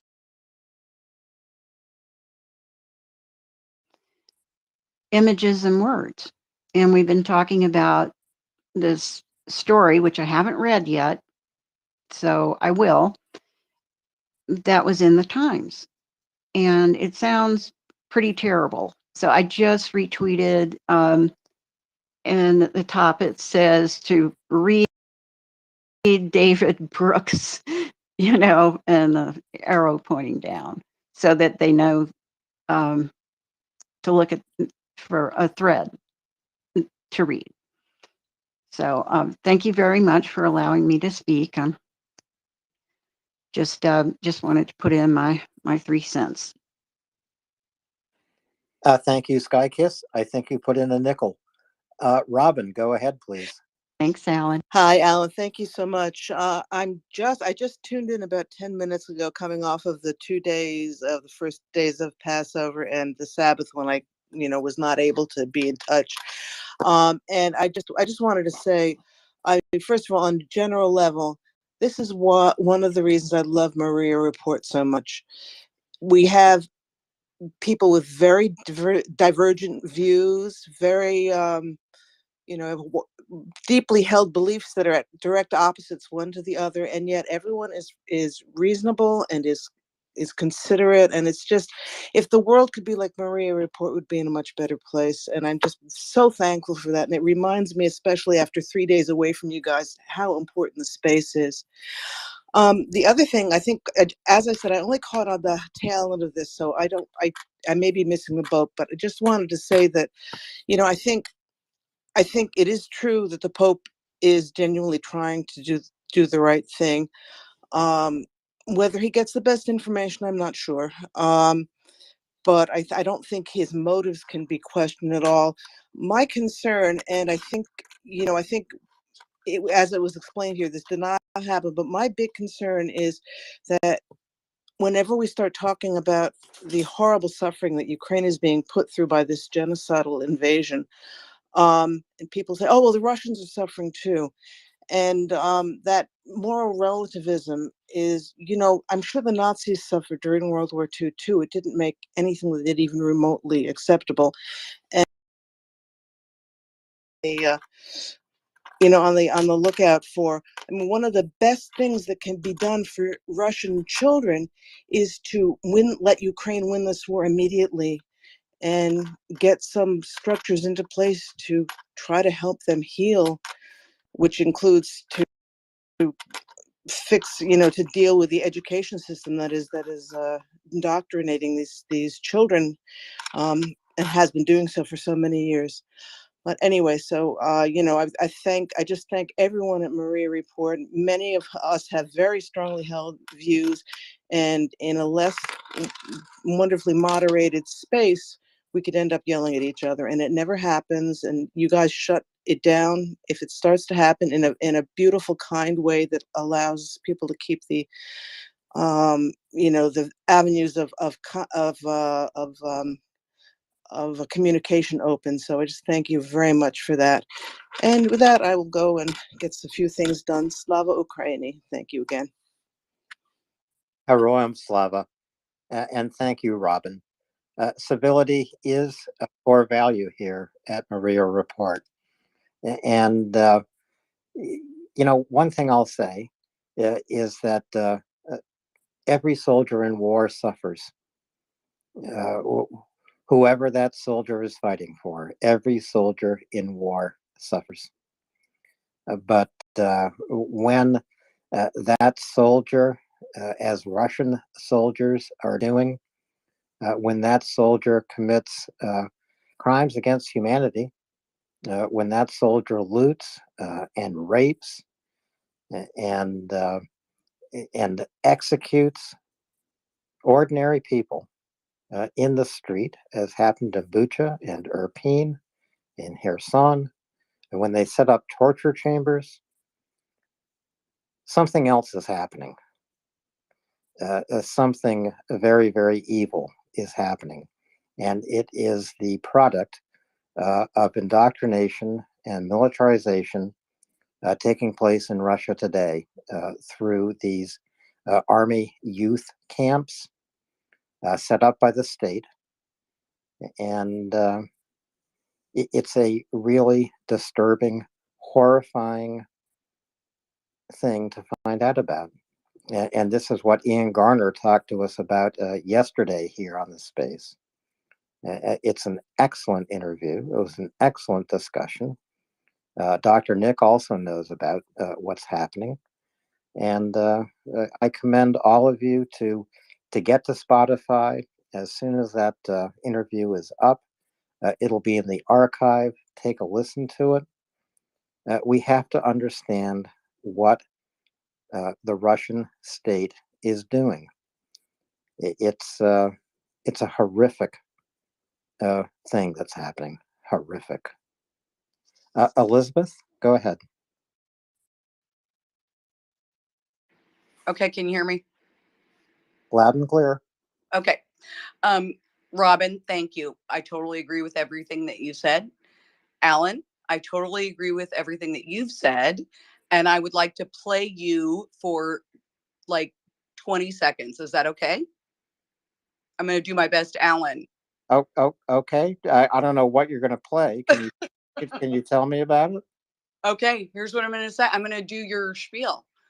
I'm going to say MriyaReport is a wonderful place to go if you're concerned about what's going on. Reach out to your politicians, reach out to your spiritual leaders, share the space, retweet the space, educate people that you know and love who have similar spiritual values, and let them know how you feel all the way up to the Vatican. And with that, I will drop back. Thank you very much. Let them know all the way up to the Vatican. Armadillo, go ahead.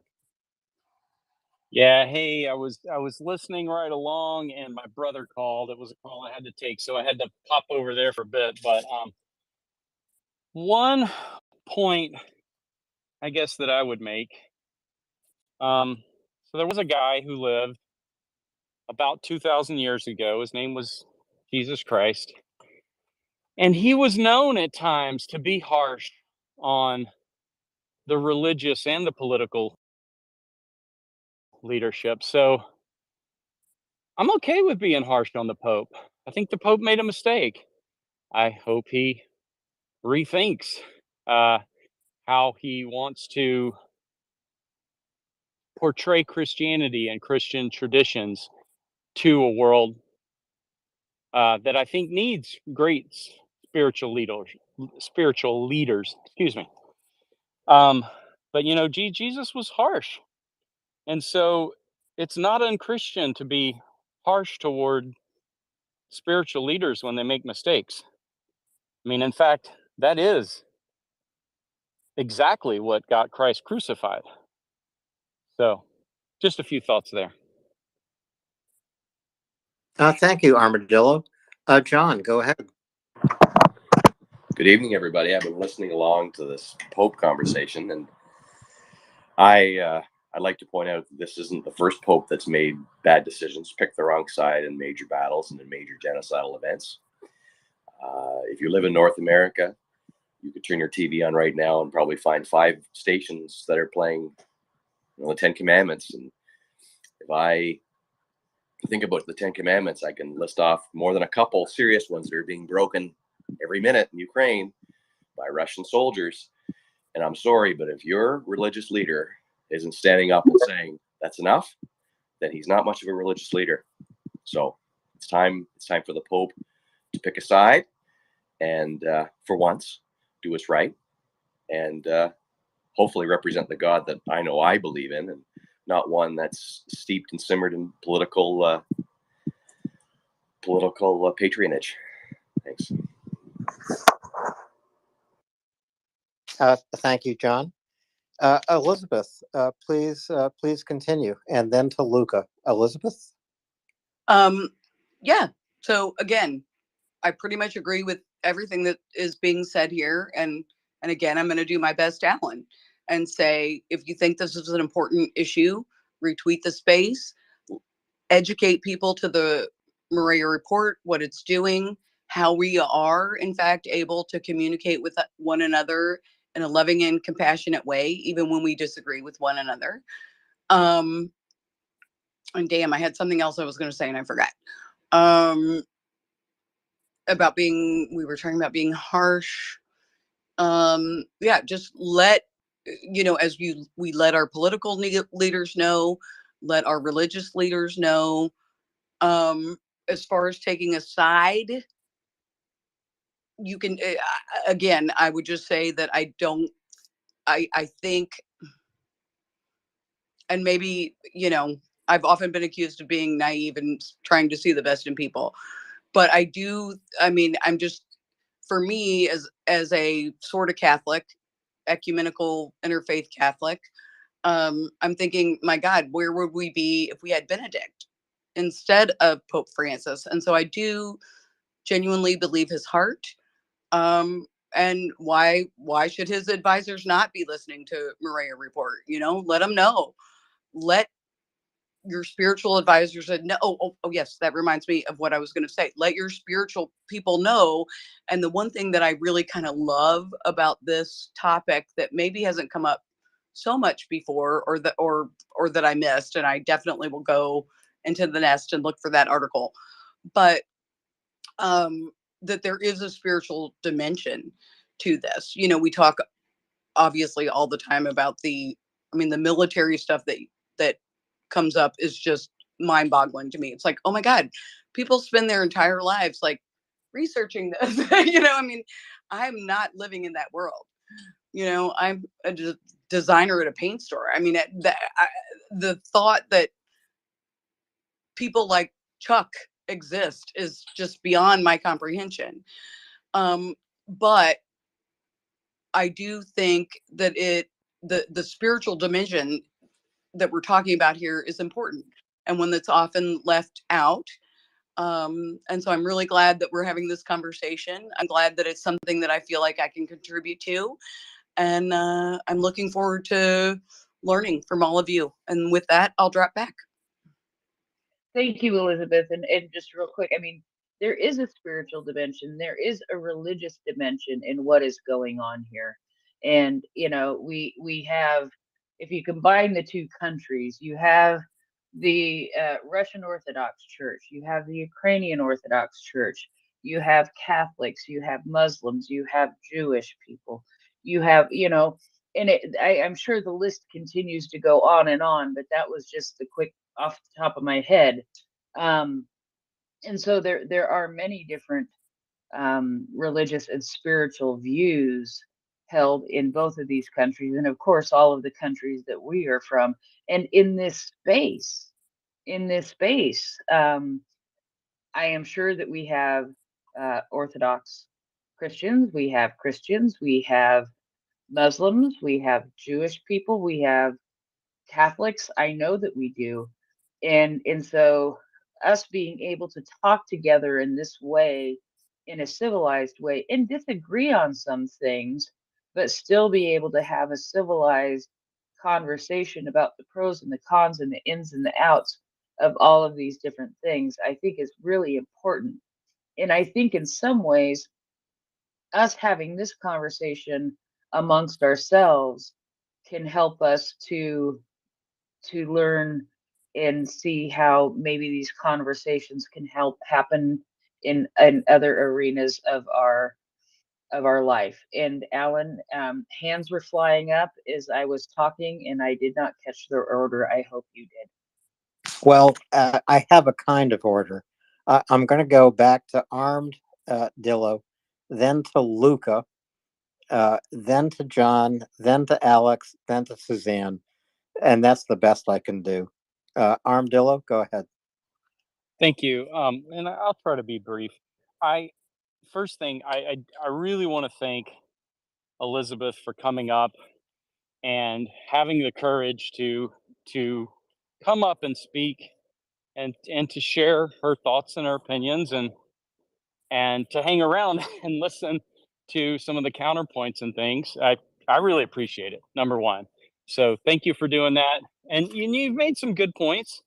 And I think, you know, and some of us have made some counterpoints, and there's absolutely a spiritual dimension.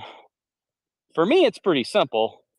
It's evil versus good. It's Mordor versus Middle Earth.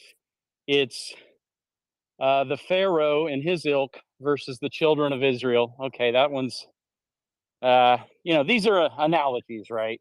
Obviously, all analogies break down. So, but for me, it's simple. It's evil versus good.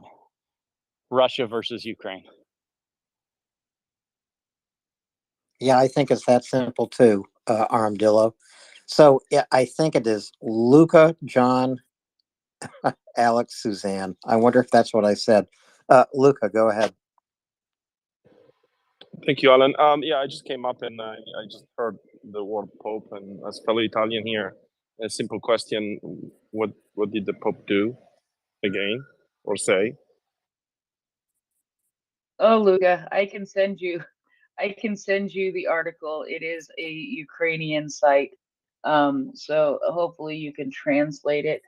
But it has to do with the Stations of the Cross last night, and the pairing of a Ukrainian boy and a Russian boy together at that place. And it ended up not quite happening that way, but we're talking about the way that it did sort of happen. So I will send you a link to that article. Oh, I got it. Yeah, yeah. Okay, yeah. So okay. So I'll read it, but like generally speaking, let's not forget that the Catholic Church is the longest sitting institution in the world. It's 2,000 years old, and while we think about morals and all of that, like unfortunately, it's still an institution that it's highly political. Unfortunately, and I think we came a long way from when they were burning women's because they owned the black cats, and it is a Catholic speaking, by the way. Most of the Italian Catholics will speak like this, by the way. Or when they sided with the fascists, knowing that fascists weren't great, but they were also buddies with the Nazis, which were worse, and the Catholic Church did that, sided with them in World War II. So I think we came a long way. I think you're right. We need to make a fuss and make sure that morals and ethics are at the center of like our faiths. But we also want to have like a little bit of realism. Unfortunately, especially the Catholic Church, it's done weird things and political things in the past and in the present. But I'll take a look at it. Thank you very much. Thank you, Luca. I think it's really appropriate we are having this conversation here tonight on MriyaReport. And it's a conversation that has been sparked by Prince, my co-host. So thank you very much. And so I keep forgetting the order of hands. You have to bear with me. But I believe it will go John, Alex, Suzanne, Robin, Steve. Prince, remember that for me. I'm taking notes now. Hi, everybody, again. So this article that you mentioned, I'm looking forward to reading how this is all positioned with the Catholic Church. But again, I'm struggling with the fact that this is fundamentally a good versus evil situation. It's been going on for 13 months. And it is literally the tip of the iceberg. I mean, I've spent a lot of time on this in this space. I'm sure for every story that we've heard, there's 1,000 more stories, gruesome genocidal tales that we will unfortunately live with now for generations. It is literally it's a good versus evil situation, and I struggle with why, as a human race, as we look at the Pope, who's the leader of the Catholic Church, the leader of Christianity, why we should not have the expectation that he stand up and say this is fundamentally wrong. I understand there's a political aspect to it. I understand the fact that potentially maybe he is of value later on once this is done, and the healing, the spiritual process, and trying to get past all this and to try to bring humanity back after such a catastrophic event. But I'm sorry, but after 13 months of listening to everything and realizing that we only know a tiny piece of it,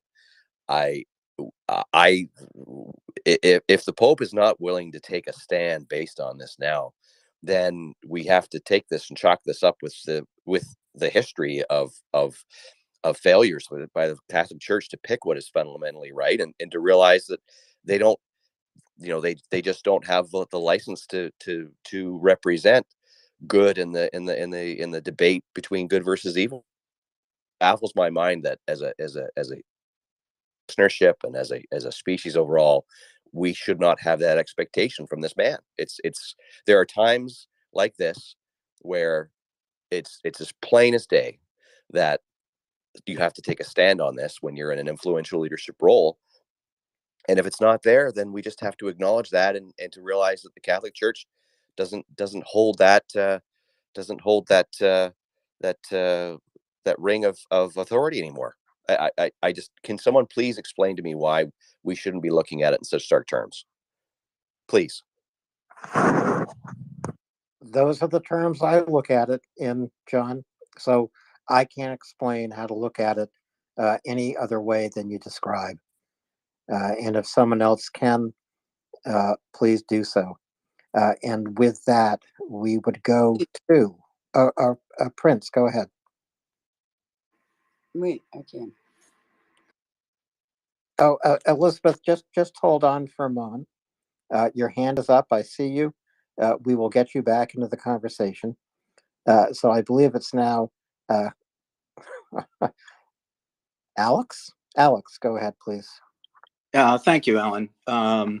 Yeah, so I was actually driving and pulled over just to be able to raise my hand and comment. So I've had a considerable amount of education.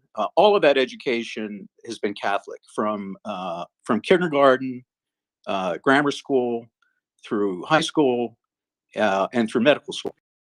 And I have borne witness to some of the abuses that the Catholic Church is known for. The parade or the showpiece that the Pope taking those two young boys and talking about a symbol of innocence. Since when does the Catholic Church earn the right to portray child innocence? Oh my God. It's just I'm sorry, but it's mind-boggling to me. I don't want to deny anybody their spiritual realizations, but to me there are two sides in this fight. You're either on the Ukraine side or you're for evil. What about the 10 Commandments? I would ask the proponents here that are talking about a spiritual dimension, let's go through the 10 Commandments and figure out how many of those have been violated by Putin. Starting with, we should not have false gods before us, okay? Because Putin is a false god before his people. And the abuses that Putin has reined in on his people, not only through oppression, misinformation, disinformation, but one of the biggest, I mean, you're talking about the Russian people having spiritual needs. How about the Russian soldiers? I mean, to me, fratricide should be a war crime.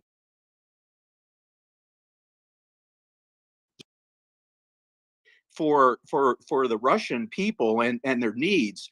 Think about the Russian soldiers who are pulled off the street, given a gun and no training, and then asked to walk in front of a Ukrainian tank. So I'm sorry, this is all very triggering for me. And to me, and I think about a week ago, there was a I live in California, and there was a individual who happens to be a candidate for a congressional district that's just adjacent to my congressional district. And he came on the space saying that the Ukrainian Orthodox Church should get together with the Russian Orthodox Church, and both Putin and Zelensky should just agree what they decide.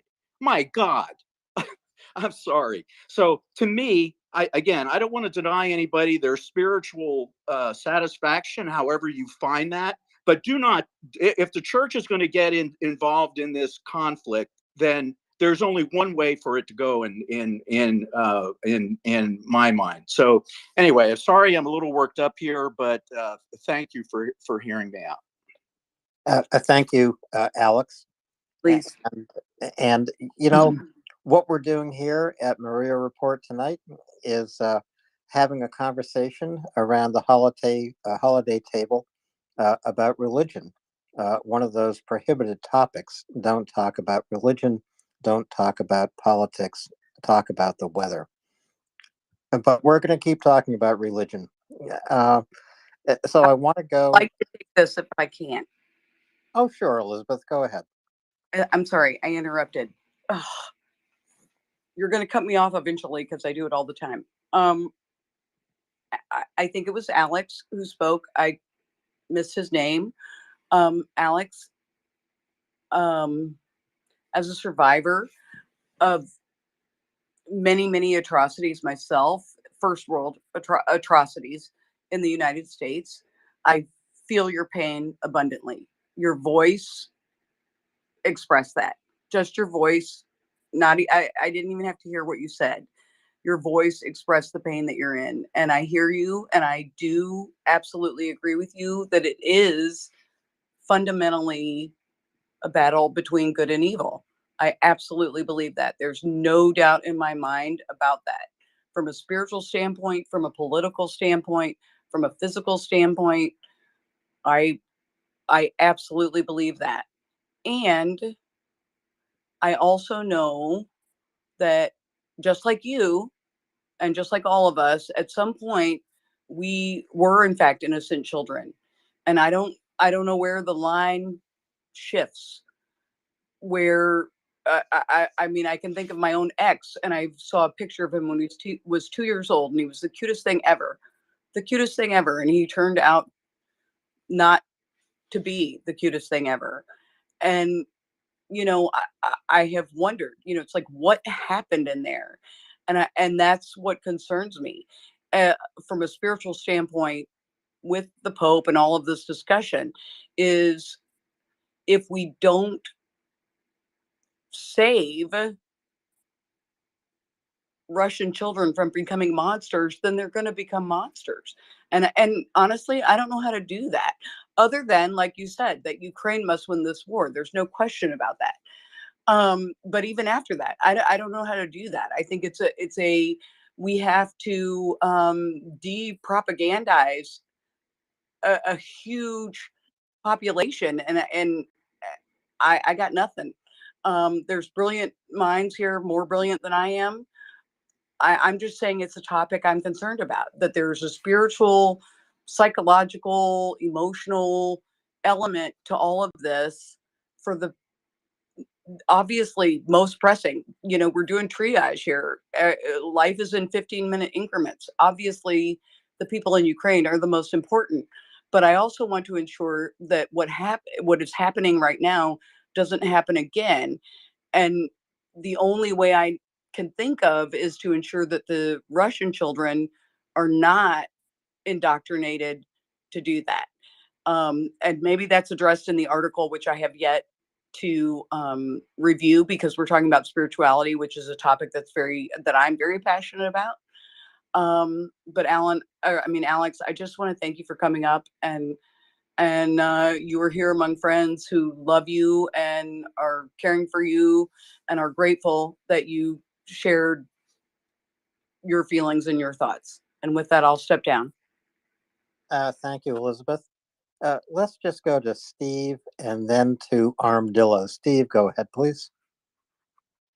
Yeah, I think this is a defining moment for Catholicism. In World War II, they, were complicit with the Nazis, and I was raised strict evangelical, and I've walked away from that, and found my own way. I still consider myself a Christian, but Catholicism teaches the Pope is always right and it's perfect. And we can go back 70 years in World War II or 80 years in World War II and say, yeah, they were in Italy. They didn't have much of a choice. Doesn't excuse the behavior at all. But this time there is nothing like that. And the distortion of religion with the Russian Orthodox Church being run by FSB agents, it's so clear cut. And if the Pope is going to be wrong on this, to me it defeats one of the core tenets of Catholicism, in my opinion, and people need to stand up and say this isn't right. It's a choice between good and evil. If the Pope doesn't know how to make that choice, who among us can know how to make that choice? That's why we need the Pope's leadership. And it's a very, very simple choice to make. We've all made it. We understand how to choose between good and evil. And we've done so. We've chosen Ukraine for the sake of the good. Armadillo, Suzanne, Luca, Robin, Elizabeth. Armadillo. So, as I've and again, I want to thank Prince for bringing this up, and I want to thank Elizabeth for the point she's made as well, and everyone else who's weighed in on this.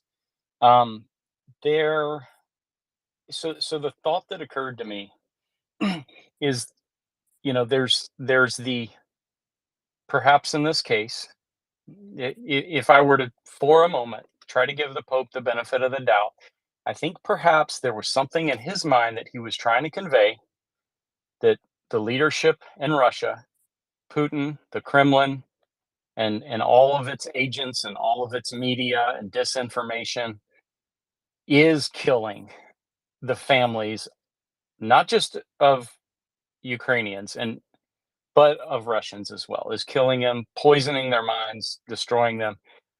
But there's also the way, because that was the story behind the Russian kid, right? That he had other relatives that had been taken away and they died. Uh, you know, but I would suggest to the Pope that I mean, what he should do is come back and say, "Hey, what I was trying to say here is that the Kremlin, the Russian leadership, Putin and his henchmen are killing, murdering Ukrainians, genocide of Ukrainians, but also there is he is killing many Russians, and so it would be helpful if he would come back and provide that narrative.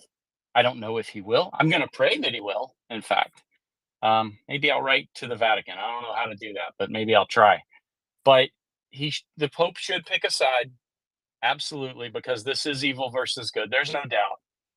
I think the way he chose to portray that and the optics that that gives to the world, it's too easy to come to a conclusion different from the Kremlin and Putin are killing and genociding Ukrainians and killing many, many Russians as well.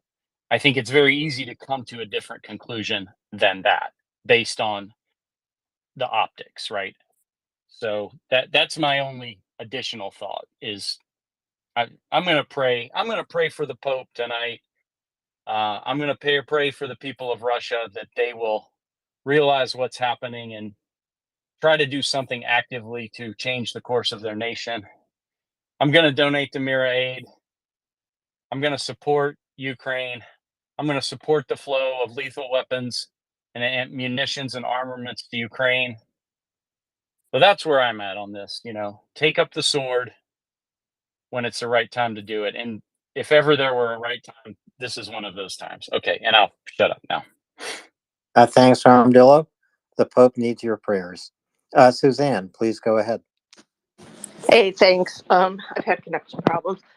As a former Catholic, for more years than I want to count, there's a chasm between the idealism that they wish to portray and standing up for what's right when the time comes. And I've thought about this for the last half hour, and I agree. There's a time for symbolism, but this isn't it. Yes, children are innocent, but you've got to stand up for what's right and for what's wrong. And the Catholic Church tends not to do that, especially as we think about the abuse of young boys for so long. And that's problematic. And the things that they consider sometimes as fatal reasons to kick people out of the church, such as divorce. It runs counter to my mind to the idea that there's a good, loving, forgiving God. If so, they would, why wouldn't the God forgive those that get a divorce because of abuse or for whatever reason. So I think there's just this chasm out there between religion and reality, and it's hard to reconcile sometimes. But yeah, I'm on the side that that was bad symbolism to use at this point in time. Thanks. Thank you, Suzanne. Luca, Robin, Elizabeth. Alan, thank you.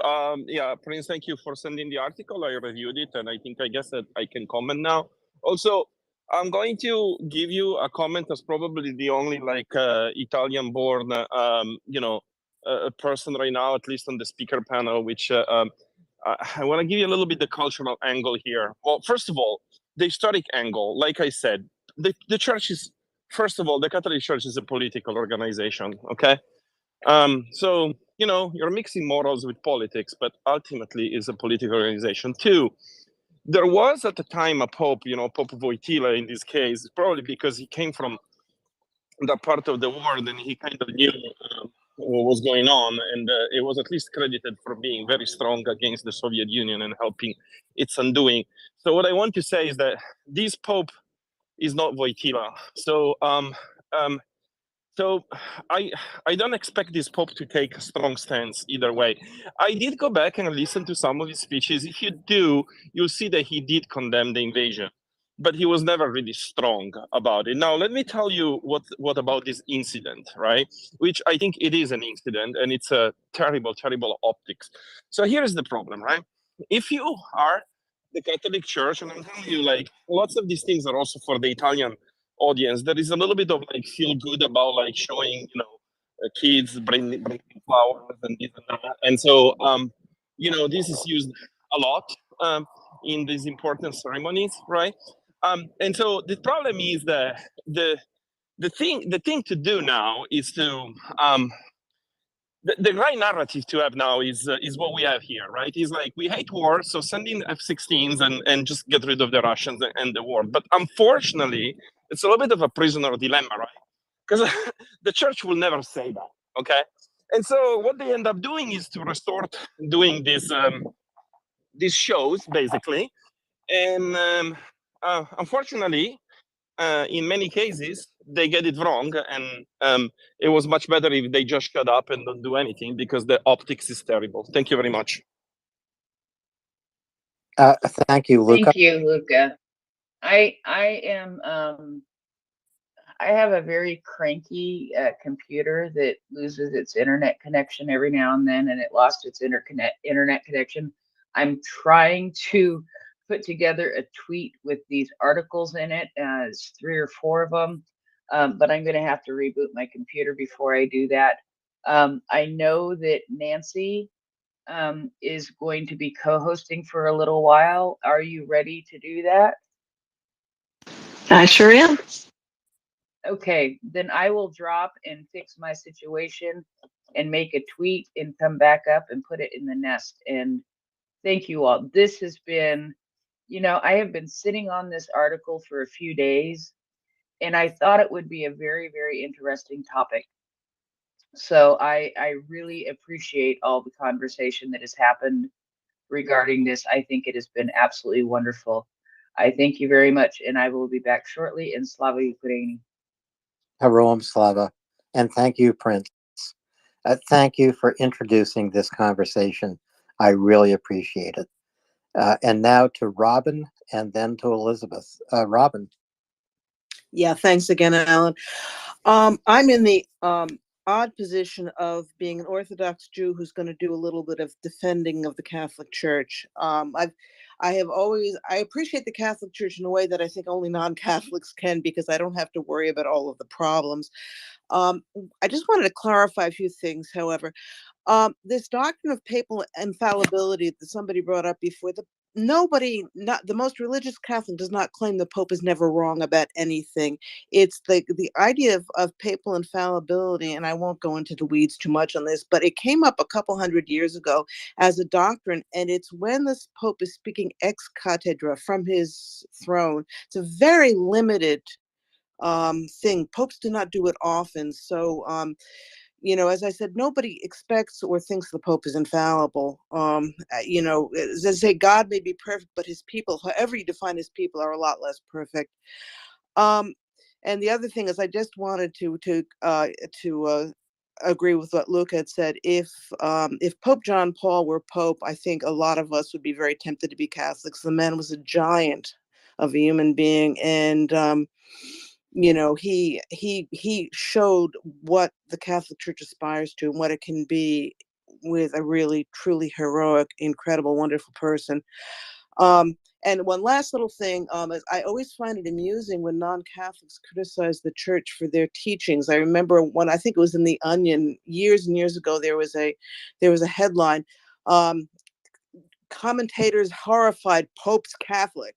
Yeah, of course the Pope, the church has its doctrines. If you don't subscribe to them, we're all free not to be Catholics. I don't find it. I mean, the abuses are one thing, but the fact that, as do we Orthodox Jews, have different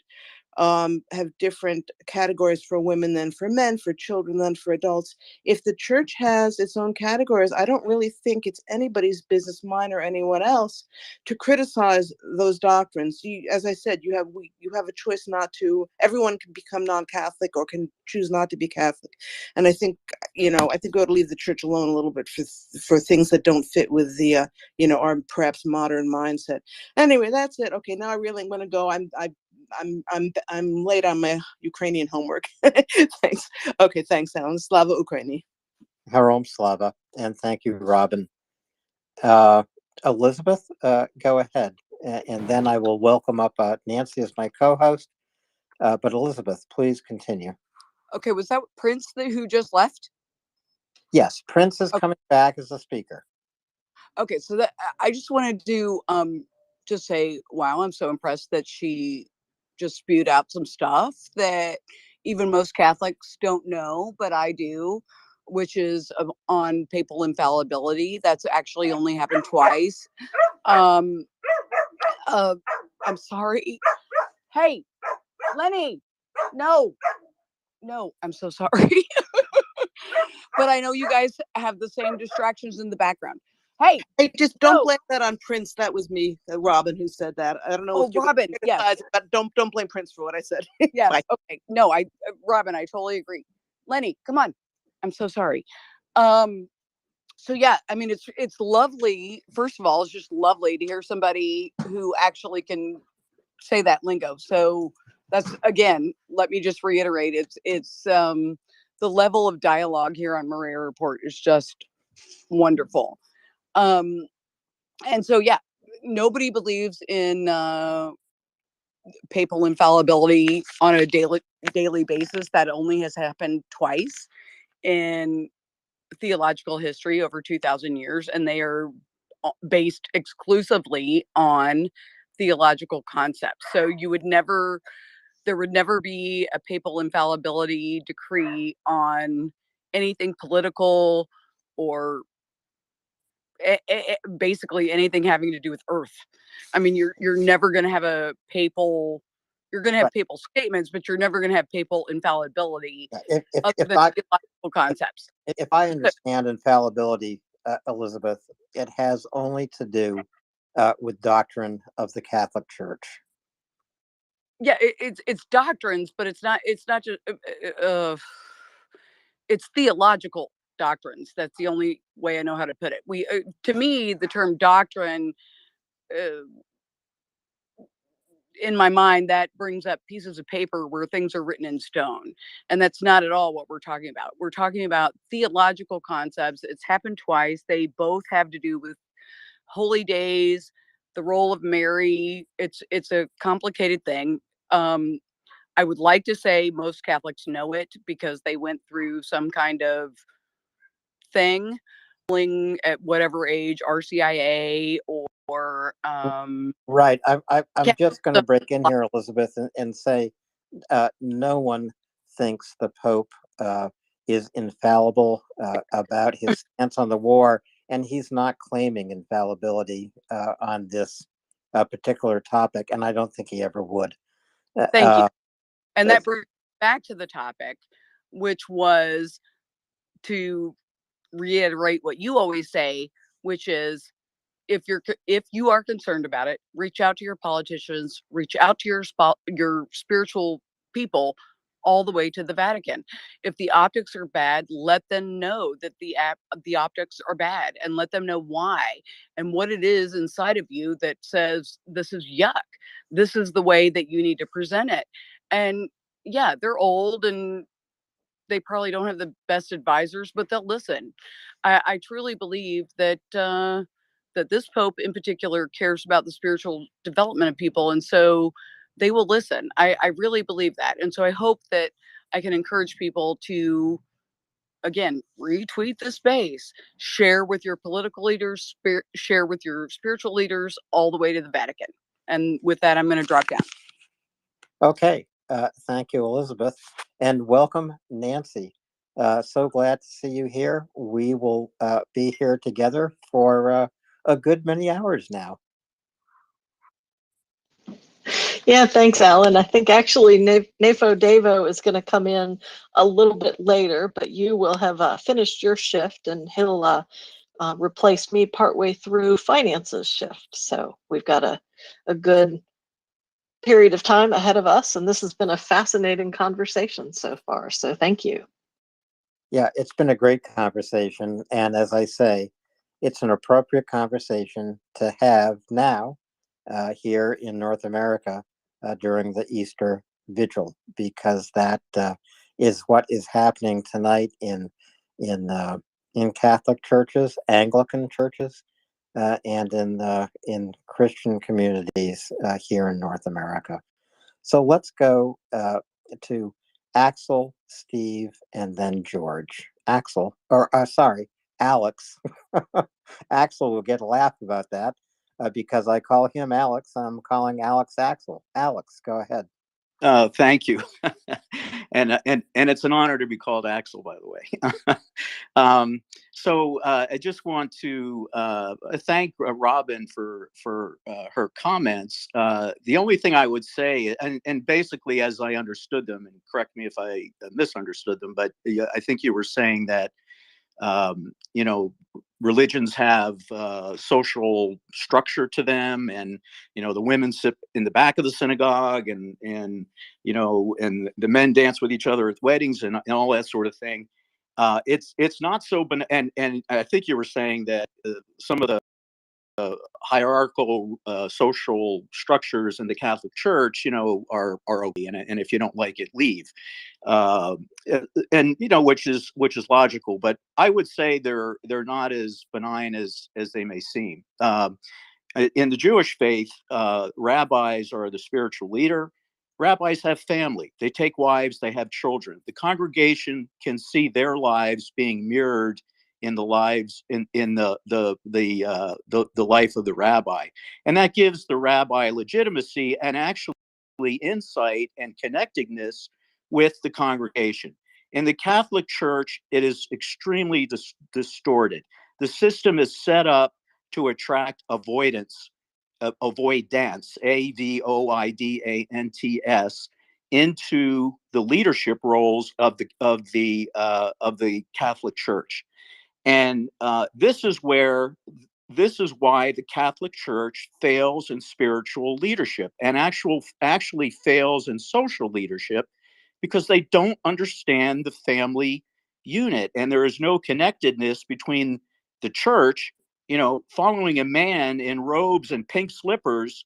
And in Ukraine, you have families being decimated by murder, and and the like. So there has to be some relevancy to the structure and the leadership, and to give it spiritual legitimacy, at least in my mind. Thank you. Thank you, Alex. Steve, and then George. Steve. Yes, you guys were right about the infallibility thing. If I'm sorry if I phrased that wrong, but the teachings of the Bible and the Catholic Church are very, very clear on murder, rape, the Ten Commandments, and it should be a no-brainer for anyone who is Catholic that the Pope is wrong on this and needs to be on the right side of history. Thank you. Thank you, Steve. George, go ahead. Good evening, Alan, and good morning to my fellow Ukrainian Orthodox Christians who this morning, Alan, because it's morning in Ukraine, are celebrating their Palm Sunday. Yes. So Ukrainian Orthodox, Armenian Orthodox, Romanian Orthodox, Greek Orthodox, anybody who follows the Eastern Orthodox faith. Right now in Europe, it is Sunday morning. It is their Palm Sunday. And next Sunday will be their Easter. And I love Ukrainians because they have this incredible ability to paint the most wonderful designs on their eggs. The ones that are hand painted is just absolutely mind-boggling. They're absolute works of art in their own right. So to my Western right Christians, happy Easter. I know it's a little bit early here in North America, but for those in Western Europe, happy Easter. And to the Orthodox, happy Palm Sunday. And remember, next week we'll be rising Christ from the dead again because, we're perfectionists and we want to get it right the second time. So, Alan, I just wanted to leave you on that note. Thank you, George. And yes, today in Ukraine, it's Palm Sunday. And the only thing I remember about Palm Sunday from when I was a boy is it's the longest service of the year. Just the mass goes on forever. Yeah, you see, do you remember anybody passing out during that service, Alan, besides yourself? Did you ever lock your knees and then just face plant? Yes, I remember the priest passing out. Oh, that's a good one. Oh my God. Anyway, yeah. So, for some of the people here that haven't experienced that type of service, yeah, that takes forever.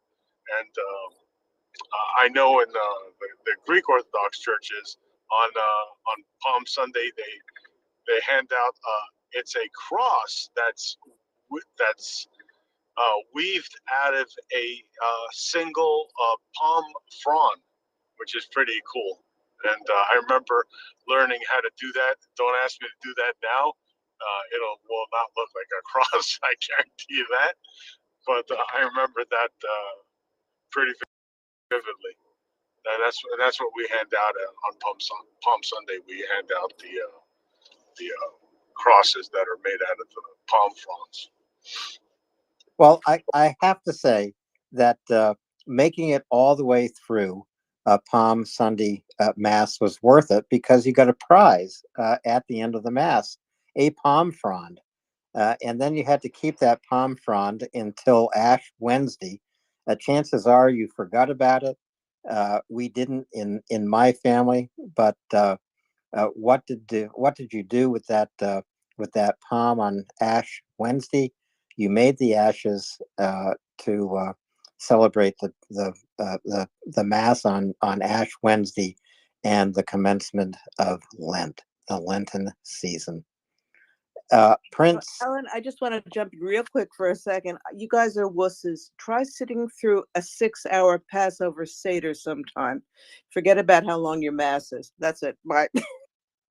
Well, that's a very good point, Robin. But you do get some food at the end. Isn't Again, there a alcohol prize. too? Isn't there alcohol too? Okay, that is true. By the time food comes, you're probably half in the bag anyway. Okay, that's a good point. Prince, go ahead. I just came up to say that I put, I kept on finding more and more different sources as I followed this throughout the day. But I put 3 up in a tweet thread. The original source is in Ukrainian, which was the first one that I found. And then I put in additional Ukrainian sources, but in English. And they all pretty much say everything that the other articles that I've read said. So it's, I think those 3 articles pretty much sum it up pretty well. The entire thing that happened, and I really appreciate all the conversation that this has had, and I appreciate everybody for their passion and their willingness to listen to each other and to agree to disagree very, very kindly. And I would even actually go so far as to say lovingly towards each other, because in the end, that's what it all comes down to. And that's what is the most important out of all of it. We don't have to agree on everything to be kind to each other.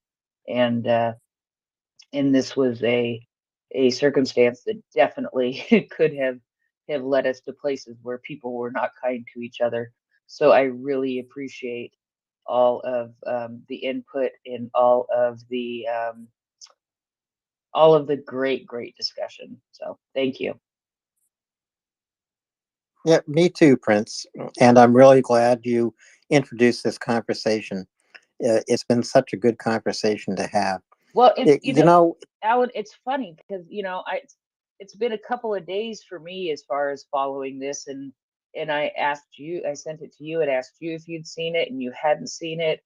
I sent it to somebody else, they hadn't seen it, and it just I don't know how it was one that just sort of slipped through the cracks. Maybe because it wasn't totally Ukraine invasion related, but it really was, and it I think was a really good topic that we could all have a good discussion about, and sometimes you find those rare gems, and I think this is one of them. So thanks.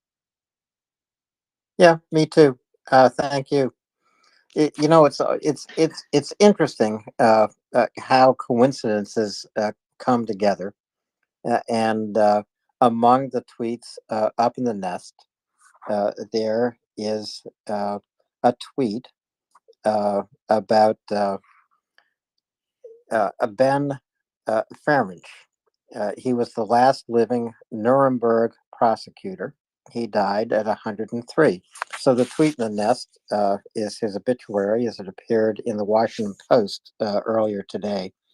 He was a young man when he was prosecuting Nazis in the Nuremberg trials.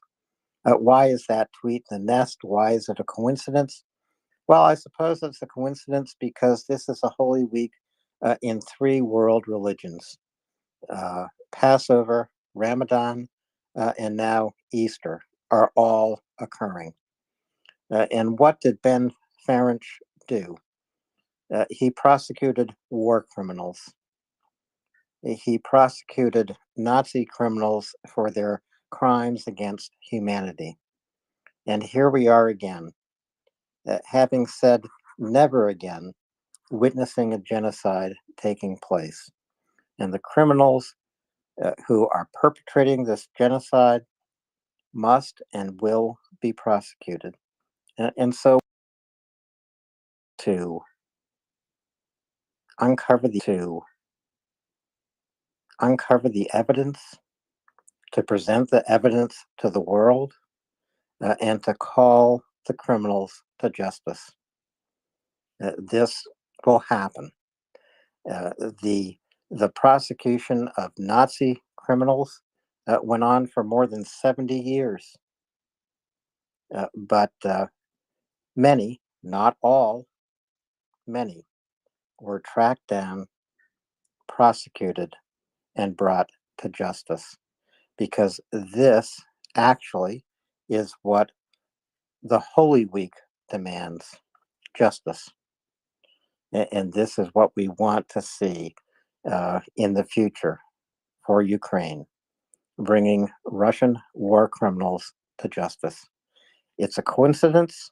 It happened this Holy Week that Ben Farage finished his life at 103 years old. But time will move on, and time will bring us justice. Nancy, thank you so much for joining us here tonight. It's been quite a conversation.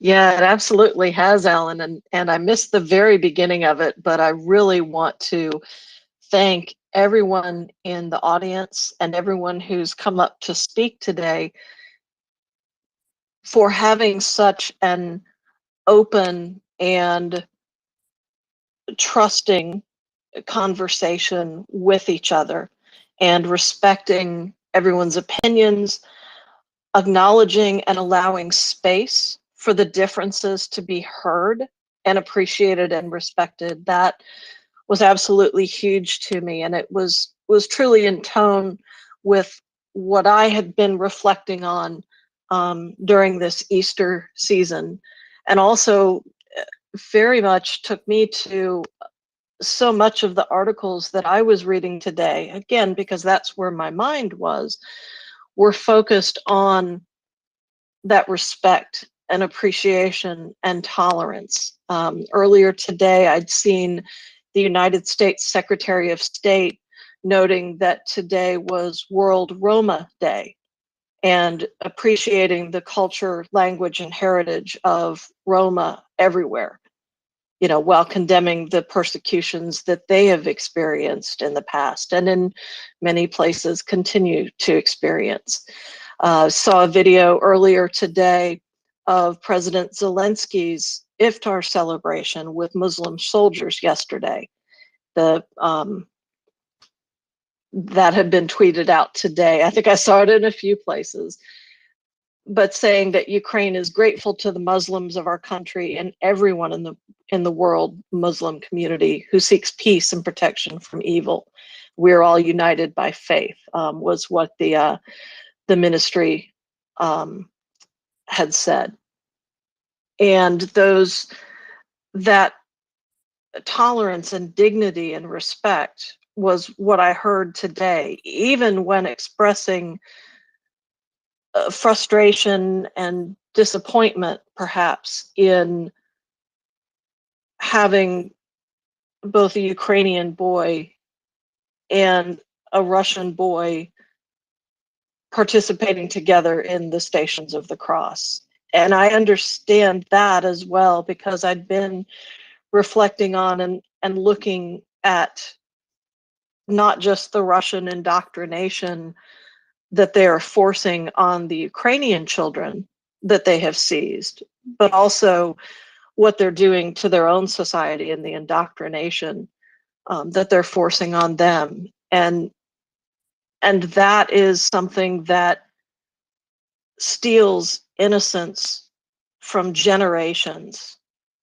of Ukrainians and also Russians. And I think that took me back to my very first reaction on February 24th, 2022, when the full-scale invasion began. That's when it really crystallized for me that Russia was, with full intent, destroying generations of Ukrainians as well as of themselves. And for Ukraine, that's when I resolved to be here every single day, bearing witness and supporting however I could, having no idea at the time how I could, but knowing that I had to. And also recognizing that Russia could not be allowed to move forward with impunity. And that by standing up to them as a world, as a society, they would ultimately fall in on themselves and become a husk of what the Western society once thought they were. And at this point, that is, again, I am a Christian, and as far as I'm concerned, that's the Lord's justice. And I'll let him sort the rest out. Because the prosecutors, and again, you brought us back to the gentleman who just passed away, who prosecuted Nazis for more than 1 million deaths. And the same has to happen here. And I know we had discussions earlier today regarding what court would be the appropriate court for that to occur in, whether it's in the courts in Ukraine, whether it be more of an international forum. And either way, the key thing is that it must happen, because these actions cannot be allowed to stand with impunity and must be punished from the very top all the way down to every individual soldier. And I think I'm off my soapbox, Alan. I want to get your thoughts on that too. I love your soapbox, Nancy. One thing I was going to say about President Zelensky and the iftar dinner, the iftar meal with Muslim soldiers in Ukraine. President Zelensky is demonstrating that Ukraine is an open and accepting society. Jews, Christians, Muslims in Ukraine. I'll go this far. Jews, Christians, Muslims, atheists can all live together and be part of one Ukrainian community. And this was the very first iftar meal that a Ukrainian. Ukraine also offered to Russia a prisoner exchange, specifically of Muslim prisoners, but Russia refused. And why did Russia refuse? Because Russia persecutes religions. We've known Russia has persecuted Jews for hundreds of years. They only promote the Russian Orthodox Church, which is run by a former FSB agent, a former KGB agent, Kirill. He's the head of the Russian Orthodox Church, and that tells you all you need to know.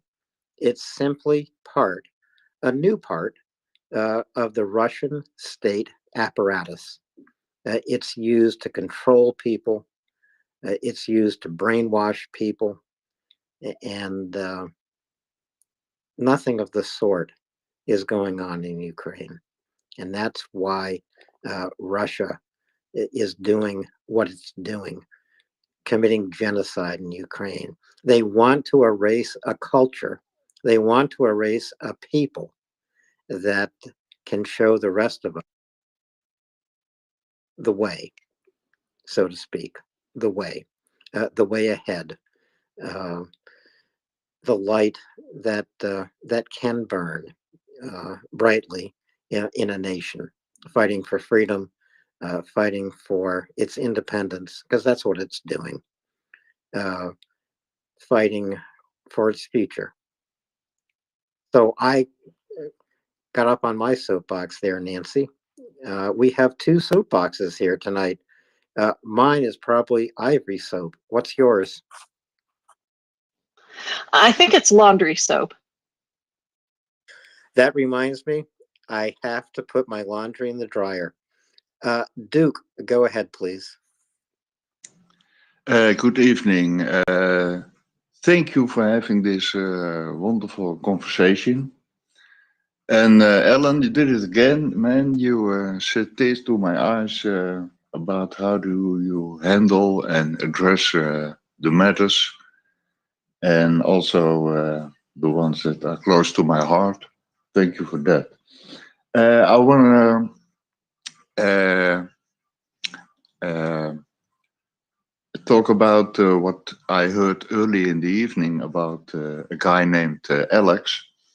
And some people mentioned, perhaps I heard a sort of pain in his voice, but I heard mostly anger. And if I had the time to think about it, I believe he mentioned about the thing with the Pope and recognition, well or not, about the children. And then he came upon the Ten Commandments, and later on, I believe Nancy also said so. He couldn't understand, as I could make out of it, Alex, that if you take the Ten Commandments, yeah, then there are some people guilty. And so if you are religious and you believe in God, and then why don't you say so from, hey, it's not right. So let's say it's not right and stop it. But yeah, that's perhaps a hopeful and idealistic way. I wish it could be so simple. But I could understand it. I've been raised up by religion, and it was based on a philosophical basis. So I never believed in God the vertical way, but somehow the horizontal. And I had a conversation with a boyfriend, a friend of mine. He lived next door. We were about 7. He said, God is everywhere. Well, sorry. What do you mean? He is all here or he is there? But that's impossible. It was something I couldn't comprehend. But we had our church services at Eastern, and my gosh, you had to sit and wait. And I was in all the choirs, so you had to do that as well and practice. And later on, it became just a holiday, a day off. Now I'm not. I call myself an atheist. I'm not with any church or religion involved. But yeah, I think I'm spiritual, but not in a religious way. And yeah, I really enjoy this space and all you're doing, and it keeps me faith in the humanity that somehow we see the light and we can dance on the beaches of Crimea. And thank you, Slava Ukraine. Heroam Slava. Heroam Slava. And thank you, Duke. Well, Nancy, maybe we should just continue this conversation. This conversation about the Vatican, the Ukrainian boy, the Russian boy, and about the drama that didn't actually take place. The Ukrainian boy and the Russian boy didn't walk together around the Stations of the Cross, so far as I know. But the very concept of it, to me, is disturbing, and I do want to thank Prince again for starting the conversation and posting that article up in the Nest.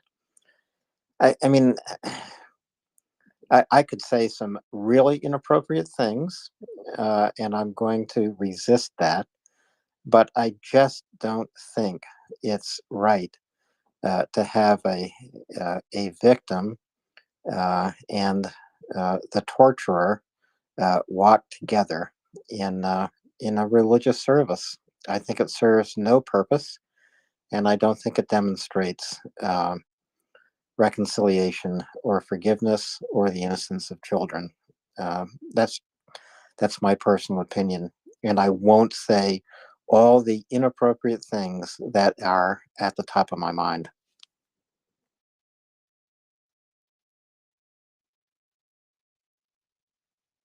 Well, Nancy is there wondering what those inappropriate things might be.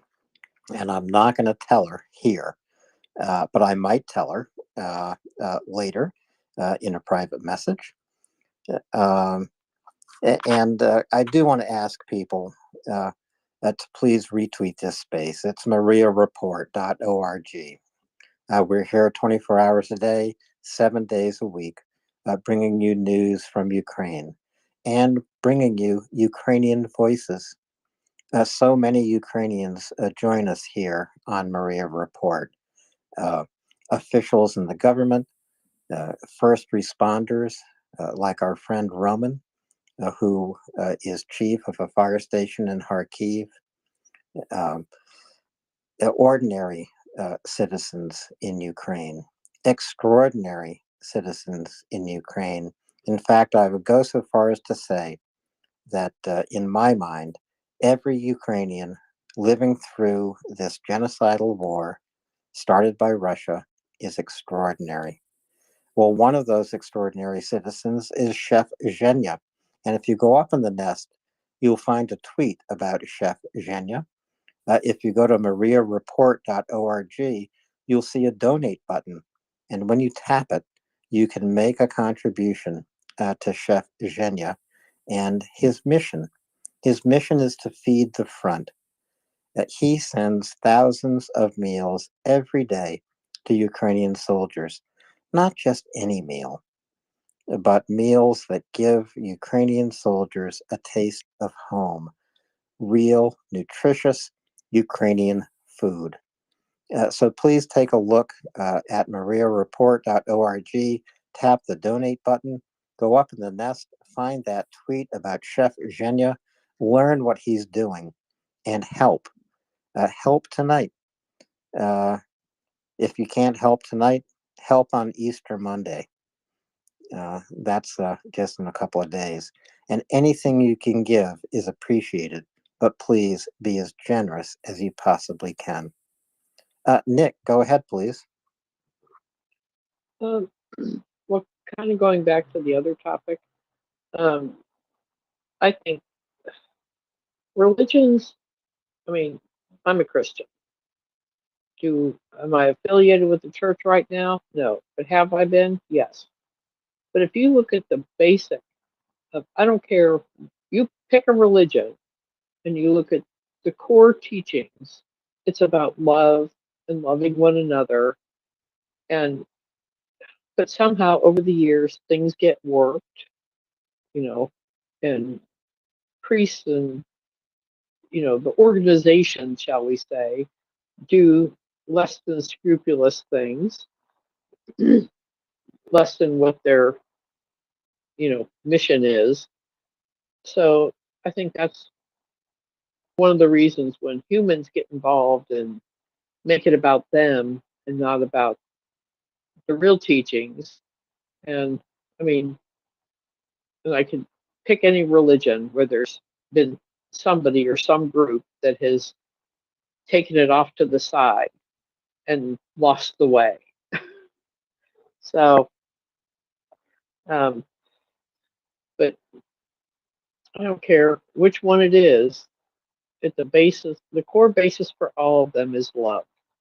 And so, to me, in supporting Ukraine, I mean, I have Ukrainian friends and neighbors, and it's all about love and loving one another. And I have Russian neighbors and Mexican neighbors, and they they're second generation at least. But they come to the United States for a reason, because they don't want to be that way. They have love in their hearts and they want to be good people. So I think that's kind of, and you look at when different religious ceremonies, they tend to coincide because they all have the same basic message. So I just want to, we're all one. And so that's all I wanted to say. Thank you. Thank you, Nick. Robin, go ahead, please. Yeah, thanks, Alan. I'm having a little Twitter pox here, so hopefully you can hear me. Yes, loud and clear. Good, okay. Just an issue that came up before, and just something I wanted to just to clarify. there's a lot of talk. I mean, it's a good thing about forgiveness, but I think in Judaism and also in Christianity, the concept of forgiveness is something that happens after a person repents of their sins. That there was a Lutheran theologian who was killed by the Nazis, Dietrich Bonhoeffer, and he wrote a wonderful book. I don't remember the title of it now, but he talks about teure Religion and billige Religion, meaning teure meaning dear, expensive, something that you put effort into, and cheap religion. And it's a beautiful book, but his basic point is, you only get out of it what you put into it, basically. And when we cheapen the whole concept of forgiveness as though it's something we have to give people, whether or not they're at all repentant for the evil they've done, I think it's not a good thing. So I just wanted to mention that. Thanks. Thank you, Robin. And as I said earlier, forgiveness cannot be compelled. And I think that you have addressed the opposite side of the coin, that between victim and torturer, if the torturer does not recognize the evil he's done and cannot turn away from it and repent, what does forgiveness achieve? And is forgiveness even possible? It's interesting. Here we are, um, my God, almost 100 years after the Holocaust, and there have been lots of stories of forgiveness, but they should be looked at. Forgiveness is an individual action, and it is an action. It's not a decision. It's something that you do. It's up to the individual. Will they forgive? How will they forgive? Is it possible to forgive? It's an individual decision, and it may relieve them of a burden they've carried their entire life, and for that, they can be thankful, and we can be thankful for them. Armadillo, go ahead. Thank you. So you mentioned that,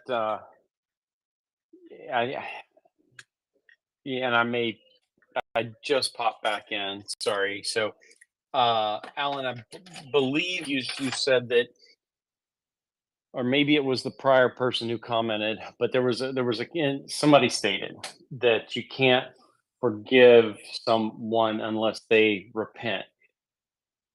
I would say by and large, that's generally the expectation. The person being forgiven should repent. And I'm using a biblical word. They should apologize. They should ask for the forgiveness, right? Certainly there are cases where people forgive other people, forgive the offender, even though the offender didn't ask for that forgiveness. Um, Someone mentioned earlier, you don't see that happening while the torment, while the murder, while the genocide, you don't see it as the action is happening.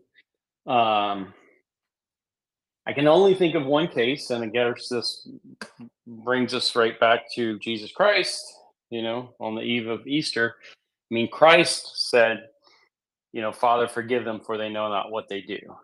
But I would submit that Christ was a pretty unique individual in our world, and so yeah, all the more reason. I mean, the average person is not going to forgive, is not going to be able to forgive the person who is murdering, killing, tormenting, right? So it's very rare case indeed to be able to do that while it's happening to you, right? So It was just a thought. So I mean, it can happen, but it's very, very rare, and I would not expect the people of Ukraine to really be in a forgiving mood by and large right now. And I think it's been stated. It's the time now is the time to do everything possible to expel um, by force the Russians that are there committing the atrocities and the evil and the war crimes. Thank you. Thanks, Armadillo. Robin, then Elizabeth. Yeah, sorry. I just wanted to clarify. See, I wasn't really clear what I was trying to say. Forgiveness, of course, on an individual level. I think forgiveness is a wonderful thing if you can do it. If someone wrongs you and you're able to forgive that person, regardless of whether they're repentant, you've freed yourself from that situation. You are the person who is doing the forgiving and go on with their life without it hanging on to it. That's a very different thing, though, than forgiveness on a societal world level, and that's I would say God's forgiveness, but also well, for example, I mean, a war crime, we're not in a position to forgive, and an individual, I'm not in a position to say I forgive the Russians for killing all of these Ukrainians. I mean, that's outrageous. So I just wanted to clarify that my point was that to get forgiveness from God or forgiveness from your fellow man in the larger sense, that can only come after the person's repented of what they've done. Okay, thanks again. Yeah, let the God of the Russian Orthodox Church forgive the criminals invading Ukraine. No, he might. That's the problem. Well, they might believe it, Robin. I don't. Excellent. Yeah. I don't believe that for one moment. Prince, go ahead, please. How did I get my hand up there so fast? The one I've just sort of tangentially been listening while putting the birds to bed, and Nancy has had the pleasure of hearing my birds, and they are loud. So I might have missed some stuff. But I just want to reiterate, in some ways, as Armadillo brought up earlier, with Corey Ten Boom, the forgiveness isn't always for the person who needs forgiving. A lot of times the forgiveness is for yourself, so that you can let go of that anger and that hate and heal. And a lot of times that's where it is required. But at the same time, you don't get over hating somebody or being angry with somebody while they're committing the deed against you. Such as I said earlier, you don't forgive somebody while they're beating the crap out of you. You might do it later, but you're not going to do it while they're doing it. So those are just a couple of things. I don't think forgiveness